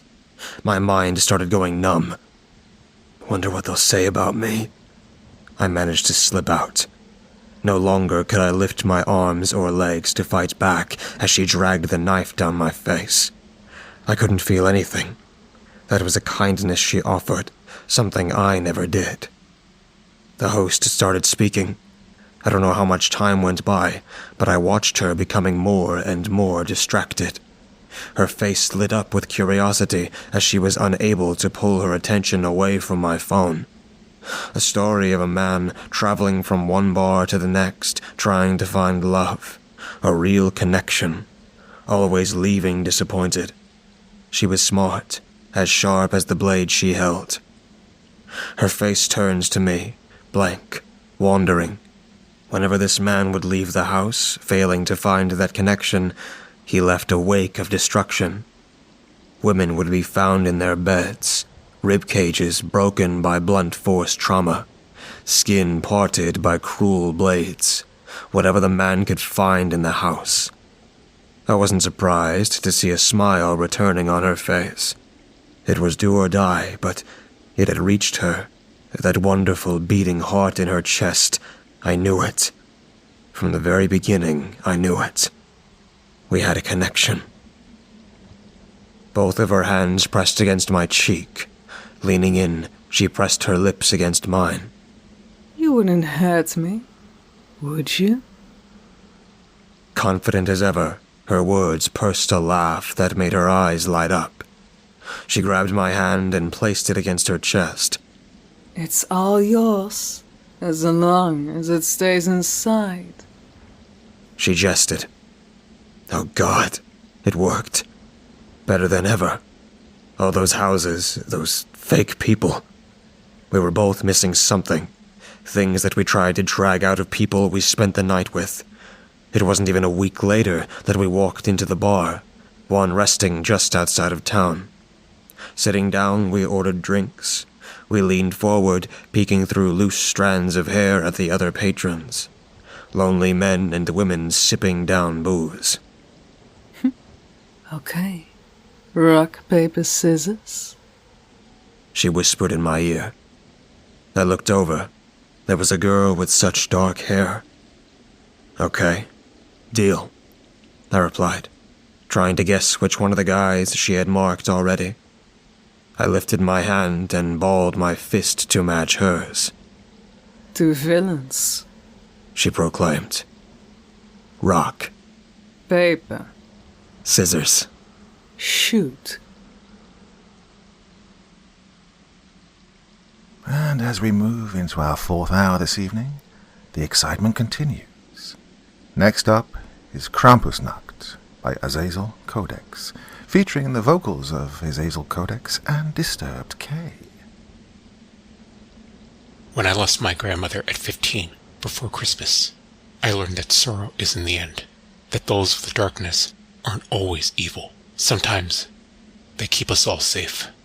The night which changed my life, history knows as Krampusnacht. My mom was getting ready for her office's Christmas party, going with my friend Amelia's parents, Mary and Steve, her co-workers. I knew that my mom needed this since she too was still mourning like me.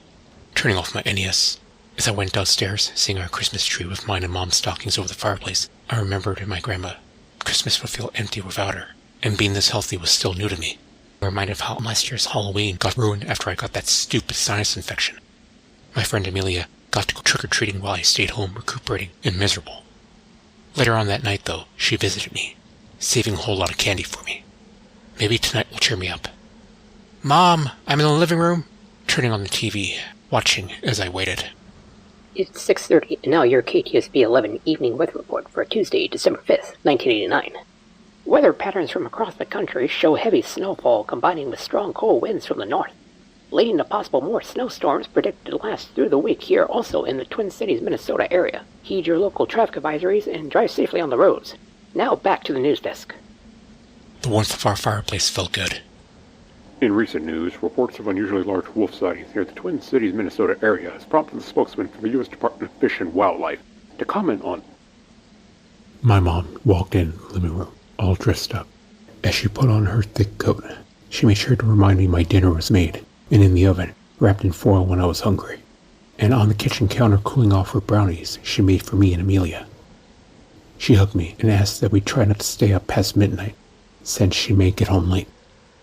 Then pointed to the paper on the fridge door, showing the Knutsons, our next-door neighbor's number, and to call them if we needed anything. Feeling confident, I replied to her, I will, Mom. Don't worry about me. Enjoy yourself. I think we should enjoy ourselves tonight. It's almost Christmas in 3 weeks. Expressing a genuine smile. My mom called me honey, and genuinely feeling happiness in her face, told me to have a good time. I thanked my mom, replying as she opened the door, with the outside cold wind blowing in with some snow. There was Amelia's parents, dressed up as well, covered in warm coats, greeting my mom, saying hi to me also, and dropping off their daughter. My mom also telling Amelia to have fun. Thanks, Mrs. Matthews. Mom and Amelia replied to each other. Wow, it's a blizzard tonight, huh? She asked me. Yeah, it seems that way. Make yourself comfortable. Taking off her thick beanie and coat, I went to our front window, seeing my mom get into Amelia's parents' car, watching them drive off to their Christmas party. Hey, Robbie. You eat already? I'm about to eat some dinner Mom made me. Good. Asking because... Going to her coat, taking a small plastic bag out of her coat pocket. Here, help yourself to some of these chocolate chip cookies my mom baked. I saved you some. Wow, thank you. No problem. Anything good on TV? Talking as I was eating my plate. Feel free to change the channel. There's some news about it snowing all week, and some wolf sightings. Wolf sightings? Huh. After dinner and brownies, we sat on the couch watching some MTV. But after an hour there, I could see Amelia was slightly uncomfortable. Hey, Robbie. The warmth feels good in here, but I'm a little scared of being across your fireplace. It's just because of something stupid that happened to me when I was little with the fireplace at our house. Oh, well, we can go upstairs. Want to play some 2-player games on my NES? Totally.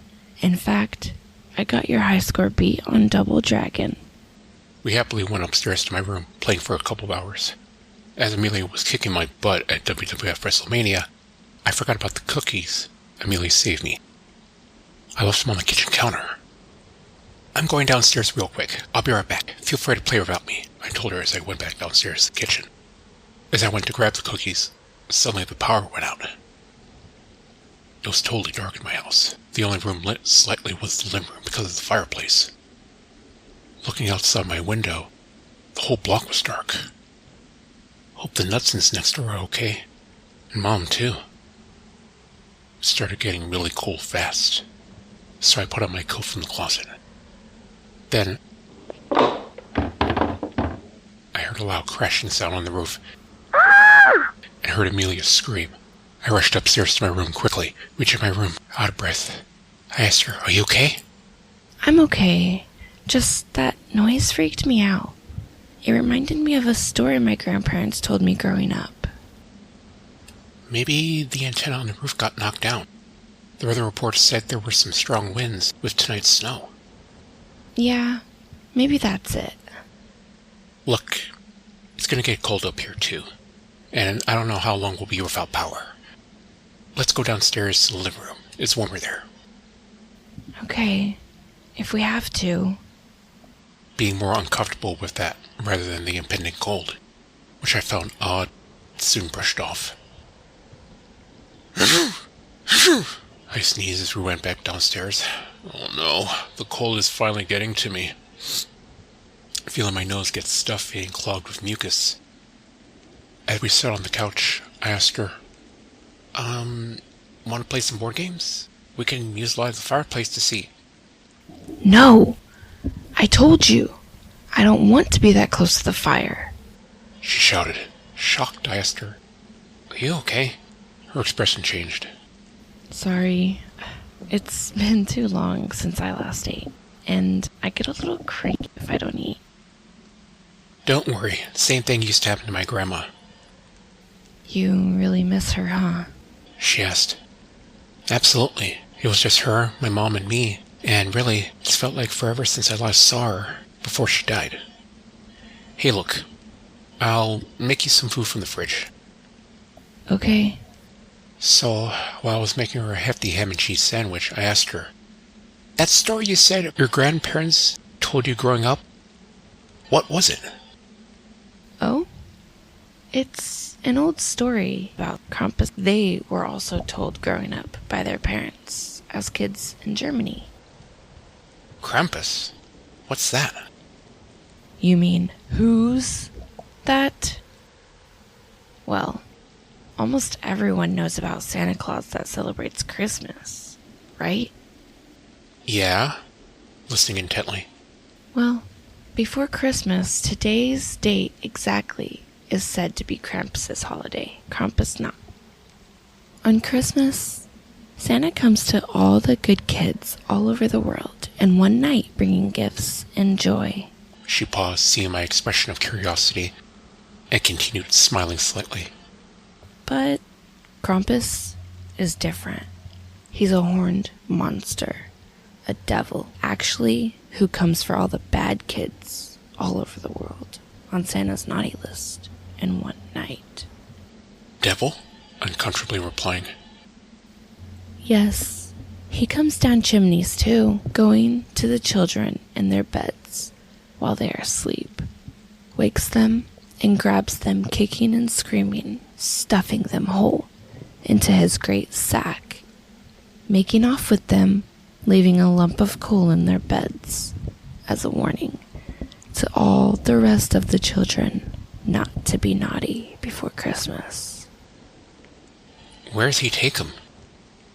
I finished making her sandwich, asking her. Some say he takes them down to the underworld, collecting their souls as trophies. Or he just eats them for dinner.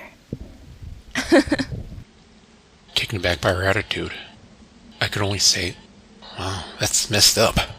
Well, he was celebrated in the old world as much as Santa Claus, both of them providing balance of light and dark. As creepy as this sounds, this stuff is awesome to hear the way you tell it. Thank you. My parents encouraged me to learn about history and my grandparents' history. My parents and I are the first in our family, though, that don't believe the story. Really? Hey, can I get some water? Sure, I said, grabbing a glass, filling it from the tap and handing it to her. As I'm about to walk with her, I thought, to the warmer living room, I see her stand near the fireplace, throwing the water on it, putting it out completely. Oops. I yelled at her. "Hey, what the hell? That was no accident. You did that on purpose." Rushing to the fireplace, handing her sandwich. Oh no. All the wood's soaked. The cold will get us for sure. If that doesn't, my mom's gonna kill me if I get sick again. Oh, don't worry, Robbie. She won't kill you. That's my job. What? Did you eat those cookies I gave you? No. Not really. Too bad. I like my food fattened up. I guess beggars can't be choosers, especially near Christmas. Why are you being this way? As I turned to see her, she smiles at me with an evil grin. The cold I felt was nothing compared to what I felt in my blood. Is right there in the dark. She changes in front of me.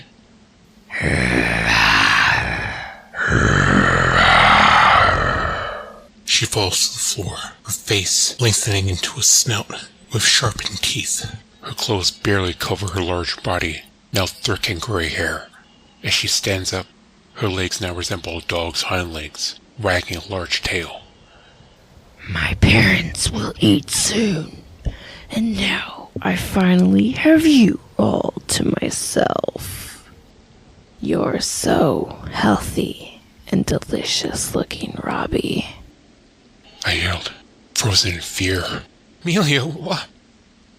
We had planned to eat you, your mom and grandma last Halloween, but then you got sick.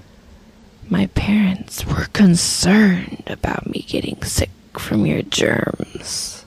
Our kind's immune system at my age are more fragile to diseases. My mom and dad were on the news tonight, just stretching out their legs before today. Before I knew it, she swiped across my torso with one of her claws, bringing me down to the ground. In pain, blood dripping from my wound. You'll be with your grandma soon, Robbie. Just let this happen. Raising her claw again, the fireplace roared back to life, the fire glowing a bright blue. It didn't feel cold anymore. As the monster Amelia exclaimed, "What the hell is going on?" we both heard another crash on the roof. Much louder than before, with distant snorts and growling. Suddenly, down the chimney, coming out through the blue fire, was a large white horned creature, larger than Amelia, whose head almost reached the height of the nearby Christmas tree, wearing a black and red Santa-style jacket, carrying a large sack ringed in silver bells in its left clawed hand, and a tight bundle of silver-tipped sticks in the other. Still frightened and bleeding, I knew this was Krampus in the flesh. As Amelia went to swipe at him with her claws, he hit her hard with the tight bundle of sticks, knocking her away from me onto the floor. Then stood over her, mercilessly whipping her with it.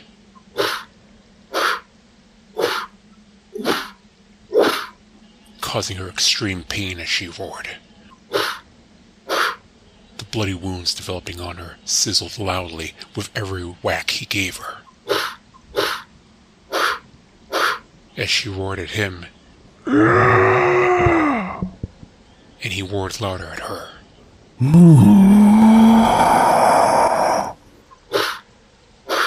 Finally, she gave up fighting back. Then, Krampus grabbed her by her legs as she slowly changed back into a human girl, stuffing her, kicking and screaming into his large sack, tying it off as she groaned loudly, stopping moving. He then took out of his coat pocket a lump of coal. Before leaving back up the chimney, he looked at me. I blacked out until I woke up in the hospital bed, hooked up to an IV and monitor, my stomach area hurting like hell and sore. Seeing that I was cleaned and bandaged up, my mom ran into the room and hugged me, tighter than she ever has. Nearly crying, My mom explained when they came back, the police were outside our house. She was horrified, but Amanda's parents were surprised, and then concerned as they saw me taken unconscious into an ambulance, and frightened, asking the nearby officers about Amelia. Mom continued, saying that loud noises caught the attention of the Knutsons next door, with Mr. Knutson coming over to check on us. Concerned, he broke down the front door to find me near death, bleeding. Mary and Steve were beside themselves, and lastly she asked me, what happened to Amelia? No one knew where she was, but I knew. Looking at Mom, what could I say? Would she believe me? Or the police? Who would? Hearing that Amelia and her parents were really werewolves who planned to kill us and eat us. Eventually, the police chalked up my memory loss as trauma as seeing an unknown intruder kidnap Amelia and try to kill me. She was listed as missing. The next week, her parents, Mary and Steve, distanced themselves from my mom. She believed out of anger, but I knew better. Them still killing us would attract too much attention, and Monsters or not, they lost their daughter. Then, 2 days before Christmas, both quit their jobs and moved away that same day. Good enough for me. My mom was targeted too. Despite all that happened, that Christmas was the best I've had with my mom. And then what, Dad? How did you know Krampus saved you? Well, John, one thing Amelia left out was, when he takes bad kids, he also leaves a single silver-coated stick. Your grandma later, as I got older, told me when they found me, I was lying on the living room couch, covered with a mysterious red and black patterned blanket, keeping me warm in the freezing cold. And placed in my right hand was that silver-coated stick. So one more from me then? Go on then. This is Something Watches Me While I Sleep by Kalia Devdi, 6359. I'm terrified of waking up at night. Not because I can't go back to sleep, but because I know that if I do, he'll be there, watching me. I first saw him a year ago, after going into a musky antique shop in town with my friends. The wrinkled, old woman shopkeeper noticed that I was a fifth wheel and that my two friends seemed to be picking on me insistently. She pulled me to the side and asked if there were any improvements I was looking to make in my life. Slightly weirded out, I told her, of course, and that I hadn't realized I was being so obvious. She went behind the counter and grabbed this vial of liquid and then told me to put some on my hands. I was definitely suspicious, but she put some on hers first, so I figured, why not? It had an odd scent to it, like a strong lavender. Ready to leave, I walked outside and was going to tell my friends about what the lady had done. Turns out they'd forgotten about me altogether and had left to the next location. No big surprise there. Then around a corner came Carrie, a girl from school I'd had a crush on for months. To my surprise, she actually approached me to say hi. I mean, I wasn't ugly or anything, just average, I guess. But this kind of thing was definitely not normal. Sadly, I was too nervous to get her number or anything, but it still gave me a nice little boost. Then later, once I got home, my mum, who had been sick for months with a suspicious illness that doctors hadn't been able to diagnose, said she was feeling way better. This was amazing, but I still chalked it up to coincidence. That was, until I was lying in bed later and saw that I had a Facebook notification. It was from Carrie. She'd Facebook stalked me, found my profile and added me. This was getting downright suspicious. After that, her and I started texting, and things were going surprisingly well. I also found out that I'd gotten one of the highest grades in the class on one of my math tests, which, I was terrible at math. So, I actually seriously started considering whether this oil was doing all of this. I got home later that night, and after taking a shower and going to bed, I sent out a goodnight text to Carrie. I waited a half hour or so and got no response. Considering we'd been exchanging texts like every couple of minutes for the last day, this was weird. Then I sniffed my hand and noticed that the scent was almost completely gone. Frustrated, I lay down and tried to sleep, but then began to hear the sounds of my mother coughing through the walls. Let's just say, I didn't sleep much that night.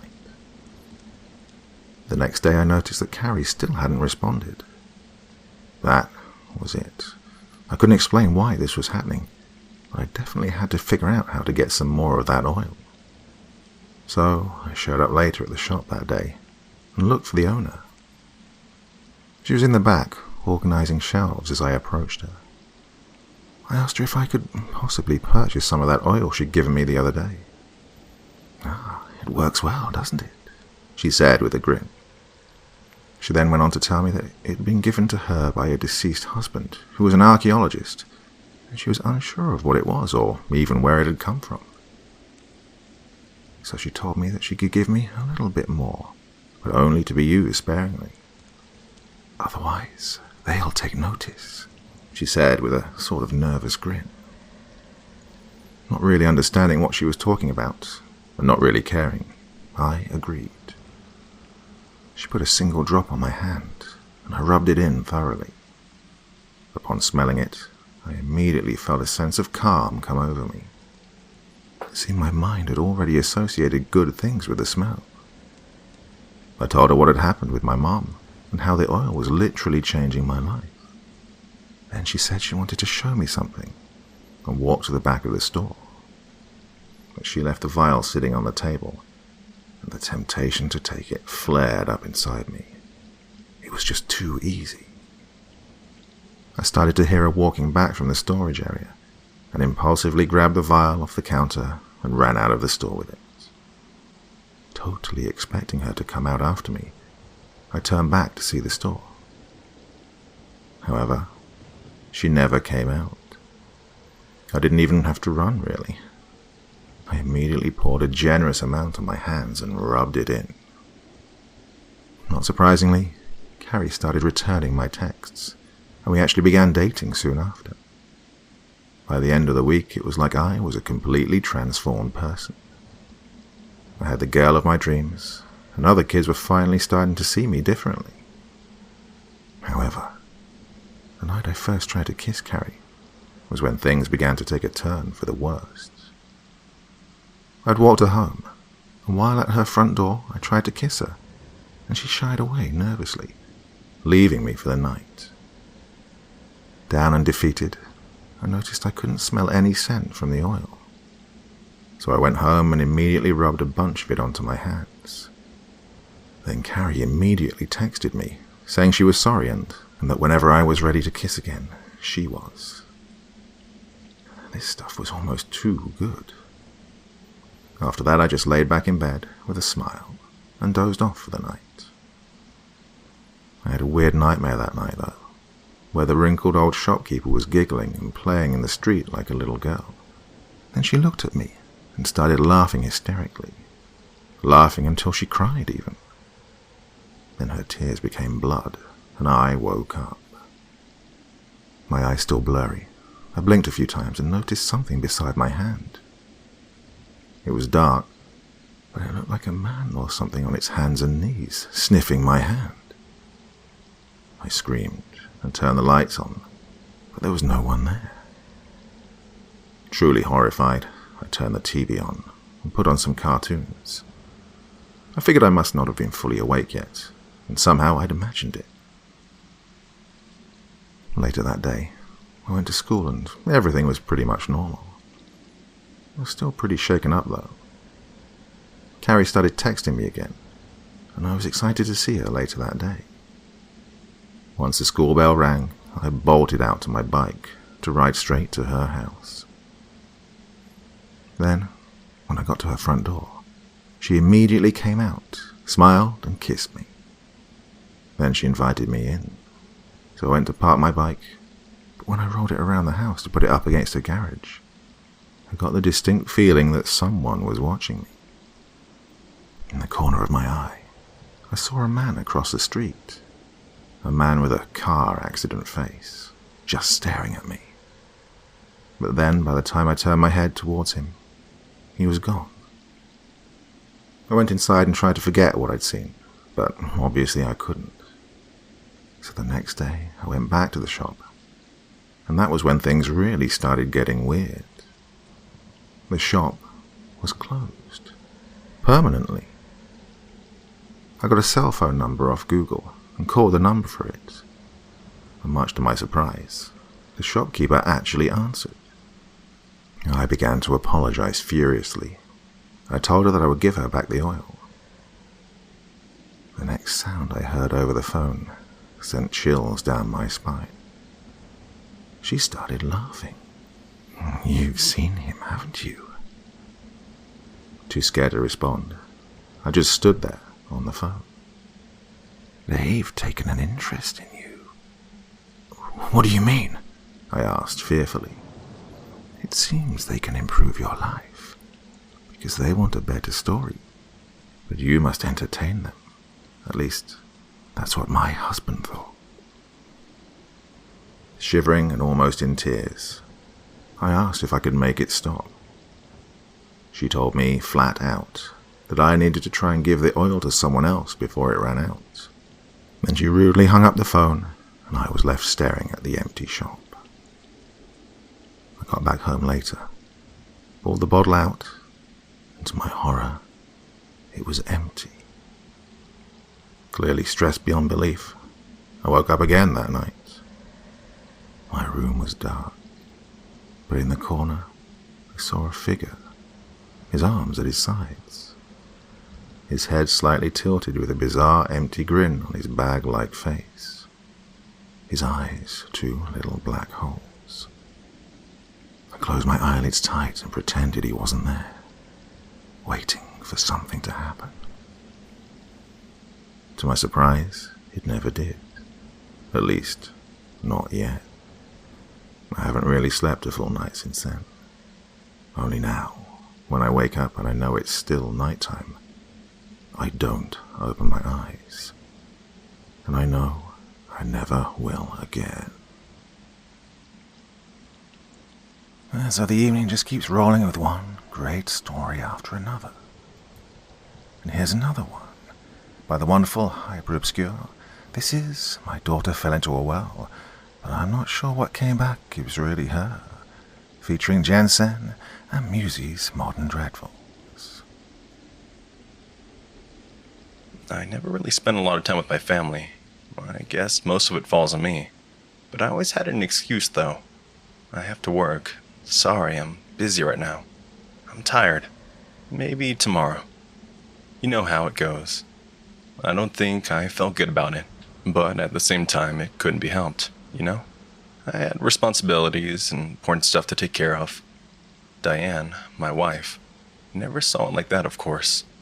She always went on and on about how I cared more about work than my family. And I did, to some extent. My family didn't need me home 24/7. They could manage without me. My company, on the other hand, could not. Priorities. I guess that's why she stuck me with Amelia when I had to drive up to Fletcher's Ridge to survey a property for potential purchase. Priorities, she told me. Get them fucking sorted. My wife was spending the day with her mother. Her health had been failing lately, and I suppose it was only a matter of time before the old bat kicked the bucket. Good riddance, I say. Not sure my wife would agree, though. The property, an old abandoned farm, was generally in a bad state, but came with a rideable shit bunch of land, which I could easily flip for a massive profit to the county, with a little bit of finagling. Apparently the place had some sort of dark history or other, but I never bothered with the details, if it didn't somehow interfere with my plan to level the ancient shit pile to the ground. I failed to see the importance. I let Amelia run around doing whatever kids do, whilst I pursed the state of the place. I guess she must have fallen into a well, almost instantly, because I didn't even make it to the piece of shit house before I heard her desperate cries for help. Help, Daddy! I'm down here! I spent 5 minutes chasing her weirdly echoing voice. It seemed to come from nowhere and everywhere all at once. I was seriously starting to freak out, dark, sobbing thoughts running through my head. What would my wife think? Would she notice her daughter was gone? How do I spin this in my favor? Daddy? I suddenly heard right below me. Another step, and I would have tumbled right into the well with her. It was hidden more or less inside an overgrown brush, the roughly cut stones barely even visible if you didn't already know what was there. "Honey!" I yelled into the bush. "Amelia, are you down there?" Yes! She yelled back. Help me up, Daddy! I wasn't much of a MacGyver, if that name even means anything to anyone anymore. But I quickly realized a rope would probably be the go-to utility for this particular task. "Hang on, honey," I yelled. "I'll get you up." I ran to the ramshackle-looking outhouse and rummaged through the piles of old garbage, before finally finding a coil of rope that looked like it was strong enough to carry an 8-year-old. I was in a state of rising panic, and I felt a knot in my stomach that I simply couldn't ignore. I paused a second to embrace the feeling, to let it fill every aspect of my being, before I returned to the well, quickly lowering down the rope. "Can you grab it?" I yelled. Yes! She yelled back. I got it! It didn't take much to pull her out. but the well must have been pretty deep, because I had to use almost the entire length of the rope. As soon as she was up, I hugged her tightly and carried her to the car. She seemed fine, though. Not a scratch on her body. Not even any dirt on her white summer dress. I rejoiced internally. My wife never had to know. "Let's go home, honey," I said. "But let's not tell Mommy about this, okay? Wouldn't want to get her worried." I glanced periodically at her in the rearview mirror on the way home, but she didn't even seem to be fazed. Maybe she was in shock? Or maybe kids are just better equipped to deal with shit like that. I shrugged mentally. Didn't really matter, she was unharmed physically. That's the important part. Keep the innards on the inside, as they say. I started to worry already the moment we got home. Amelia had been silent the whole ride, and she didn't seem like herself at all. That's the thing, though. I had absolutely no idea how she'd normally behave. Was she inquisitive or adventurous? Or was she all quiet and introverted? Parents should know these things, shouldn't they? She sauntered out of the car without much of a glance my way, and quietly disappeared inside. I followed hastily, and my mind racing to connect years of missing dots. You want to watch some TV? I asked. "I bet your favorite show is on." I flipped through the channels idly. Sports, news, sports. Nothing that seemed even remotely interesting for children. After a while, I just sat down with her on the couch, twiddling my thumbs, and it became more and more apparent that I was hopelessly out of my element. I like talking to faces. Amelia whispered. Inside-out faces, like in the ceiling. That's interesting, I offered. It wasn't, though. It was very unnerving. She was staring at the ceiling, an intense, unflinching gaze that sent shivers down my spine. If you listen really, really carefully, she grimaced, you can hear them talking back. I nodded weakly and tried not to look directly at her. She had an active imagination, that much seemed clear. How had I not noticed this behavior earlier? "I'll go fix us something to eat, okay?" I tried to feign a warm smile. "Are you hungry?" She turned to me and nodded energetically, but it wasn't a normal nod, you know. It was like she threw her head all the way back, then swung it forward with all her might. Kids, right? I shrugged briefly, and hurried to the kitchen. "So, what do you like?" I asked. "Peanut butter? Jelly? A combination thereof?" Anything with a soul. Her voice whispered right into my ear. "Shit!" I shrieked, nearly slicing off a finger as I lost control over the bread knife. I turned on the dime, almost losing it again, when I saw Amelia standing right behind me. I felt not my stomach tightening again. "Amelia? Honey?" I murmured. "Are you okay?" She was pale as snow, and pallid face drained of all color. Her hair looked different, too. How did it usually look? It wasn't normally so sickly thin and graying, was it? And then there was the issue with her brown, rotting teeth. We took dental hygiene pretty seriously in our household, didn't we? I'm famished. She grinned. Need sustenance. She seemed unnaturally gaunt. Just skin stretched over bones, her dress hanging limply from her lethargic frame. She used to look healthy and lifelike, right? I'm sure she did. Please, Daddy. She gurgled hideously. Something living. She had to be sick. Some bug or virus or something. Maybe she did hurt herself down in that well after all. Got an infection, possibly. Maybe she had rabies. I panicked, my mind struggling to find references on what I should do next. "Mom," I whispered. "We need to call your mom." With trembling hands, I grabbed my phone and called Diane. She knew what to do. She always knew what to do. Honey? Her soft voice answered. Is everything okay at home? No. I mean, I don't know, maybe. I stammered. It's Amelia. Amelia smiled at the mention of her name. Only it wasn't so much of a smile, as it was her lips curling back, revealing nothing but blackish flesh and rotting teeth. I swallowed deeply. Amelia.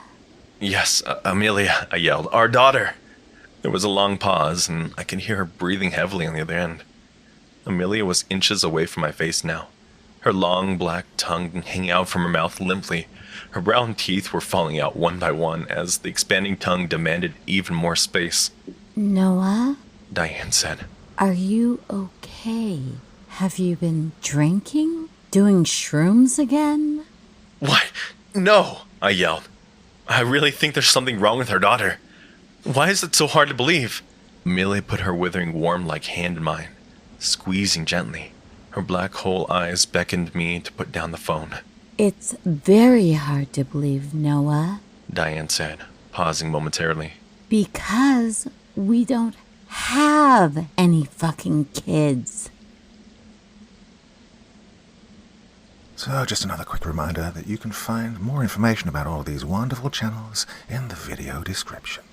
Now we move on to our next story, by 242 Reads, A Chat in Chains, featuring As the Raven Dreams and 242 Reads. It had been a long night for Detective Miller and his team. Their target had been on a killing spree over the last month, and when they had finally tracked it down, a thunderstorm had rolled in, knocking out the power in that part of the city. Despite things not going their way, they had managed to bring her in, and Miller had no plans to leave until he had got what he wanted.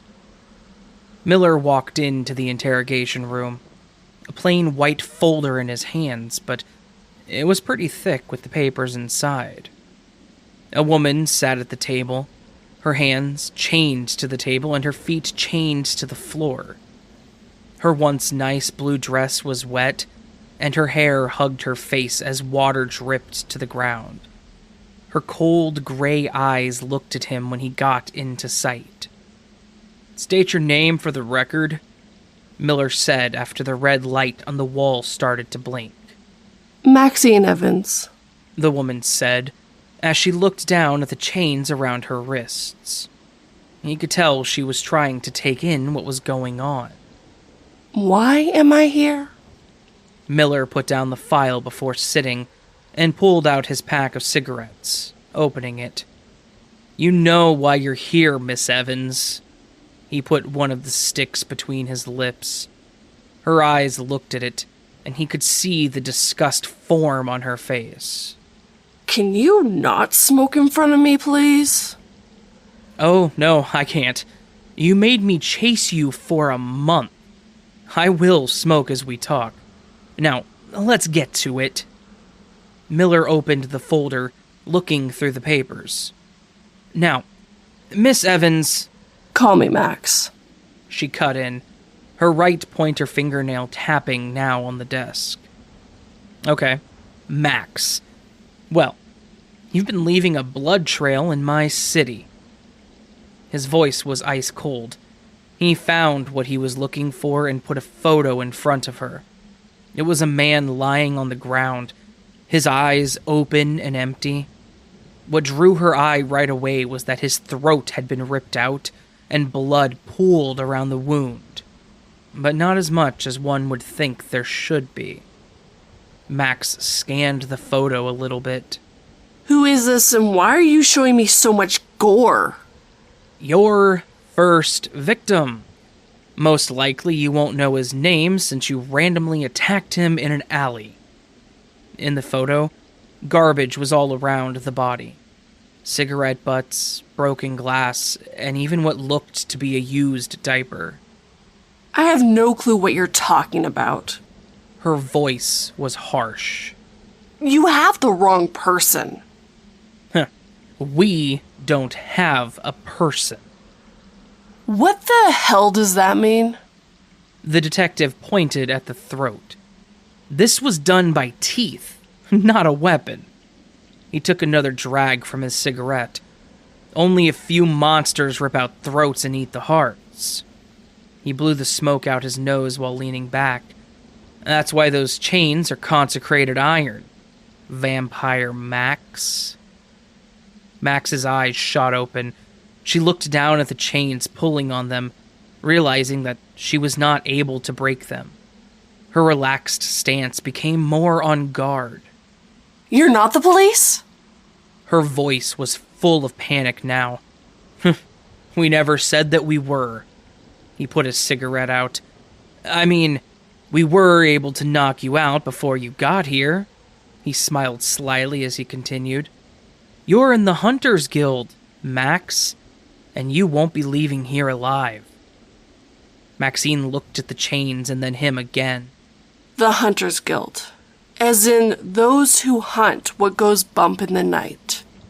Miller nodded to confirm her statement. So, why didn't you kill me on the street? Miller shook his head. If we can take a target without killing and we can talk, well, we do that. But you have too much blood on your hands to let you live. Your taste for human blood is far too great. Max laughed a little. Oh, but don't vampires need blood to live? Without it, we go mad, lose our minds. You humans just hate that you're not on top of the food chain. They can drink animal blood and don't even have to kill to live. He pulled out more photos. 10 dead bodies on the table. Trash all around them. You didn't need to rip their throats out and eat their hearts. You chose that. You chose to end their lives, so we choose to end yours, Miss Evans. Thunder shook the walls as a lightning bolt hit right outside the building. Within a second, the lights went out. The emergency lights kicked on and lit the room in red. Miller looked at his watch as he waited for the backup power to come on. You know, targets can look like humans. And it becomes easy to get into an organization like this. As Miller looked back at her, he heard bones cracking and breaking. She was becoming taller. Wait, there is no full moon, Miller said, getting to his feet. The chains holding her were only iron, not silver. James couldn't find the silver ones. The light in the room went out, and he could no longer see her. He heard the chains fall to the ground. You have never met a pure-blood werewolf before. Loud steps could be heard moving towards him. You smokers are so gross. It seems tonight you won't be leaving here alive. Miller let out a scream before he felt her teeth on his throat, and he knew what would happen next. Well, we're coming up to the 4-hour mark, and I do so hope you've enjoyed listening to me and my good friends here in this video this evening. Just a few more stories to go. Next up, we have a work by author Jojo. Looking for a good time? Get Casey Lacey on the line, featuring Possessed Radio and Spirit Voices. Hey there, handsome. What's your name? Her voice was sweet when it reached my ear, just as I had expected it to be. It was the kind of voice you'd hear on TV ads, the kind that lulls you into buying a new pan that you didn't need, that made you reconsider life insurance. I sat on the couch for a moment just staring at the dark wall. I couldn't believe I was put into a room that looked so worn down. I couldn't believe I was even hearing her voice. "It's Jack," I replied. I think I was contemplating using a fake name, but decided it wouldn't separate me from the shame. Looking for a good time? Get Casey Lacey on the line. The ad repeated in my head. A woman laying in the bed talking into the phone as the phone number flashed on the screen. Bright red numbers with a white outline that seared into my memory. I had seen the ad plenty of times before during late night television. Never had I thought about calling the number. But there I was, sitting on the crumbling couch, phone in hand. Well, Jack, it's a pleasure to meet you. I'm Casey. She responded. I couldn't help but let out a small chuckle, my breath wafting against the fingers held in front of my lips, remnants of chewed nails still in my mouth. It was funny because I had already accepted those charges and put in my credit card number, so it wasn't like I was expecting someone else. I've never done anything like this before, and I said, almost ignoring her formality, and I could hear her laugh on the other end of the line. Never thought I would be lonely enough to need to, I blurted out, not putting thought into the words escaping me. Oh, well, you're not lonely anymore, Jack. I'm here with you. Her voice was so smooth, each word dripping into reason, one after the other. It was almost enough to calm my bouncing leg. So, why don't we have some fun? She continued, her voice growing more sultry, more alluring by the second. If I was a sailor, I'd swear Casey was a siren. I needed fun. It had been a while since I managed to find a semblance of happiness, ever since my wife left me, taking little Andy with her. I missed seeing their faces. I tried calling them every day, but the call was never accepted. I called her number so much that eventually, I just ended up dialing another phone number from my memory. Casey Lacey. I'd like that, I said, standing up. I pace around whenever I'm on the phone, and sitting down was making me too anxious. Walking around the room, I looked down, my socks slowly becoming darker from the grime of the room. Disgusting, I thought to myself. I'd rather be anywhere else, but I had nowhere else to go. I just had to sit in the filthy room and hope Casey could take my mind off things. All right. Well, why don't you tell me what you consider fun? Casey provided.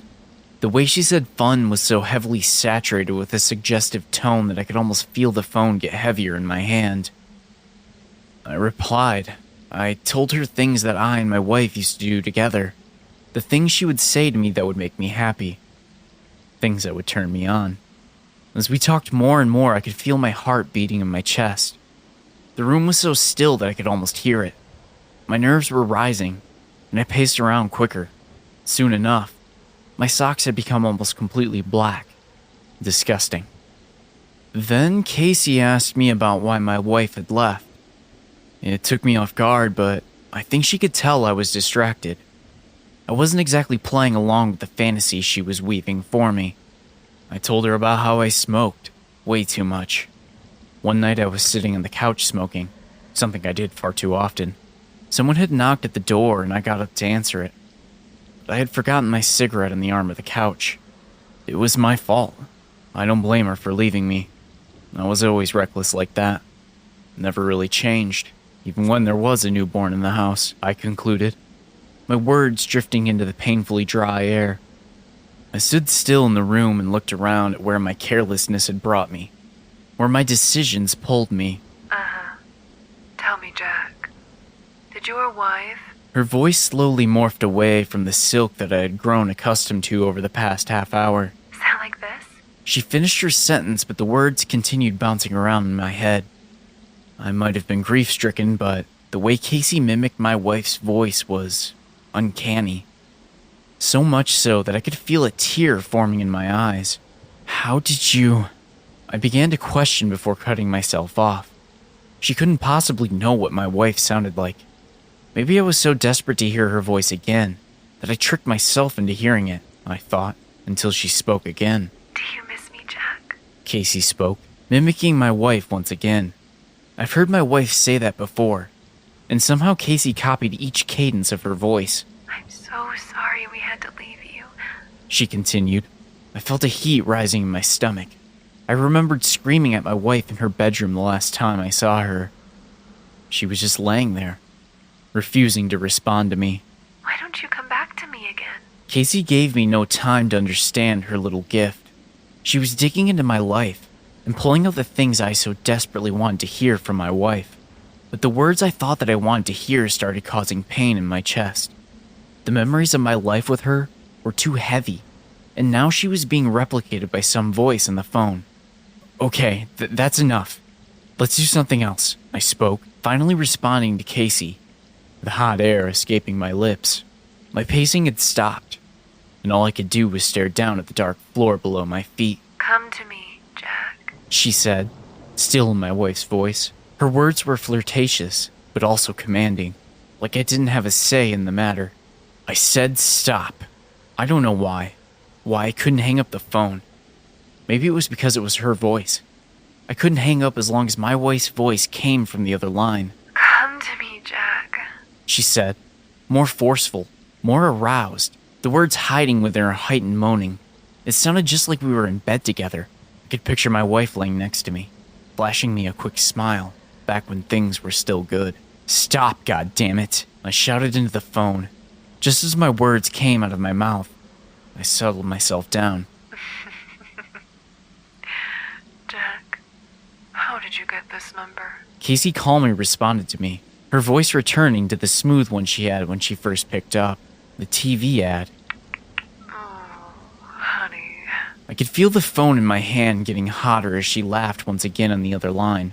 When exactly do you remember seeing those ads? Her voice sounded so confident, so sure of herself that she was going to catch me with something. I thought back to the ad, the bright flashing numbers I'd see late at night. After my dad had fallen asleep and I thought I could see some dirty stuff on late night TV when I was a kid. I had seen those ads when I was a kid. That's right, baby. Casey Lacey is dead. Her voice no longer like silk. It was like spikes digging into my head. And when you call one of us, you call all of us. This time Casey's voice had shifted back to my wife's. Or rather, what I was hearing was my wife's voice. Come to me, Jack. She spoke once more before I dropped my phone to the floor. It clattered against the ashy floor as I stumbled backward, but her voice didn't stop. She continued the phrase, getting louder and louder with each passing, almost forcing me to think back on that night. Sitting on the couch, tired from work, I grabbed a cigarette and started smoking. I could see our baby bundled up on the couch next to me. There was a knock at the door, and I got up to answer it. Just some kid at the wrong house. I was so tired, I wasn't thinking. Looking over at the baby, she was so fast asleep, I figured I could just use the bathroom quickly. The couch must have gone up so fast. Maybe I fell asleep in the bathroom for a moment. I was so tired. By the time the smoke was creeping under the bathroom door, it was too late. I tried, rushing to the couch where my little girl was, but instead I saw my wife. She was just standing by the couch, looking down at the roaring fire, almost ignoring the flames creeping around her. Without a word, she just turned around and headed back upstairs. She laid down in her bed and refused to move. Anytime I touched her, she would fight me. She didn't say a word to me the whole time, but I screamed. I told her I was sorry, and that she could still make it out. All the oxygen I wasted yelling at her had me passing out on the floor. Being on the floor saved my life. I was away from the smoke, but my wife had been taken by it, and nothing the firefighters or paramedics did brought her back. Night after night, I returned to the charred home, sitting on the couch and just being there, where I deserved to be, calling my wife, hoping one day her charred and melted phone would pick up. And then, I called Casey. Listening to my wife yelling at me to go with her, I could see the flames creeping out from under the darkness, like they were called by her voice, conducted by her will. They, of course, started on the couch. I could feel the heat. I couldn't move. I wanted to see her again. Her voice continued, and I could hear other voices under it. They were all screaming, trying to get the attention of the people they left behind. The fire crawled its way to my hand, licking at the fingertips at my jagged and chewed fingernails. For a moment, I let it reach me. I began to let the fire crawl across my skin. The sensation wasn't like I was expecting. It wasn't hot. It was soothing. Like it would be easy for me to just slip away, staring at my chipped fingernails. Disgusting, I said to myself, echoing what my wife would say whenever she saw me chewing them. Maybe it was because I didn't fight the flames, that I was ready to accept retribution for what I had done to my family. Because I was ready to step through that door. That not being able to would be my ultimate punishment. As the flames took me, wrapped my body like a blanket, and within a blink, it was morning. The sun creeping through the windows shining over all the ash and burned furniture. It had its kind of beauty. I can still feel it. The soothing fire just under my skin. Soaked into my pores, that never-ending sensation of being just a few inches from the burner. It's a feeling I'll have until I can feel much hotter flames. I tried calling Casey again, but just like my wife, no one ever picks up. Being allowed to hear her one more time feels like a blessing and a curse. I know I'll see her again someday, but judging by the things I heard those other voices saying, I imagine it isn't such a fun place. So now we move on to our penultimate story of the evening. My Friend is Odd by 242 Reads, featuring Madame Raven and Midnight Chills. I had a friend in high school named Jack. He was always very odd, even for a teenager. I remember him being interested in pimples of all things. If you had one on your face, he had to pop it. No matter what you did, he'd be all over you to pop it. We all just put up with it. He was a really nice guy, besides this. So we just let him pop our zits and go back to what he was doing. It was the last month of our final year in high school. We were talking over lunch about what we were wearing from prom and all that when Jack walked up. He stopped dead and just stared at me. I knew this look too well. I had a zit and he wanted to pop it. "Please not today, Jack," I said. "But it'll only take a second," he responded as he moved closer to me. "No, really, ouch!" I screamed and slapped his hand away. He had reached out to touch my zit, and it hurt a lot just to be touched. I don't know how I hadn't realized it was there until this moment. It was a bad one, and it would have to wait. "Oh, I really should pop it if it hurts that much." His voice seemed a bit off. "No, Jack, stop. You only touched it and it hurt that much. Just wait till tomorrow," I said, putting my hand between the zit and his eyes. Jack pressed his lips and tried to reach out again, but I got up out of my chair. He wouldn't look away from me, his eyes fixed on that zit that my hand had hidden. You know what? Forget this. I grabbed my things and left the lunch area. Jack went to follow me, so I headed to the girls' washroom. I knew he wouldn't follow me in there. I looked in the mirror, and on my chin was a very red blemish. I touched it, and the pain was intense. This one was bad, the worst I'd ever had. I stayed in the bathroom, texting with my friends, and asked another girl when she entered if Jack was still out there. He was, so I spent my whole lunch in that bathroom. Once the bell rang, I waited until I was already late before leaving. Jack was gone, but the way he acted was so odd. I got into trouble with my teacher, but I just told them I ate something that didn't agree with me. Since it wasn't normal for me to be late, the teacher let it slide. I also didn't have any classes with Jack, so I just beelined it to all my classes the rest of the day to stay away from him. My parents were away for the weekend, some kind of business thing, so I was home alone. I made myself something to eat, watched YouTube before heading to bed. I hadn't been feeling great all week, so I just wanted to rest and see if it helped. In the middle of the night, I woke up to hearing my front door open. I'd always been a light sleeper. I heard soft footsteps downstairs. They moved to the steps and headed up them. I won't lie. It took me longer than it should have to figure out that this was bad. I was never into scary movies or anything. As the footsteps moved up the stairs, I got out of my bed silently. Looking around my room, I didn't have anything in it that could be used as a weapon.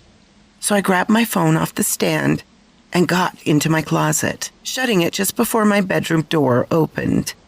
I really couldn't see much through those slats in the middle of the door. The person huffed as they entered my room. I could hear them. Looking around and stopping at my bed, I could see a figure all in black.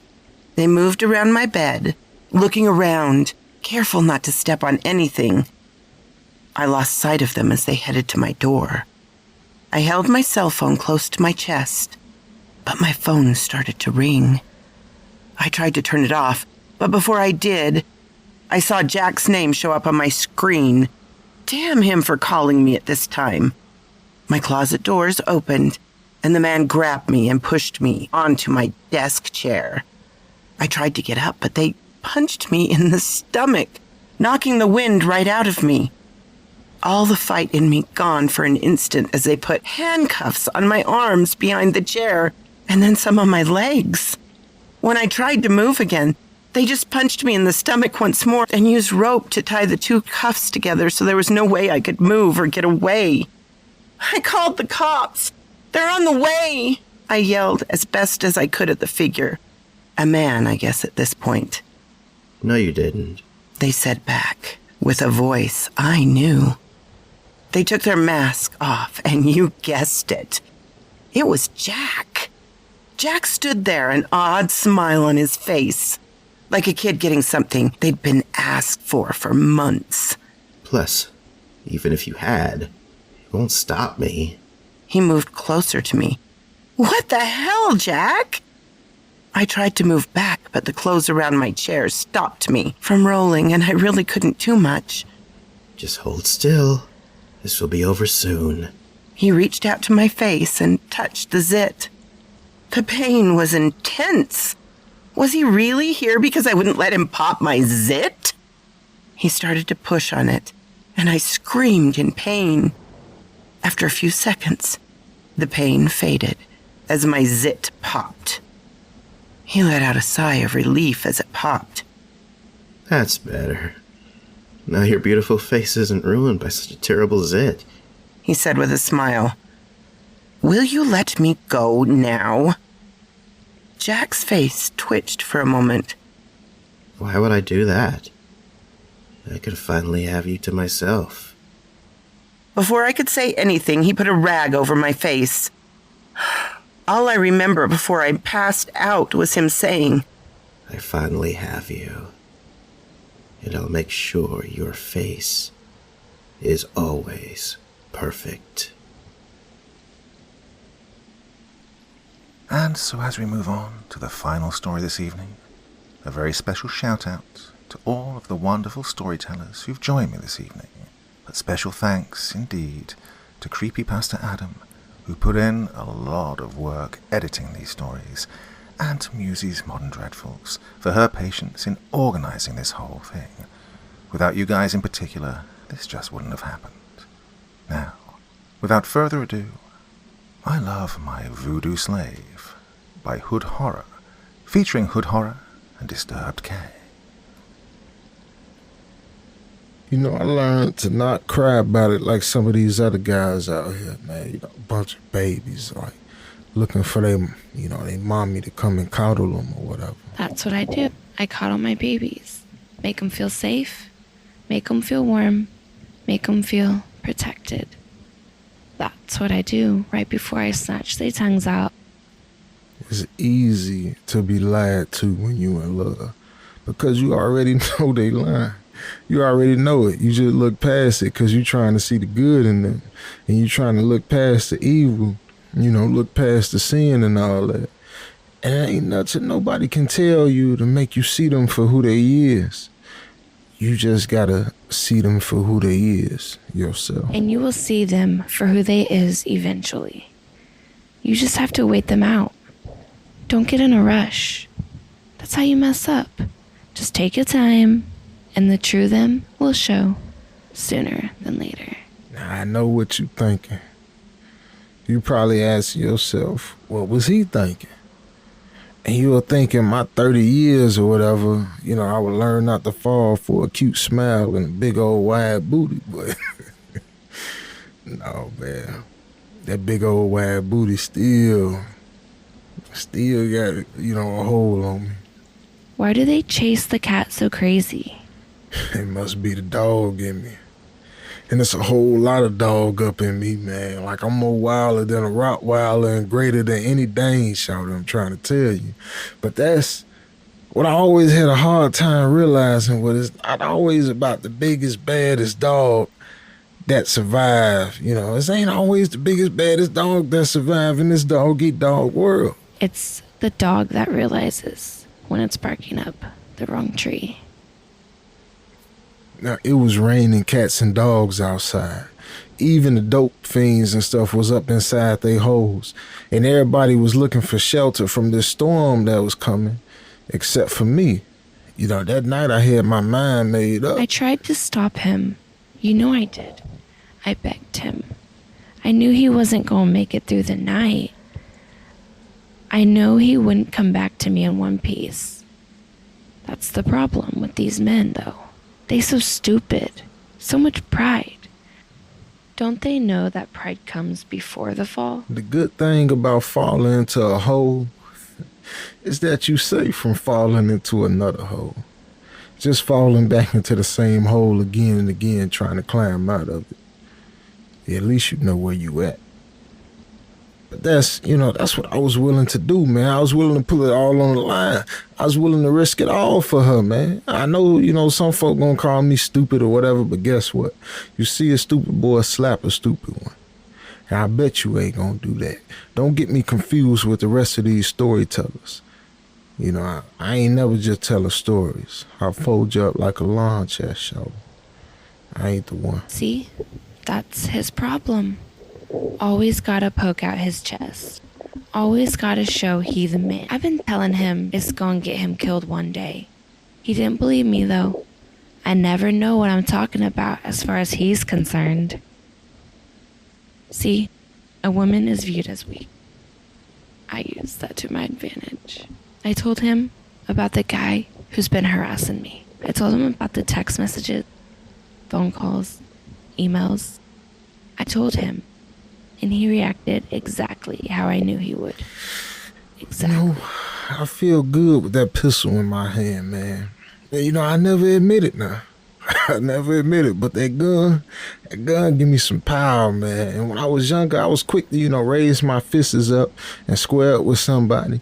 But all since she gave me that thumper, man, I ain't never looked back. When I ain't got my pistol, man, I feel naked, man. I feel like I'm all alone without it. The same way I feel when I'm without her. When she ain't with me, I just feel like I'm just alone, man. And she done helped me so much, man. I used to make a little money selling weed and all that junk. But, she got me on a whole nother level now. But, of course, mugs just can't be decent and let me sell my little drugs in peace, man. Some guy she say she used to date found out, she was with me and now he acting a fool, man. Some older guy or something. It's always the same old story, man. Somebody got to get up in their feelings, man. It's a million women's up out here. Why you got to mess with mine? God dang, man, you gotta come messing with my little place of peace, man. I finally get somebody that I really, got some true feelings for, and he gotta get mad and start hating on me, bro. Go get you somebody. Dang, y'all had y'all little run, now it's over with. See, this is stuff I be talking about, man. I'm his mama and his daddy. I fill the void left in his life. And in return, he belongs to me. He worships me. When I come home, he takes off my shoes and rubs my feet, cooks my dinner, runs my bathwater, candles, wine, all that. Since I gave him the gun, he has changed so much. He got so much confidence now. He's my little toy soldier. I wind him up and set him loose, and he runs wild. I make all my plans sound like his idea. I make all his ideas sound like the greatest plan ever. This guy that disrespected my woman, it's over, bro. He finna get it. This is all I gotta say. This is all it is to it. He gotta get it. I'm just waiting on the lights to go out up in his house. And then I probably give him about another 30, 45 minutes. And I'm gonna sneak up in there. And the best part about all this, I'm gonna do it so smooth, he ain't never gonna know. He gonna go to sleep in his bed, and he gonna wake up in hell. And I sat up watching that window, waiting for the lights to go off. Like I barely even blinked, man. I hardly even took a dang breath, bro. And all I kept telling myself was, I'm gonna show my baby that ain't nobody gonna disrespect her as long as she with me. And that's the bottom line, man. Period.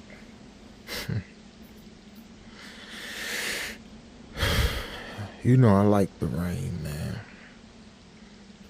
I always feel like it washes away all the dirt from the streets, man. I feel like the rain always give the streets a fresh start. I always get a hood like a brand new start, man. but the hood always get right back dirty. I don't know all the details. I just know that he came in and closed the door and just stood there. I heard him, but I stayed away. I knew he probably needed a moment.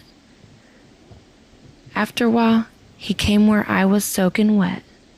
I think he had been crying, but maybe it was just the rain in his eyes.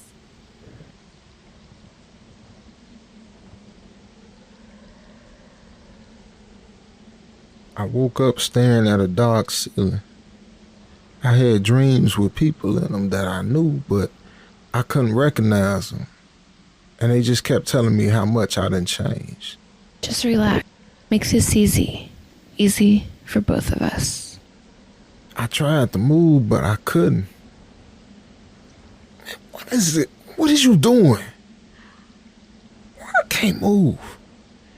And she stood over me, like as beautiful as always. And she had on this long black dress, and it was like real like lacy, and it drug on the floor and stuff. And she showed me some paperwork. You know, I wasn't really taking the time to read it, but I seen a whole lot of zeros on there. I have a confession to make. The man you killed, I had an arrangement with. He used to be a lover of mine. At least, he thought so. But I used him, tricked him into life insurance policies, and now I'm going to leave you and live my life, probably somewhere near New Mexico, far, far away from the hood. Hey, wait. Like, wait, you can take me with you. Like, just wait a minute. Like, what you even talking about? Like, I'm down. I'm with you. Like, give me a chance to be with you. Like, what are you talking about? I love you, man. I ain't never loved nobody like the way I love you, man. Mean more to me than my own mama. What are you talking about? I put a root on you. That Kool-Aid you love so much, it's 'cause a few drops of my blood be in it. I'm part of you. I'm a beautiful, fat booty cancer growing inside you. I do love you though, but we talking about $1 million. For a girl like me, that kind of money comes at a serious cost. She picked up her knife, but she couldn't do it. She just stared at me, and I can tell like she was fighting back tears. Yeah, let me prove myself to you. Like, whatever it take for me to be with you, I'm willing to do it. Like, don't you see that? Like, I done just killed some man over because you say he was talking junk to you. Like, tell you the truth, I don't even know if he was talking junk to you. I just killed him because you freaking said do it, man. Like, what are you talking about? Yeah, you got me tied up some kind of dang. Tell you what's wrong with... I love you, man. I love you. Like, I don't understand this. You know I love you. Let me prove myself. Please, like, bro, whatever it takes. There's a ritual. Baby, I'm willing to do it. The only true test to see how much a man is willing to give. And if you want to submit to me, be my slave forever, it's the only way. I know you want to because you didn't ask to be set free. You asked, could you prove to me how much you loved me? Hey, look. I don't know nothing about all that hoodoo voodoo, but you do whatever you got to do, okay? I'm with it. I'm ready. My baby, I have to crush your manhood. I mean, for real. I'll have to break you even more than you are broken now. And once I get done crushing you, then I know you will be my slave, my zombie. I'm sorry, but it's the only way